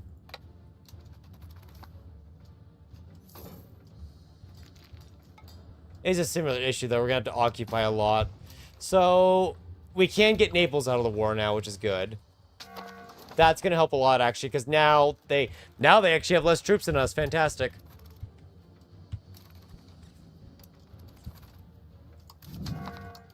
I don't know why Buda's not guarded with the same level fort as the others. So it actually just fell super easily. I guess they didn't I guess they were just building up the outer areas and didn't really expect internal attacks. And while we still need to get the manpower for them, we can now upgrade all the hunters into sharpshooters, which is going to make them a lot better in combat, which means I can now go ahead and start spreading out the army a little. Not too much, but I can start spreading it out just a little bit. In fact, I think I'll send one back to just replenish. But the rest should do a lot better. Yeah. Oh, yeah, that's a lot better. Yeah. Yeah, suddenly we're starting to do it again, where every one casualty of ours is two of theirs. So we've solved the brunt of our issue, it looks like.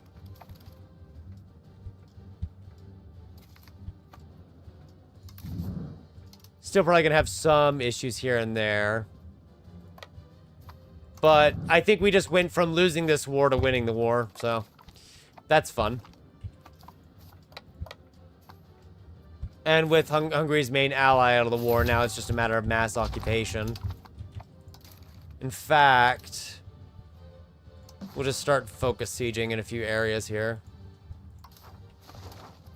Since I can now actually trust the units to be alone with themselves, unless they get ambushed, but... You know, if that happens, they get ambushed. Integrate area. These all should be cored as well, right? Some of it at least. Yeah, the Georgian region is cored. Which is nice, because that's getting over 80%. You know, I'm kind of curious. How does the one-on-one look now? I kind of need to know. About equal. It kind of depends on how the dice rolls go and the generals, which is about what we can expect, so that's good. That's good.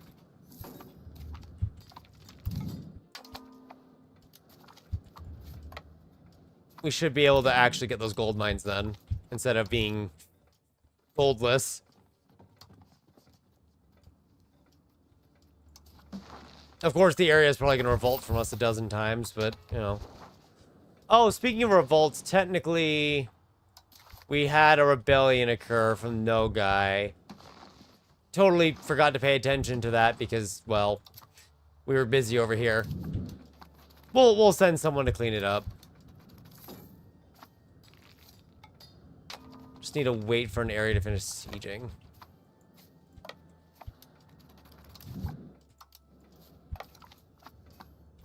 There we go. It's even better is when the forts are on the province capital, so we can seize the fort and the capital in one go. And then the whole province just falls down. All right, we'll send one army back now that we're no longer in a dangerous situation and just have it knock out the rebellion. Oh, the map's gonna look ugly by the time we're done with this.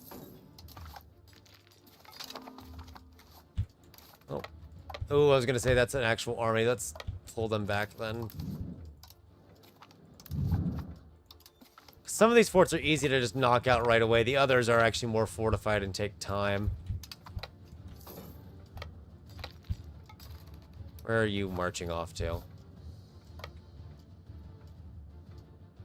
Oh, I see what they're doing.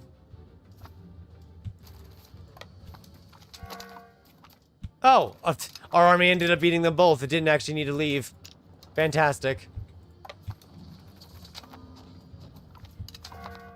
Oh, but then they lost the other fight before they could join in together. Ah. That's okay, though. We still captured a lot of Hungarian territory by siege. Once the armies take the new manpower and recover, it should be fine. Because they were still fighting on only a portion of their actual new strength. It's just going to be a bit before they stop retreating.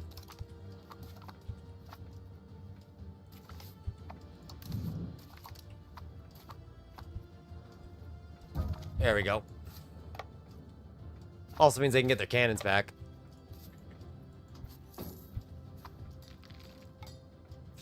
Tens of thousands of men suddenly leave the reserve pool. There we go. 94,000 men or so.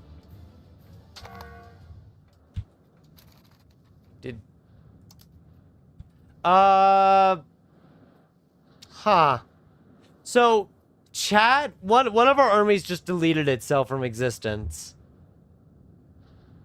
We had an army that was retreating over here and it just suddenly vanished. This wasn't even like the final destination for the retreat. It just died. Well, that's a pain. Because we had 5 armies, now we have 4. Which means I'm gonna have to train up a whole army again. It's not too bad, but it's kind of just like why did they suddenly vanish? They shouldn't be doing that. The Hungarian side's lost 403,000. We've actually lost 500,000 because, yeah.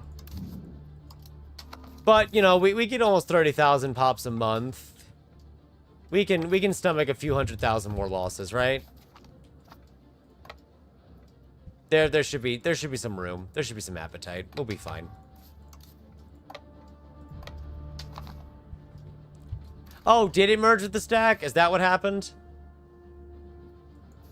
Oh, it did. Okay. I didn't see where it went at all. It was just suddenly gone on my screen. I didn't realize it merged with the stack.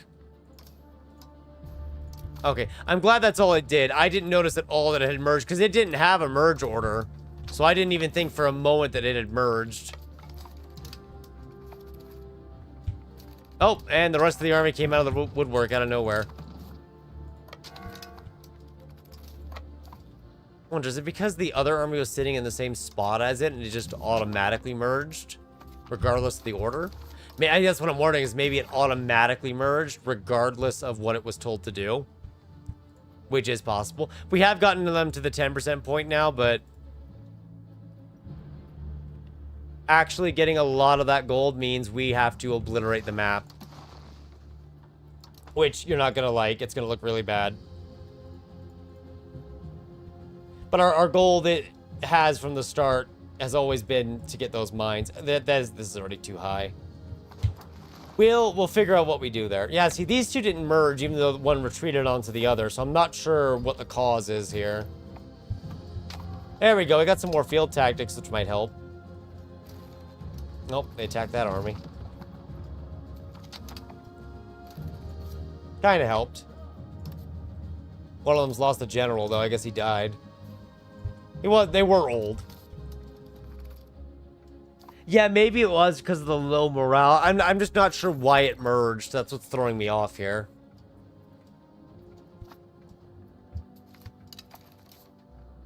Oh, the other army came in.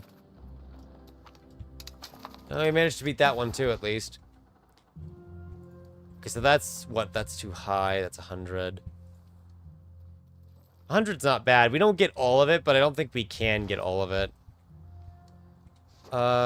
See, this is gonna look awful if I do it this way, but maybe we do this instead. It's cheaper, and it gets another gold mine that we otherwise miss. There is silver up here too.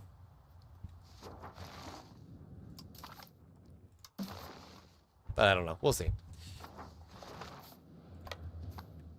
I think we have to do some more fighting, though. But this has just been such a slugfest. I think we have to chase them down and just wipe them out.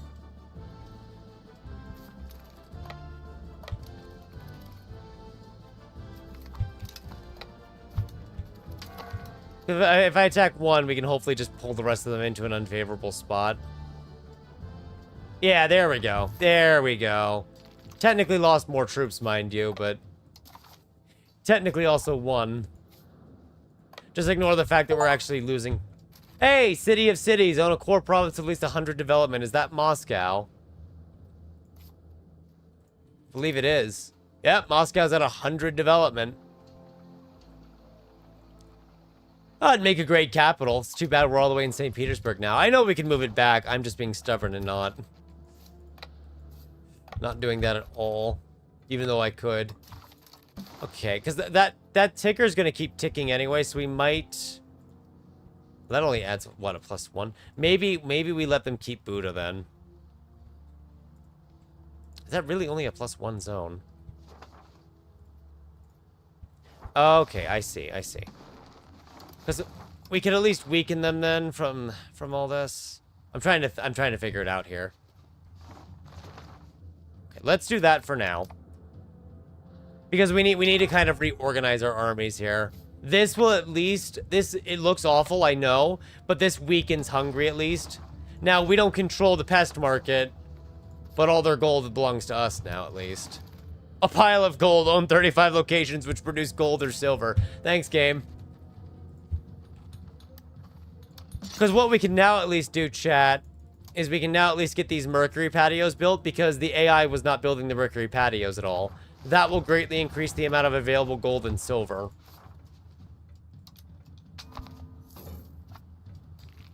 Oh god, we're eating up all the food in the market.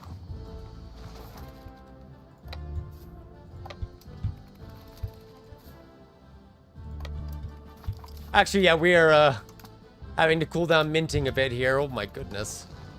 Oh, you know what, chat? Actually, our market of pinks, because of our mercantilism, just took it anyway. So I don't even need to create a new market. Our markets literally just ripped it right out without a care in the world. Just immediately ripped it out.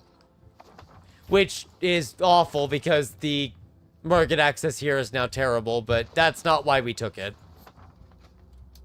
So what this hopefully means then is that the burgers will just start exporting it from Pinks to Novgorod, because Pinks is not very well developed right now.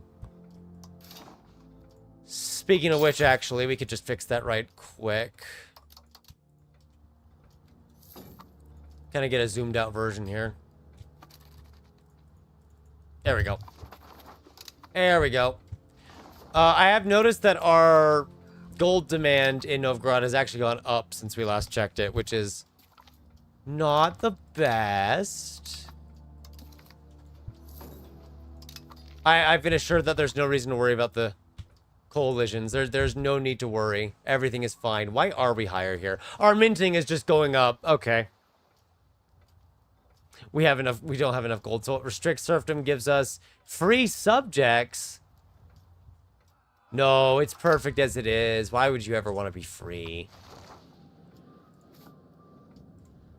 Oh yeah, the fact that they don't have the Mercury patios here at all means you can more than double the amount of gold and silver being made there. That's how much you could get out of it.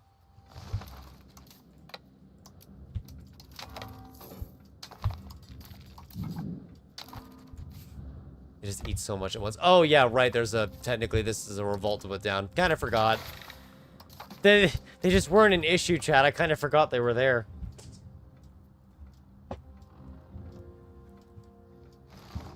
Yeah, I'm going to be honest. I think at the rate we're going, we're not going to make it to the 1836. I don't even know if we're going to make it to the 1800s.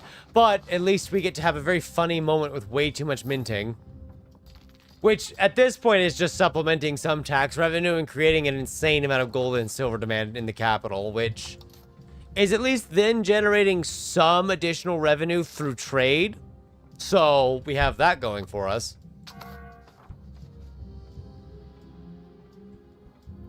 Otherwise, this is just terrible.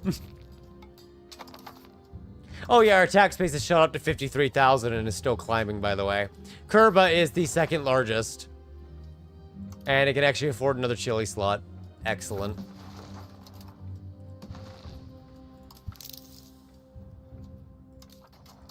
So now that the army has actually recovered, we can go back to that whole postal service thing. Yeah.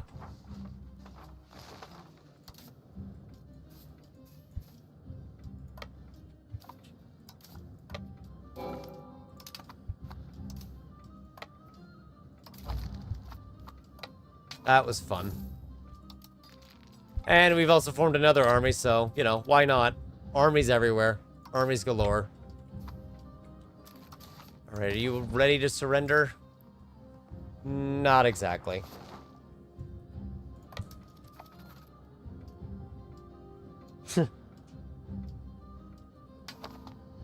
Yeah, the reduction to inflation. I know we could just stop doing it, but at this point we're printing money, so just... why not? Just make more money out of it. No one's gonna stop us.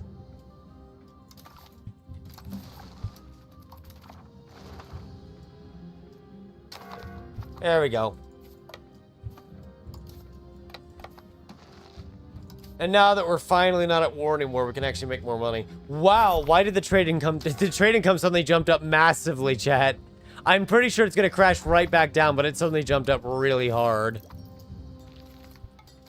Where is someone who's not doing anything important? This is not important anymore. I need you to quickly encourage urbanization down here because there's a lot of laborers that need to get back to work. That way they can produce a lot more silver here, because I'm pretty sure it's all getting exported, right, by the burgers. It's actually being partially eaten up by minting, but yeah, it's getting exported pretty badly. Which is good. We want it to be exported.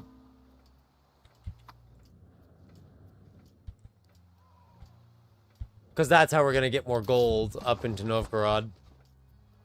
The gold price is actually coming down, so we'll see the trade start to go back down eventually. But at least we have it. God, don't tell me it's one of these. It is one of these. It's one of these very tiny revolts. That, despite the fact it will not win, still tries. Although at least they're trying, I guess. You know, they could just give up and not try. Which wouldn't be as fun.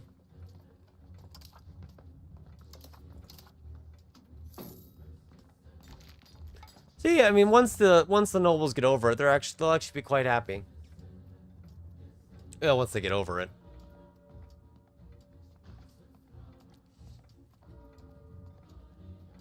I don't really need building cost reduction, do I? I guess I kind of do. There's not really anything I want to take away here. I mean, maybe cultural unity, but...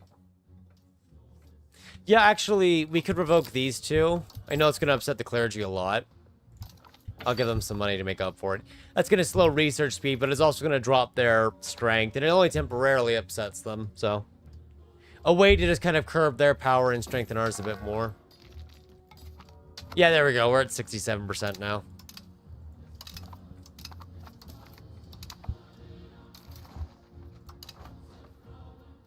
Hey, yeah, marriage with Austria. What could go wrong?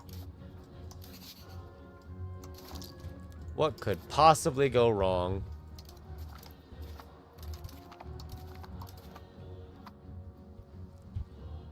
Sorry, where is this?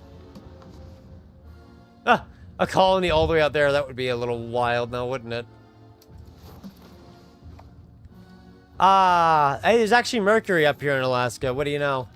We could build a hospital here and be fine. And coal, so you won't freeze. Oh, the Pope's up here. Ah, so that's where the Pope ran off to. I was wondering where he had vanished for his colonies. You know, with all the fish and wild game out here, chat, at least this area is pretty good at keeping itself fed. Which is definitely better than it just starving and doing nothing.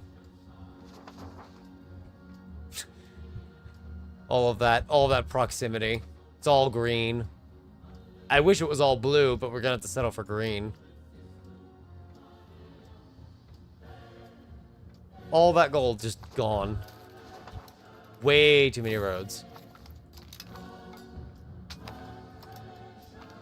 Oh, look at that, chat. The burgers are building a bunch of railroads themselves. Sweet. You know, that kind of activity might demand another tax break for them. I'm just saying. Because that's a lot of money we're making. Well, really, we're just replacing one source with another, if you think about it.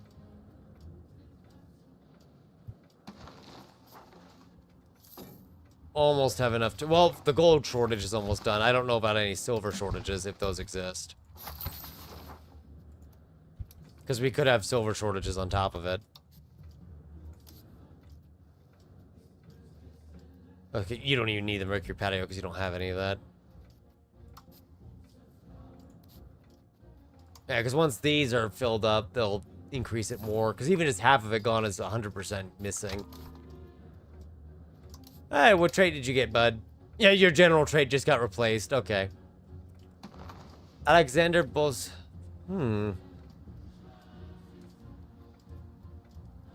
Oh, he'd move us to humanist. Well, we don't want to do that.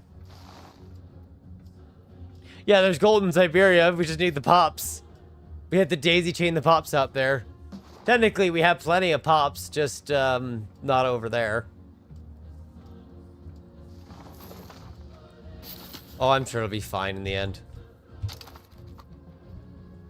So what else is missing? A lot of employees for the patio.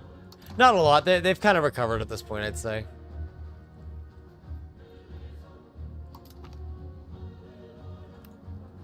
Way over here. You're saying there's a lot of people over here that aren't...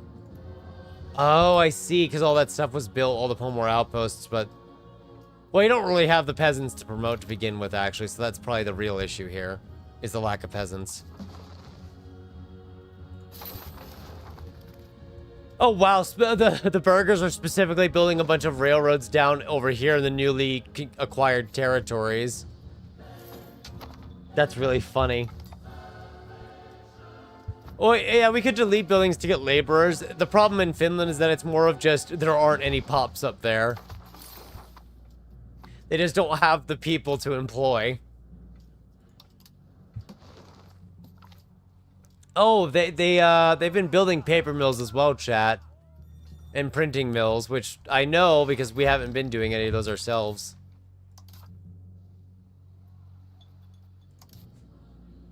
Paper manufacturing. Oh, wait. Is that the wrong one? Well, how many different levels of paper do you have here? Do you have all 4 located here? What is going on? You do. That is crazy. Okay, get me an actual paper mill location that exists. I'd like to take a look at one without going through 13 others that don't match. Okay, this is not the right settlement.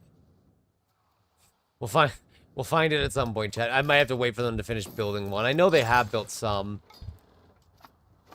Okay, this one says it's here. Oh, it's a laborer building.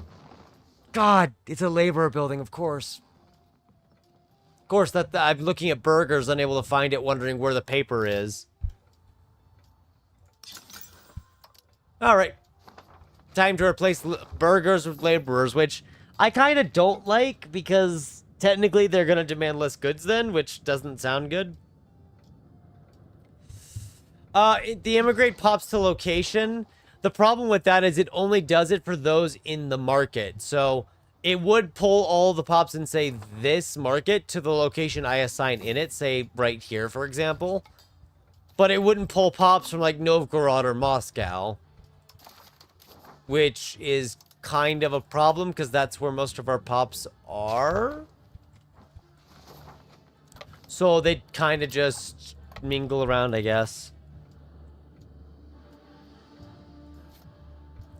Why do they, I know why they're building all the roads out here, but it's just funny to me. Because the commoner is the one who control most of the taxes for these areas.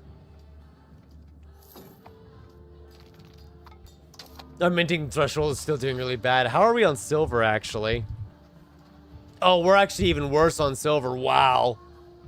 Silver might be the reason why it's not working.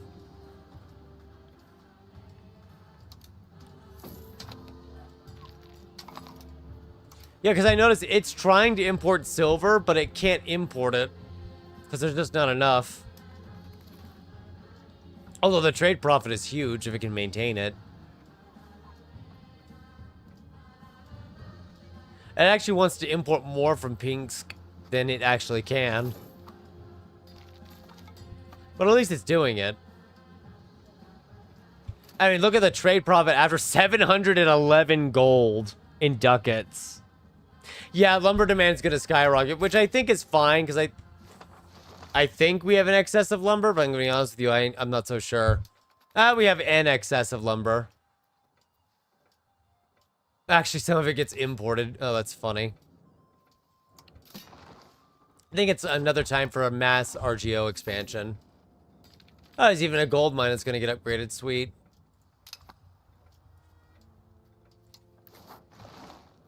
Oh, yeah, apparently when we took Georgia, chat, it also had a gold mine, so we have that going for us as well.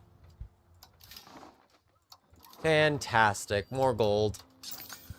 For no reason. No reason at all.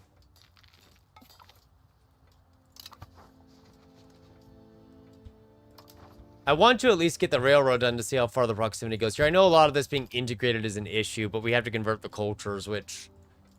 I mean, there's some we can accept. There's just way too many different cultures mixed out around here. You know what? We're the cultural hegemon, right? I should be able to assimilate at least one area. Oh, wait. Assimilate area. Yeah, they're almost the same size now, so I guess it doesn't really matter that much.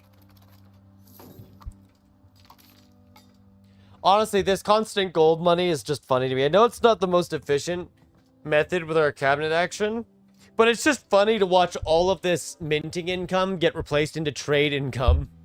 Which I guess isn't great because of the estate enrichment that can occur. But it's low enough to where I think we're fine. Oh. Head of cabinet just died. Time to replace him with someone else. And then we'll actually go ahead and appoint the Kazeni person. That way we can get some proximity cost reduction. I may go ahead actually and just drop the minting a bit because it is getting to the point where our Supreme Court is suffering from the lack of gold.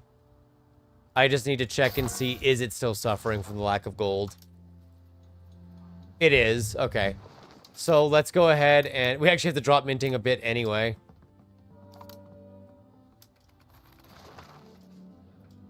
So we'll drop it a bit, let legitimacy recover. And we should see that the gold demand here drops because there's suddenly less demand from minting. Which I know minting was going up because our tax base is going up too.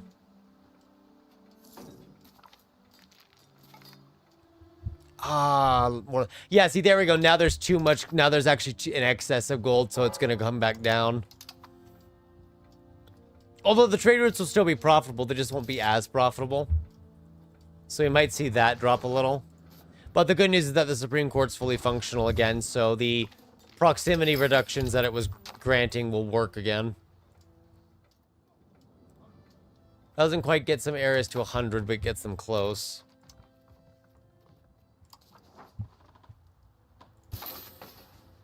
And once these areas are integrated, they will have a nice chunk of control. At least 30% or more. Or separatists. Oh, yeah. The separatists in the area that's still considered conquered, so they're very upset. And just put an army right next to it. And we just got -2 proximity cost. I've been assured this will be great for the economy. Even if it actually isn't.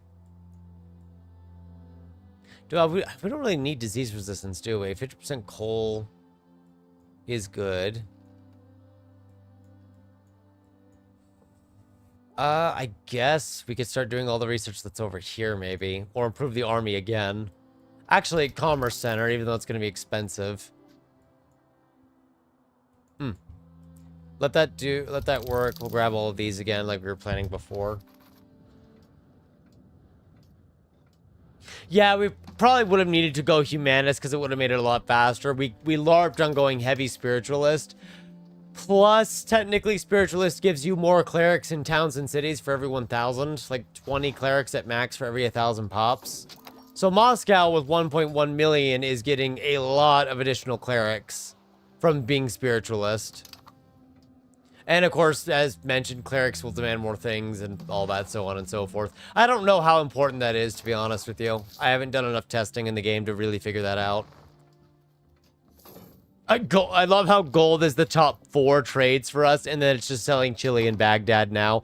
We're minting so much money with the gold standard, and we can actually push it back up a little, that we're actively creating better trades for ourselves due to it.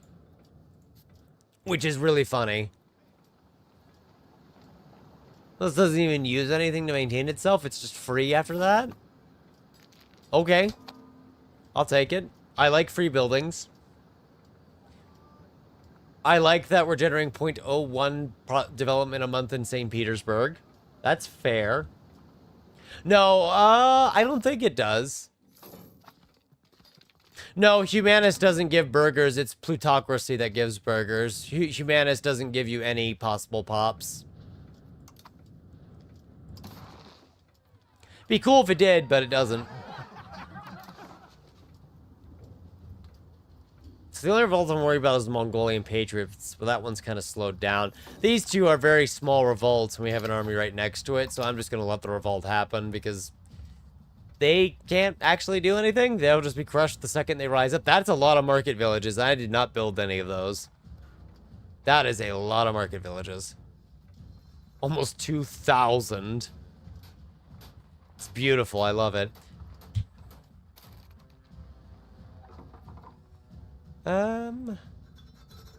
was gonna say, how's the Iron Foundry doing? Apparently, they've already built a lot of them themselves. Which I suppose makes sense if you think about it. It's a lot of profit to be made with ease. I love how after all this time, we still have an issue with lead. We still have a problem. Wow, that's actually in a shortage? Oh, because of trade. It's because of trade, yeah. So it's not as bad as we think. It looks worse than it is.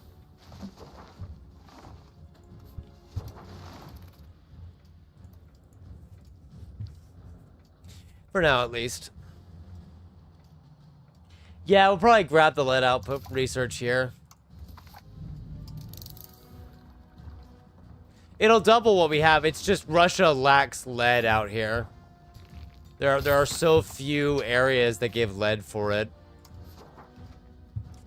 Because, see, there's a lot over here in Europe. There's some in Georgia that we recently acquired. In fact, they're pretty much all maxed out already. I think what we need to do is just get Georgia more trade capacity. Which might be a little easier said than done, if you think about it.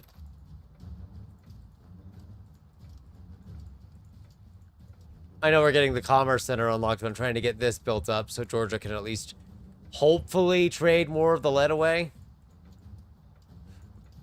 And we can use more of it.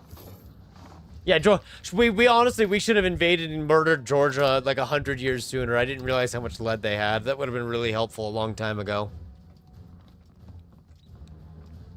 Instead, we're trying to get a pseudo-monopoly on gold. And then we're selling 555 Chile to Baghdad for 400 ducats. That's so funny.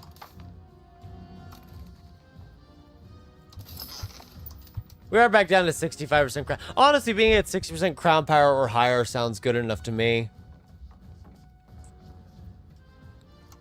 I already think that's pretty good. It's just a shame that our literacy is stuck in the 70s because of all the rural locations that are very behind in their literacy gain. I'll bribe the clergy a bit for more research progress. Try to speed this up. Because these advances take time. They're 43 points. Just under 44, actually.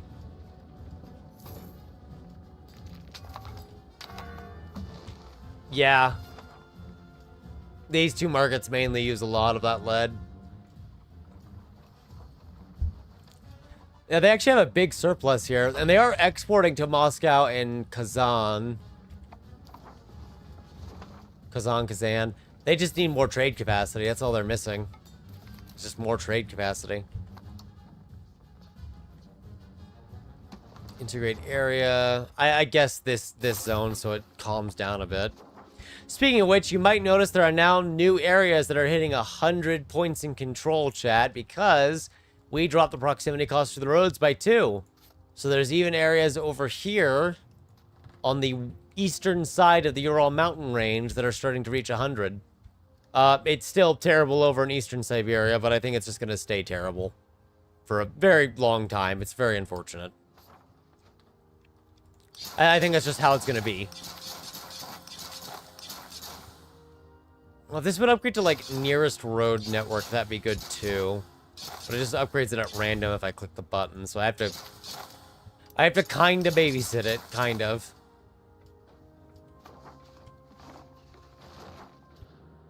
Oh, you know what? More towards our gold mines would be good, too, now that I think about it.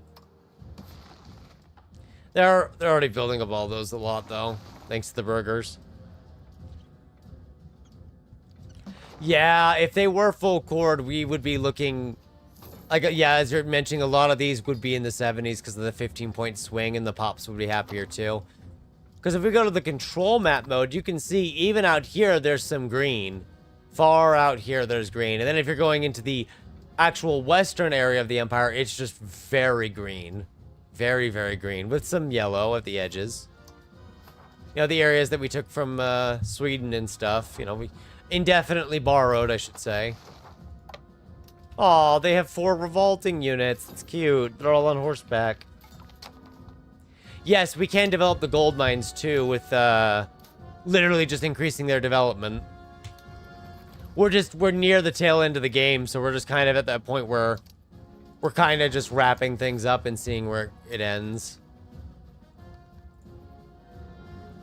There are technically lots of gold mines to develop. They're just all the way out here. There's a lot of gold. There's just next to no trade capacity. And the gold they do have is probably being exported towards China in some areas just because that's where the demand is. So that exports to Kazan's market, and Kazan isn't exporting to Novgorod, Moscow. Yeah, it's literally is just daisy chaining most of it back to Novgorod, which now has a surplus. But by effective supply, it has a shortage still, so it's actually just expensive regardless. I love it. So the Commerce Center, how much does that cost? I don't know. I can't see. There's too... It's all the way down there. I can't see it because it's too big. Too many details. Oh, you know what? That's not too bad, actually. With all the stuff we have on it to boost it, that's actually not that bad. Considering some of the other things like the minting house that are very expensive. Yeah, we could probably just build market villages in Siberia and then hope to God they eventually build up enough. I don't know if they will, but maybe they will. Some of them are actually at 6 levels and they're fine. So despite the game's aversion to upgrading them, despite everything being cleared in the search engine, let's just build up a lot of them. All this gold out here too. Technically the market already exists out here. It's just, it's undeveloped, like heavily undeveloped.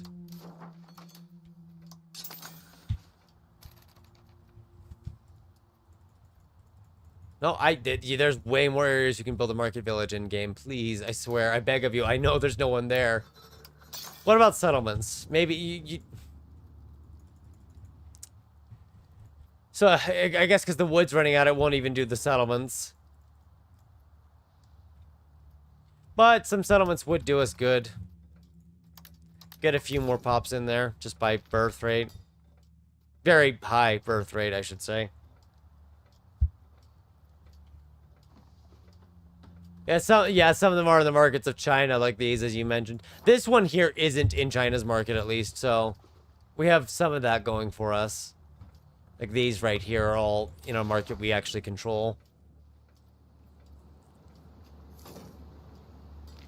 Building cannot function if the location is... Oh, so these aren't functioning without... If there's no market access, they don't function. Interesting. Oh, we technically don't control the market, I see. I can understand that. It's so expensive to build up here. How much is the base cost? Oh, Jesus, that's a lot.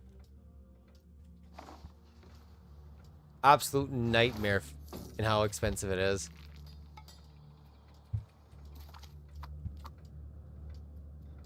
Yeah, there we go. Railroads are giving minus 37% now.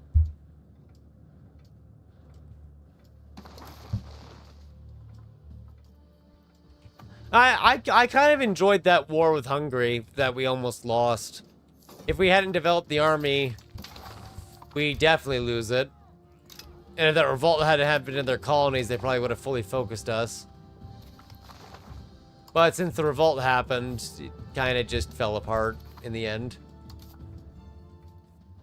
Which is good news for us. 2, 3, 4, 5. Oh, good. The estates have enough loans to give out 3 million worth of ducats to us in case we ever need it, chat. You know, just in case. No pressure to take it out or anything. It's a just in case thing. Yeah, this should give Novgorod a lot more trade potential. So it might be able to import even more gold if there's excess out there that it just hasn't. Pinsk is kind of exporting to places like Baghdad too, though, or it's trying to, and then it's failing. That's fine. We did lower our minting, so the demand in Novgorod's market has likely fallen a little. Like, gold is obviously being met. I think silver is not being met, though. Not completely. It's very expensive. I am as curious as you. If we, let's say we tax the estates up to their 50% limit as kind of the rule of thumb. If we included the clergy into it, yeah, we would get almost 30,000 ducats if we included the clergy too. Like, it's a lot of money to be had, but with a tax this high, it does bring about the additional issue of the event spawning, and I don't want to tax the clergy anyway. But here's what we'll probably do, because I'm not sure they're actually affecting demand that much. I know their monthly expense has obviously gone up since we last checked, because a lot of time has passed. But like the horse expense doesn't seem to have changed much in the Moscow market. I'm sure there is more demand because there's technically more people now. But I don't... Well, I guess the horse demand wasn't really affected to begin with because it didn't say that it was. I don't know. It's a little more obvious in Victoria, in my opinion, but I could just be missing it. And then these two, we just need to adjust it to where it's a bit under 60% of their total. So let's just sit on it like that now. Tax breaks are over. Everyone pays up. That way we make more money.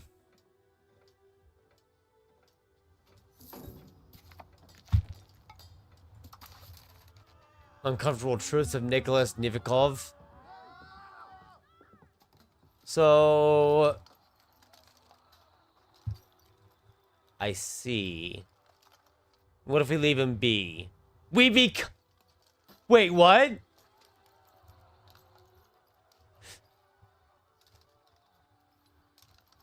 Wait, we become revolutionary?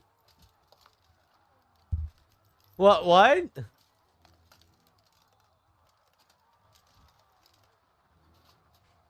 Wait, I'm confused. So, would this just make us immediately revolutionary and overthrow the Tsardom?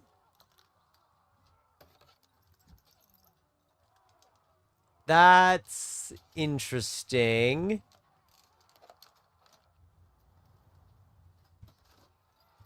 But I'm trying to figure out, like, it says we become revolutionary. So would we be like a revolutionist Tsardom? I'm too curious. I think we might as well just go ahead and see what happens, chat. I'm curious. Primarily because, well, no, we're in Ironman mode, so I can't really save it and try it. But I think we're probably nearing our endpoint in the game. I don't think we're going to get to 1836 itself, just because the game's getting slow and it's harder to generate content at this stage with it. We're more of like seeing the end result. So let's just see what happens. Yeah, it's straight up. It immediately just turns you into a republic instantaneously. Just immediately changes you to a republic. A revolutionary republic at that.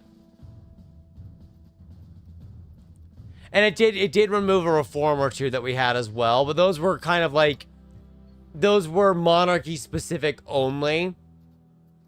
But it's interesting that you get that option, you just immediately, just instantaneously become a revolutionary republic. It's like the snap of your finger, it's done. No, overthrowing the Tsardom, chat, has never been this easy. Never been any simpler than this. Also, yeah, republics get this fun thing called formalized scales, weights, and measures. Minus 10% estate enrichment, plus 10% tax efficiency. Oh, hey. I can just put my absolutism back in government. Cool, thanks, game. No, we still have it. It's right here. We still have it. I think because it's unique to Russia, not unique to monarchies. So it makes us the revolution. We fight for the people, really. Interesting. I hope it didn't change any laws. That would really suck. I think it might have changed some privileges or revoked some, but I actually have no idea because there are certain privileges that are only... They are specific to... Yeah, we actually... Oh, you want to know what, chat? We lost some technologies. Because there were monarch-specific technologies we had, we just lost them. They got replaced with Republic techs, which I don't even know where those are. God knows where any of those are right now. I mean, that's fun. I suspected this is probably what it would do. 10%. 10% raw material output. Okay. I mean, that's not bad. There's probably more that we're just skipping over. Oh, yeah, I totally forgot. Minus 20% fortification maintenance. Not that we're spending a lot on it, but, you know, it's nice. Makes things cheaper. I don't think there's that much for the Republics. I know they get some early game techs. There's administrative privileges. Because I think what happened is we just lost some of our technologies as well in relation to the monarchy. And we don't have the Republic trade money. I think we could switch to it, though. Oh, that's monthly literacy. That's cool. Excuse me? What? Wait. So I know we probably lost... What are all of our proximity cost reductions right now? Because I just found one that would... Hang on a sec. At the administrative principles law chat, political principle straight up gives us minus 5% proximity cost. Just straight up minus 25. I don't even know what this gives us. I'm pretty sure it doesn't give... Oh, there's trade capacity. Cool. Because I mean, I have played some Republics in the background, but... Not like monarchy to Republic, so I'm a little thrown off of what we have and what we don't have now. Because it has obviously changed completely on us here. Let me let the timer tick in the background. Ah, the power of coin. Who doesn't love the power of coin? Republican power law. A broad executive power is cabinet efficiency. The Russian Revolution. Oh, what have we done? We did lose a little bit of cabinet efficiency, so we lost something related to that. Herald of the Revolution. Oh, boy. What have we done, chat? Oh, right. We technically have elections now.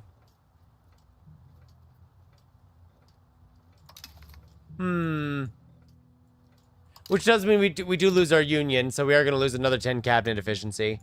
But we can get 20% of it back, at least. Revolutionary target.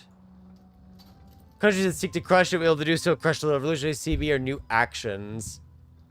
Institute government purges, demote local. Jeez, okay. It's a little violent, isn't it? Character of our choice will be executed. Well, it's kind of mean.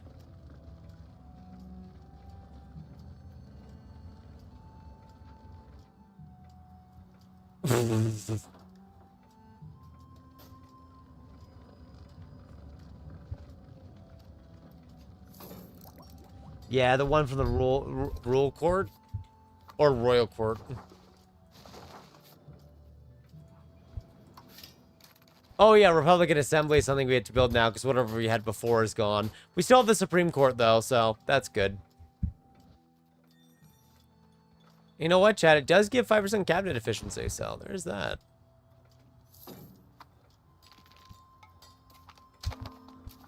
So I know that kind of just threw our little LARP out the window, but considering this is our last thing...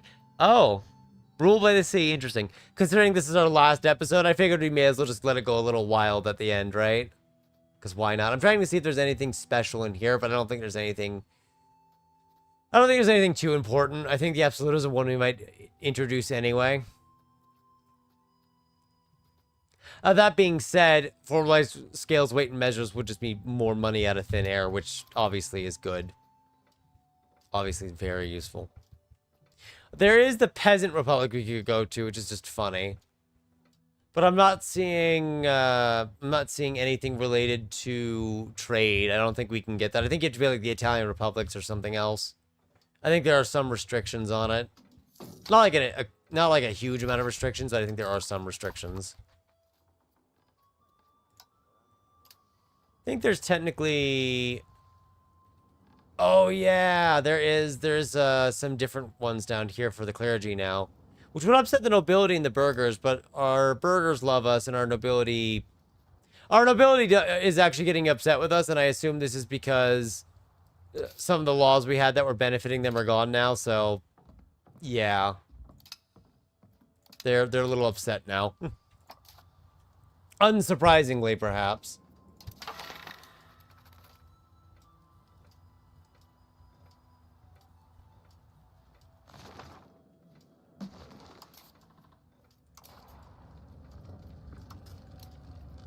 This is interesting. Oh yeah, we never got the Port Authority. Oh, free cities, trade maintenance minus 10%. That I do like. There might be some I can't see because they might be locked behind something else too. I'm marginally doubtful about that, but it is very possible.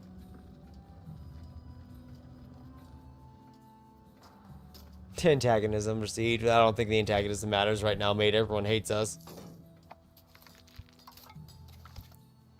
Oh, good. We can have 10 government reforms, actually. Oh, right. Revolutionary Republic gives minus 50 noble estate satisfaction. Yeah, no, I see what you're saying. Yeah, that would, It gives you another cabinet slot. Chad, we have 10 cabinet slots. we have 10. That feels a little nuts. To have 10 cabinet slots. God, not only is it a very efficient cabinet, but they have a lot of people in it. So they're a very efficient cabinet.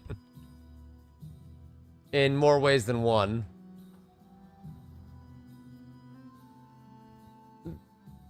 The, nobles are pretty upset, though. Ah, Protestant might give us another one, maybe. But yeah, 10 cabinet slots is like, what the hell?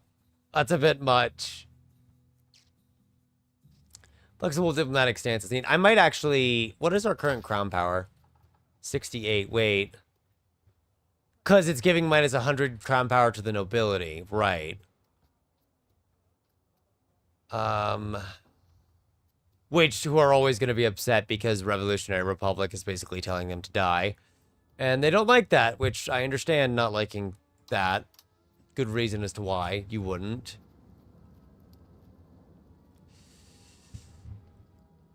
You know, I kind of want to give them control of the coinage, chat, just for more gold and silver.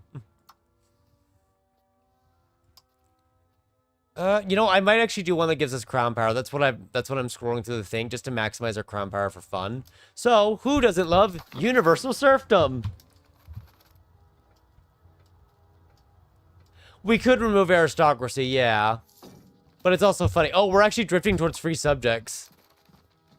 Really? Oh, Revolutionary Republic does that. Yeah, no, that makes sense.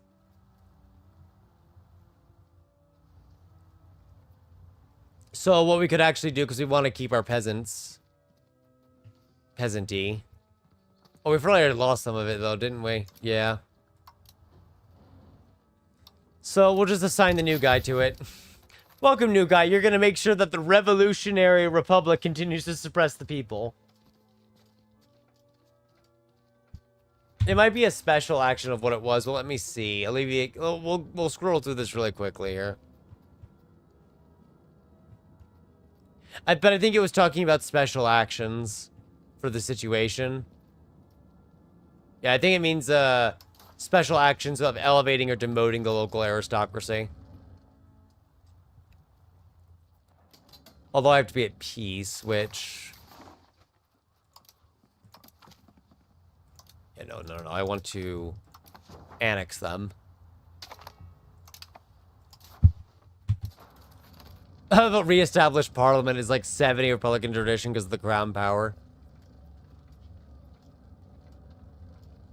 You know, it's funny. Technically, the ruling family is still the ruling family. Which is really funny to me. Oh, hey, monthly literacy. Yeah, why don't we get more proximity cost reduction in here? Because that's fair, right? Definitely fair. Definitely not making this more ridiculous. Because we still have the Kazeni as well, unitary administration. 4.5 from political principle. I'm not expecting it to get too crazy, but I am finding this very amusing. And it will be done in 1782. Let's quickly speed up the game temporarily here. Because I don't think we're going to do that many more wars, even though Ming's over here making our map look worse. We'll explore this a little. Let the political principle kind of get implemented alongside absolutism. Tolerance for all for 10 years.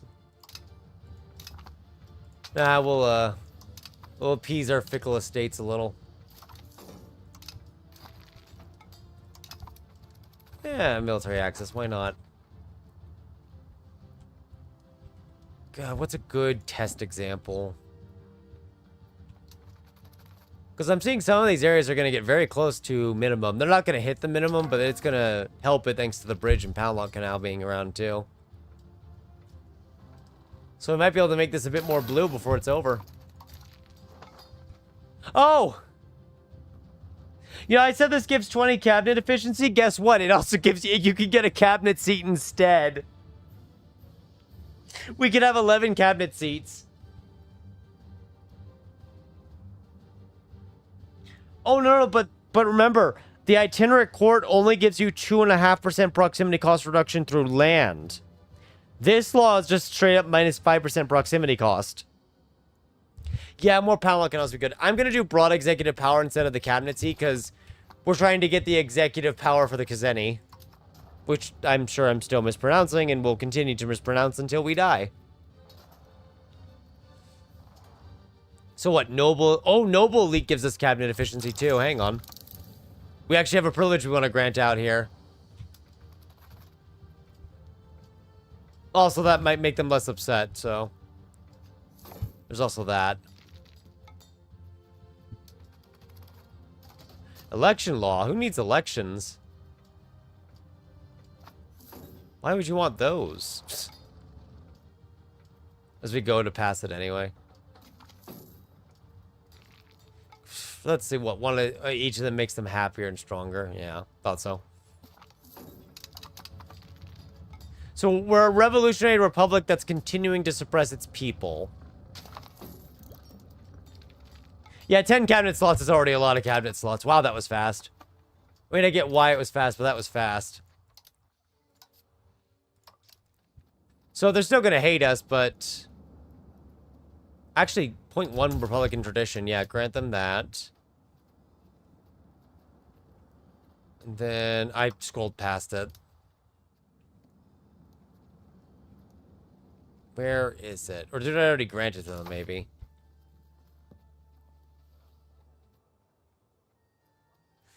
Weird. Did I not read that right? I'm pretty sure I read that right. Maybe get the Foundation of the Republic next, because it does have a couple of things in here we can use. Yeah. Just wondering where that other one is. Possible government reforms. Ah, there it is. Administrative system. Right? No.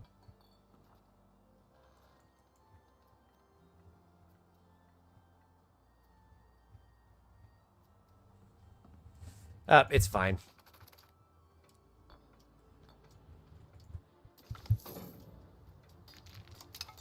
Oh, appeasing the fickle estates is always good.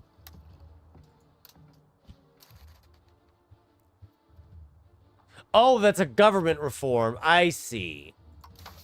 Which we can't do because we already have a major reform called the Revolutionary Republic, which we can't remove. So, that's useless. Oops.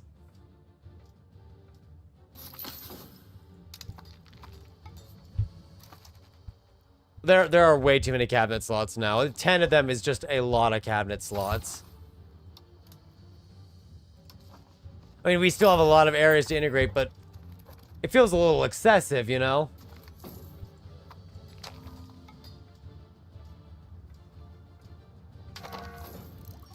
Right? 69 crown power.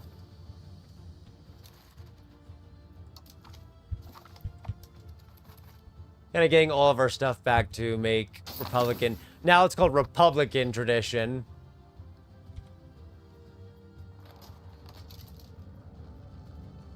Which is still fine. It's all of these like old texts that we now go back towards. Just because everything changed.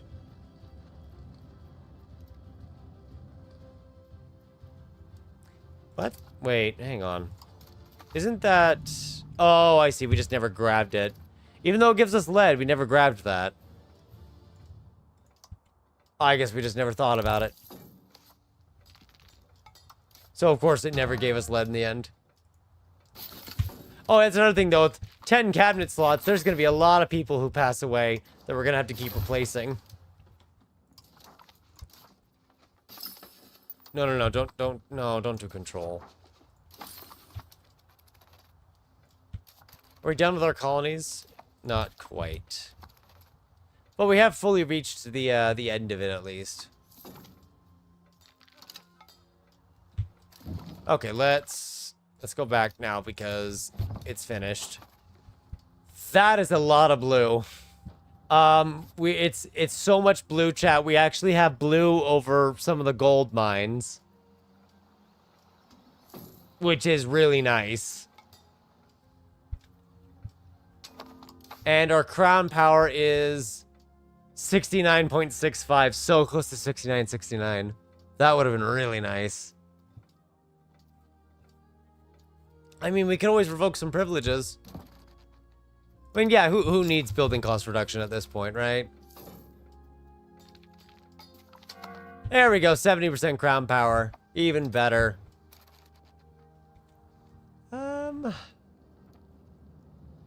Military rulership sounds nice. Levy combat efficiency is something you can never go wrong with. I also don't want to give these two power, so, yeah.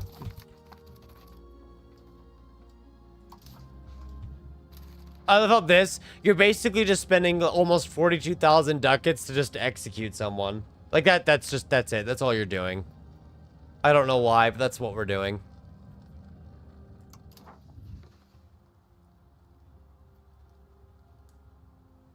Oh, I see.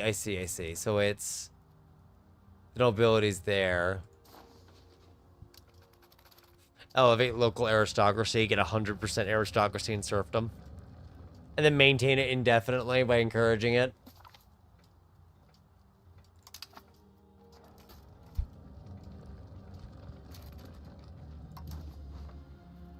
Huh.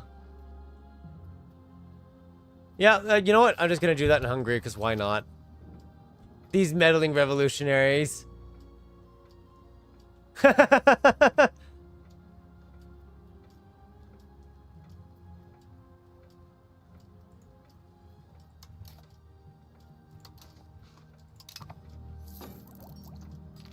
Don't know if that's actually gonna cause them problems or just die out, though, because it could just die out.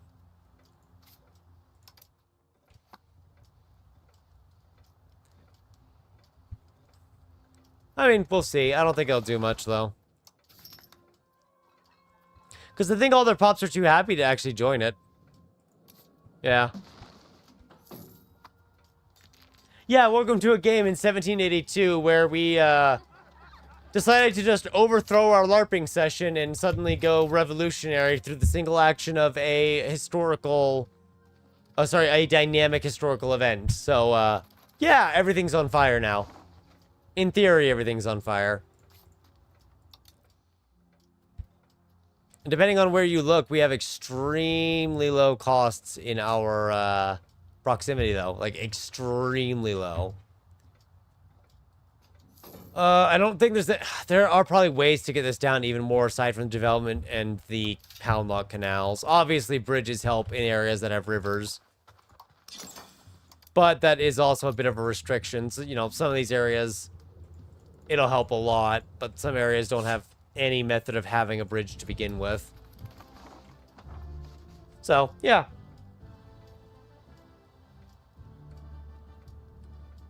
Right, just suddenly go revolutionary Russia. You know what? The nobles already hate us. Let's just take their wealth while we're at it. Why not? They already hate us. They can't hate us anymore. Also, I guess we can just full tax again because we're the revolution now, so... Yeah. More money for us. I want to again note, we're the revolutionary Russian Republic. We actually lost some tax base. But we have a full traditional economy with full serfdom and full aristocracy. We're basically pretending to be the revolutionary republic while not actually embracing most of the ideals of one. Because we have universal serfdom, absolutism. It's actually weird to have those while also having revolutionary republic side by side. It's like, what's happening over there? Not even the Russian people know. They just go about their day hoping it's going to be fine. Oh yeah, look at this. Now that they're integrated, the control over here is getting really high. Up to the 60s at least for those areas. Oh yeah, there's another 25% lumber in this tree we could have gotten that we never did. Not that we needed it at the time, so that's why we didn't get it to begin with.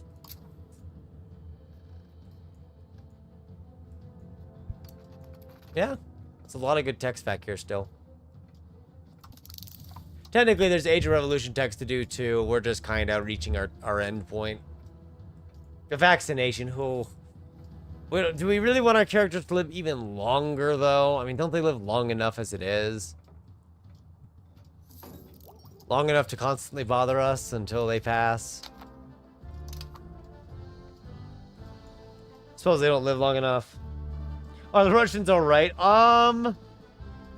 Oh yeah, that's something I forgot to point out too. We had an election, and basically the guy who was the heir to the empire anyway got elected.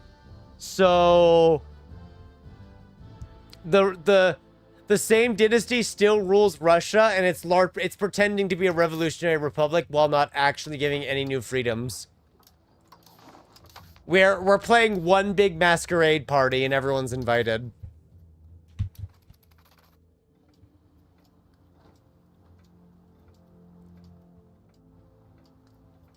I'm just reading this right now. I know we can't do it. I was just curious. Oh, chat.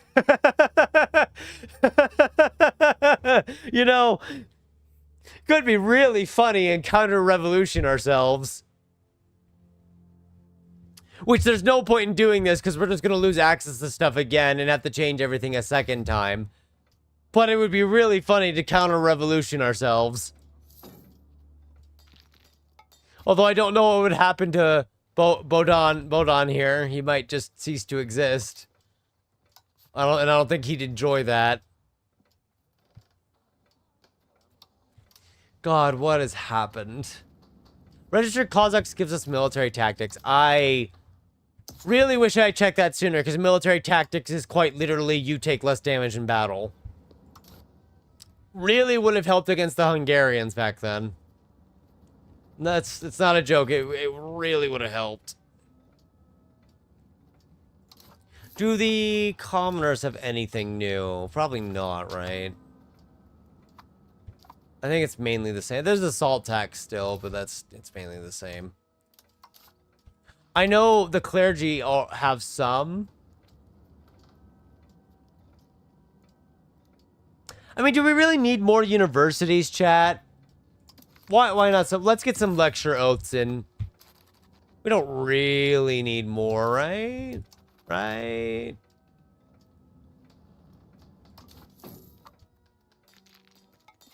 It did technically drop us just below 70% crown power now. We're at just under 175% cabinet efficiency, thanks to that. Can't build more universities, but at this point, I don't think we would build more universities anyway. And our cabinet action's giving us almost minus 10% proximity cost now. I honestly don't. I don't know if there's any way for me to squeeze out more here with what we have access to. Maybe if we had formed like a different country that was tier 3 that gets access to some cabinet efficiency, and then formed Russia. But that you'd be kind of dancing around a little there.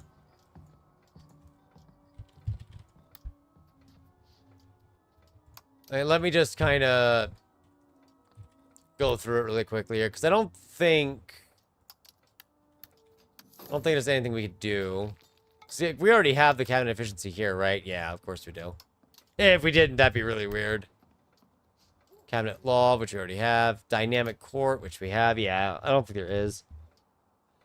I think there's at least one, but we already enacted it, which is kind of our version of a different one. Yeah, I did the administrative clergy. That's a generic one, though. Yeah. Oh, you know what? Duh. I know it's going to eat up all of our stability, but we're almost out of this. Let me just switch and just get that proximity cost. We're going to lose a bit of our prosperity, so we're going to have a bit less pop growth and a bit less monthly development, but I think it'll be fine. Oh, what? Revolutionary chaos. Oh! Wow, good. I'm glad we've plunged ourselves into chaos.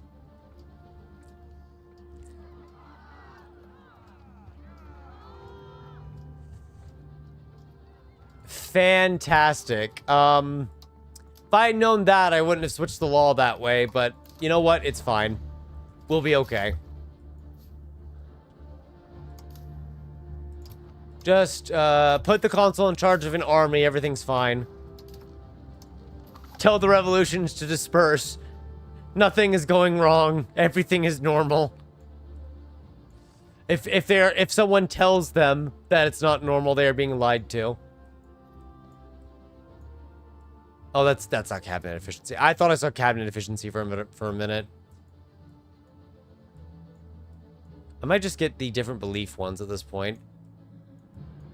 Where was RGO output? We had an RGO output one. I think it was here, right? No, it was, I don't remember where it is.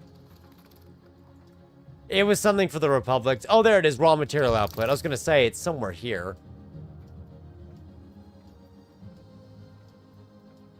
Huh. Oh, you never got that. And I love how it's 100% chance to appear each month, chat. So, like, it's guaranteed to appear. Sided with the reactionaries. Oh, God, this is just going into chaos.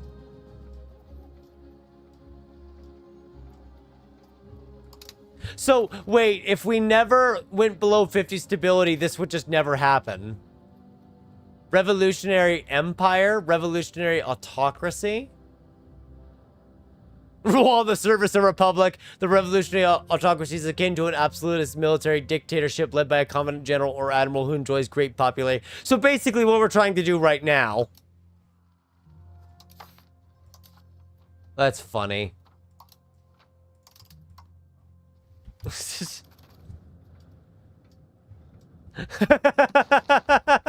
I feel like we're just reenacting the Russian Revolution a couple hundred years early.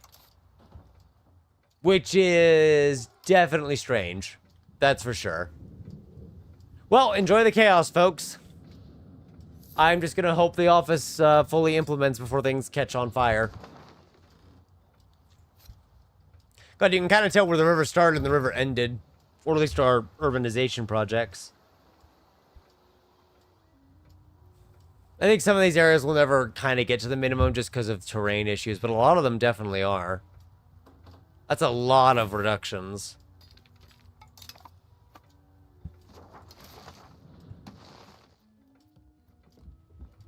We have a lot of money too. I just want to see how much blue we can get before we end it.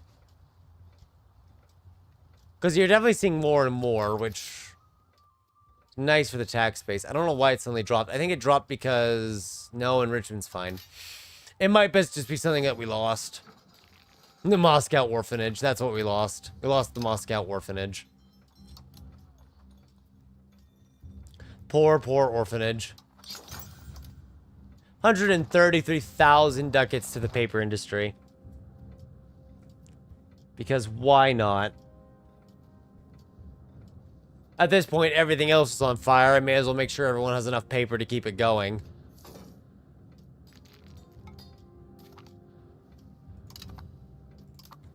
Alright, let's speed this up so we can get the office done.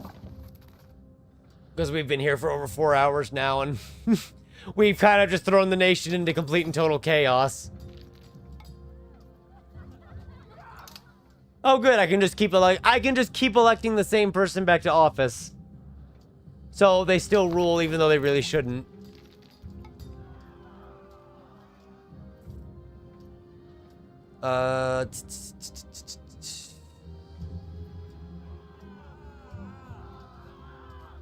Cool. How dare they do this?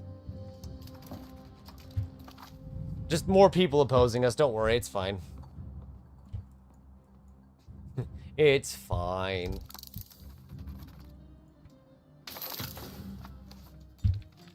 The reactionary policy. Issue a charter of nobility. Estate privilege. Estate gives all estate satisfaction.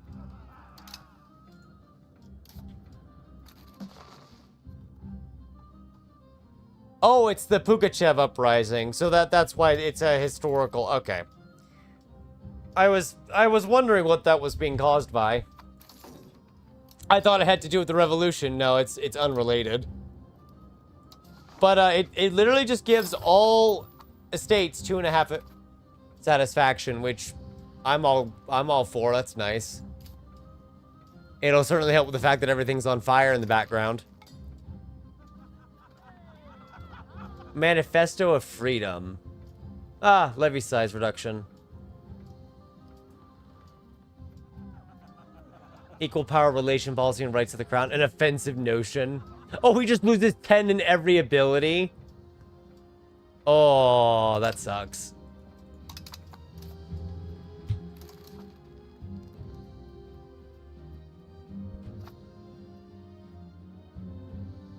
Oh, cool, and it's like afterwards you can't revoke it until later on. I mean, you don't really want the noble levy size at this point anyway, it's just about the power. But at 68% crown power, we probably don't care anyway, so... Yeah. 40,000 ducats. You know what? Sure, you can have your little wall. Why not? Who am I to say no to a good ball? I don't know. Oh, cabinet leaders are dying. But it's okay. We're almost there. It's almost implemented. The office is almost done.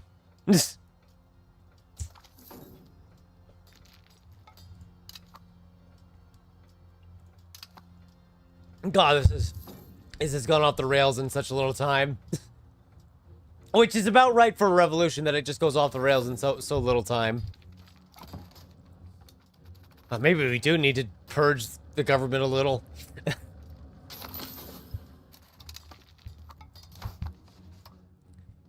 It might be in dire need. What is our global disease resistance at? 94%! Wait, 94% disease resistance. So once we get vaccination, chat, we're going to be at 99% disease resistance. It'll be practically impossible for anyone to die from illness. No one will ever be out sick. There will be no doctor's notes because there will be no disease.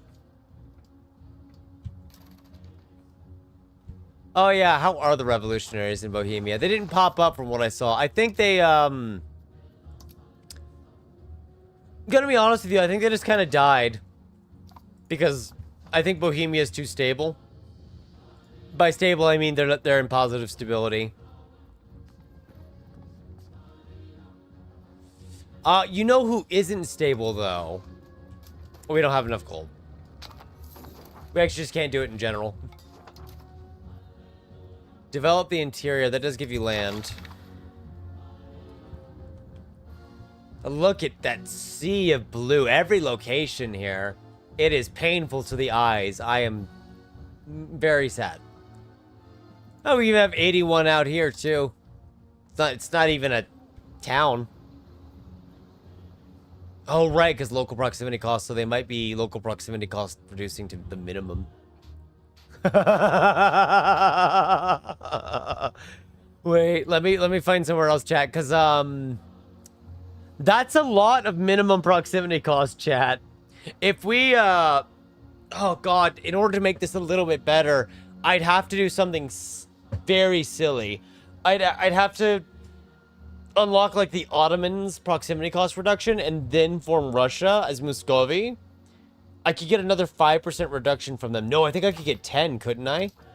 What is our legal code? Yeah, no, I could get 10. Oh. Yeah, in 2 years we could pop it again. Yeah, but I do effectively, in fact, have that disease. Yeah, let me see if I can't replace him. Let me see if I can't replace him. But we effectively have 100% disease resistance. Oh, this guy's at 85 points. He's already really good. He's actually the best we have to offer. He is kind of the best we have to offer right now. But yeah, I think... Oh, man. If I could get one more proximity cost reduction tech from somewhere like the Ottomans... Also, maybe get the last 0.75% from land here. You could actually get it minus 100% proximity cost for areas that don't have bad terrain. So, you are seeing what is almost the full extent of proximity cost reduction. The areas that suddenly drop off are areas that are not cores. So that's not very surprising. But the areas that are cores are all in the 90s. Which is crazy. So you get out here, all the way in Siberia, you're actually in areas that are in the 50s. And that's while integrated. So this would be in the 70s to 80s. Because that's how low our proximity cost is. Look at that green. It is green from St. Petersburg halfway through Siberia. It does eventually fall off because there's no roads over here. And no roads means the proximity cost just goes through the roof. If I scroll all the way down here, suddenly, minus 26. And just minus 26 out of nowhere.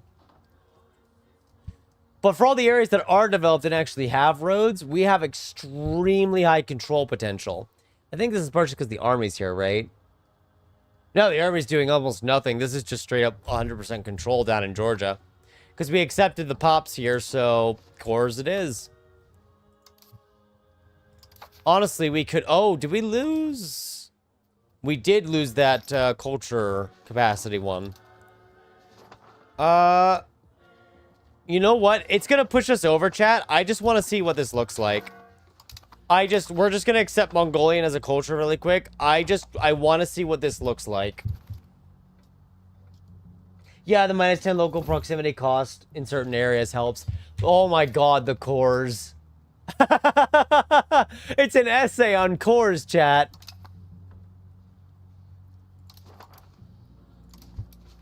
Now, it didn't do it for various areas where obviously the Mongolians aren't the majority, but it cored a lot of these areas, which would now suddenly spike all the way up to the 70s. Of course, we're over our capacity now, which unfortunately does include cabinet efficiency loss. That's why I didn't want to do this. But, I mean, that's a lot of cores that we get from it. And I'm pretty sure once I revoke their... It's gonna hurt, but... I'm pretty sure when I revoke it... I think we lose them as cores, right? I think we lose the cores. Because otherwise you could just turn it on and off, right? Right, game? I lose them as cores now, right? You gotta take them back out, right? Chat, it's, I mean, Armenia just revolted. Ignore them. Wait. It didn't revoke the cores, chat. I still have them. So, you're telling me I could have just accepted, cored, and then unaccepted all of these cultures to make all of this green. And we could have had way more control over here before we ended it all. Oh, man. I feel so silly now. We could have had so much more bright green and blue and maybe a bit of red in between. No? But you have to think, like, the capital's all the way out here. Over here, you're getting 94% proximity to the capital. Look how far that is. That is so much cool. And I'd like to mention, our railroad network is terrible. It is barely established. Because that's what it looks like. It is barely functional. We are nowhere near it being fully functional with it. And if I go to upgrade all the roads into railroads, it's nowhere near the full amount. Yeah, very little cities. Like I said, if I had a macro button to just start mass upgrading all these rural locations to towns or cities, I'm going to be honest with you, a lot of this 90% stuff you see would be 100. We could probably be 100 from St. Petersburg all the way down to Crimea. Probably all the way down to Georgia, too, and even all the way over to the Ural Mountain itself.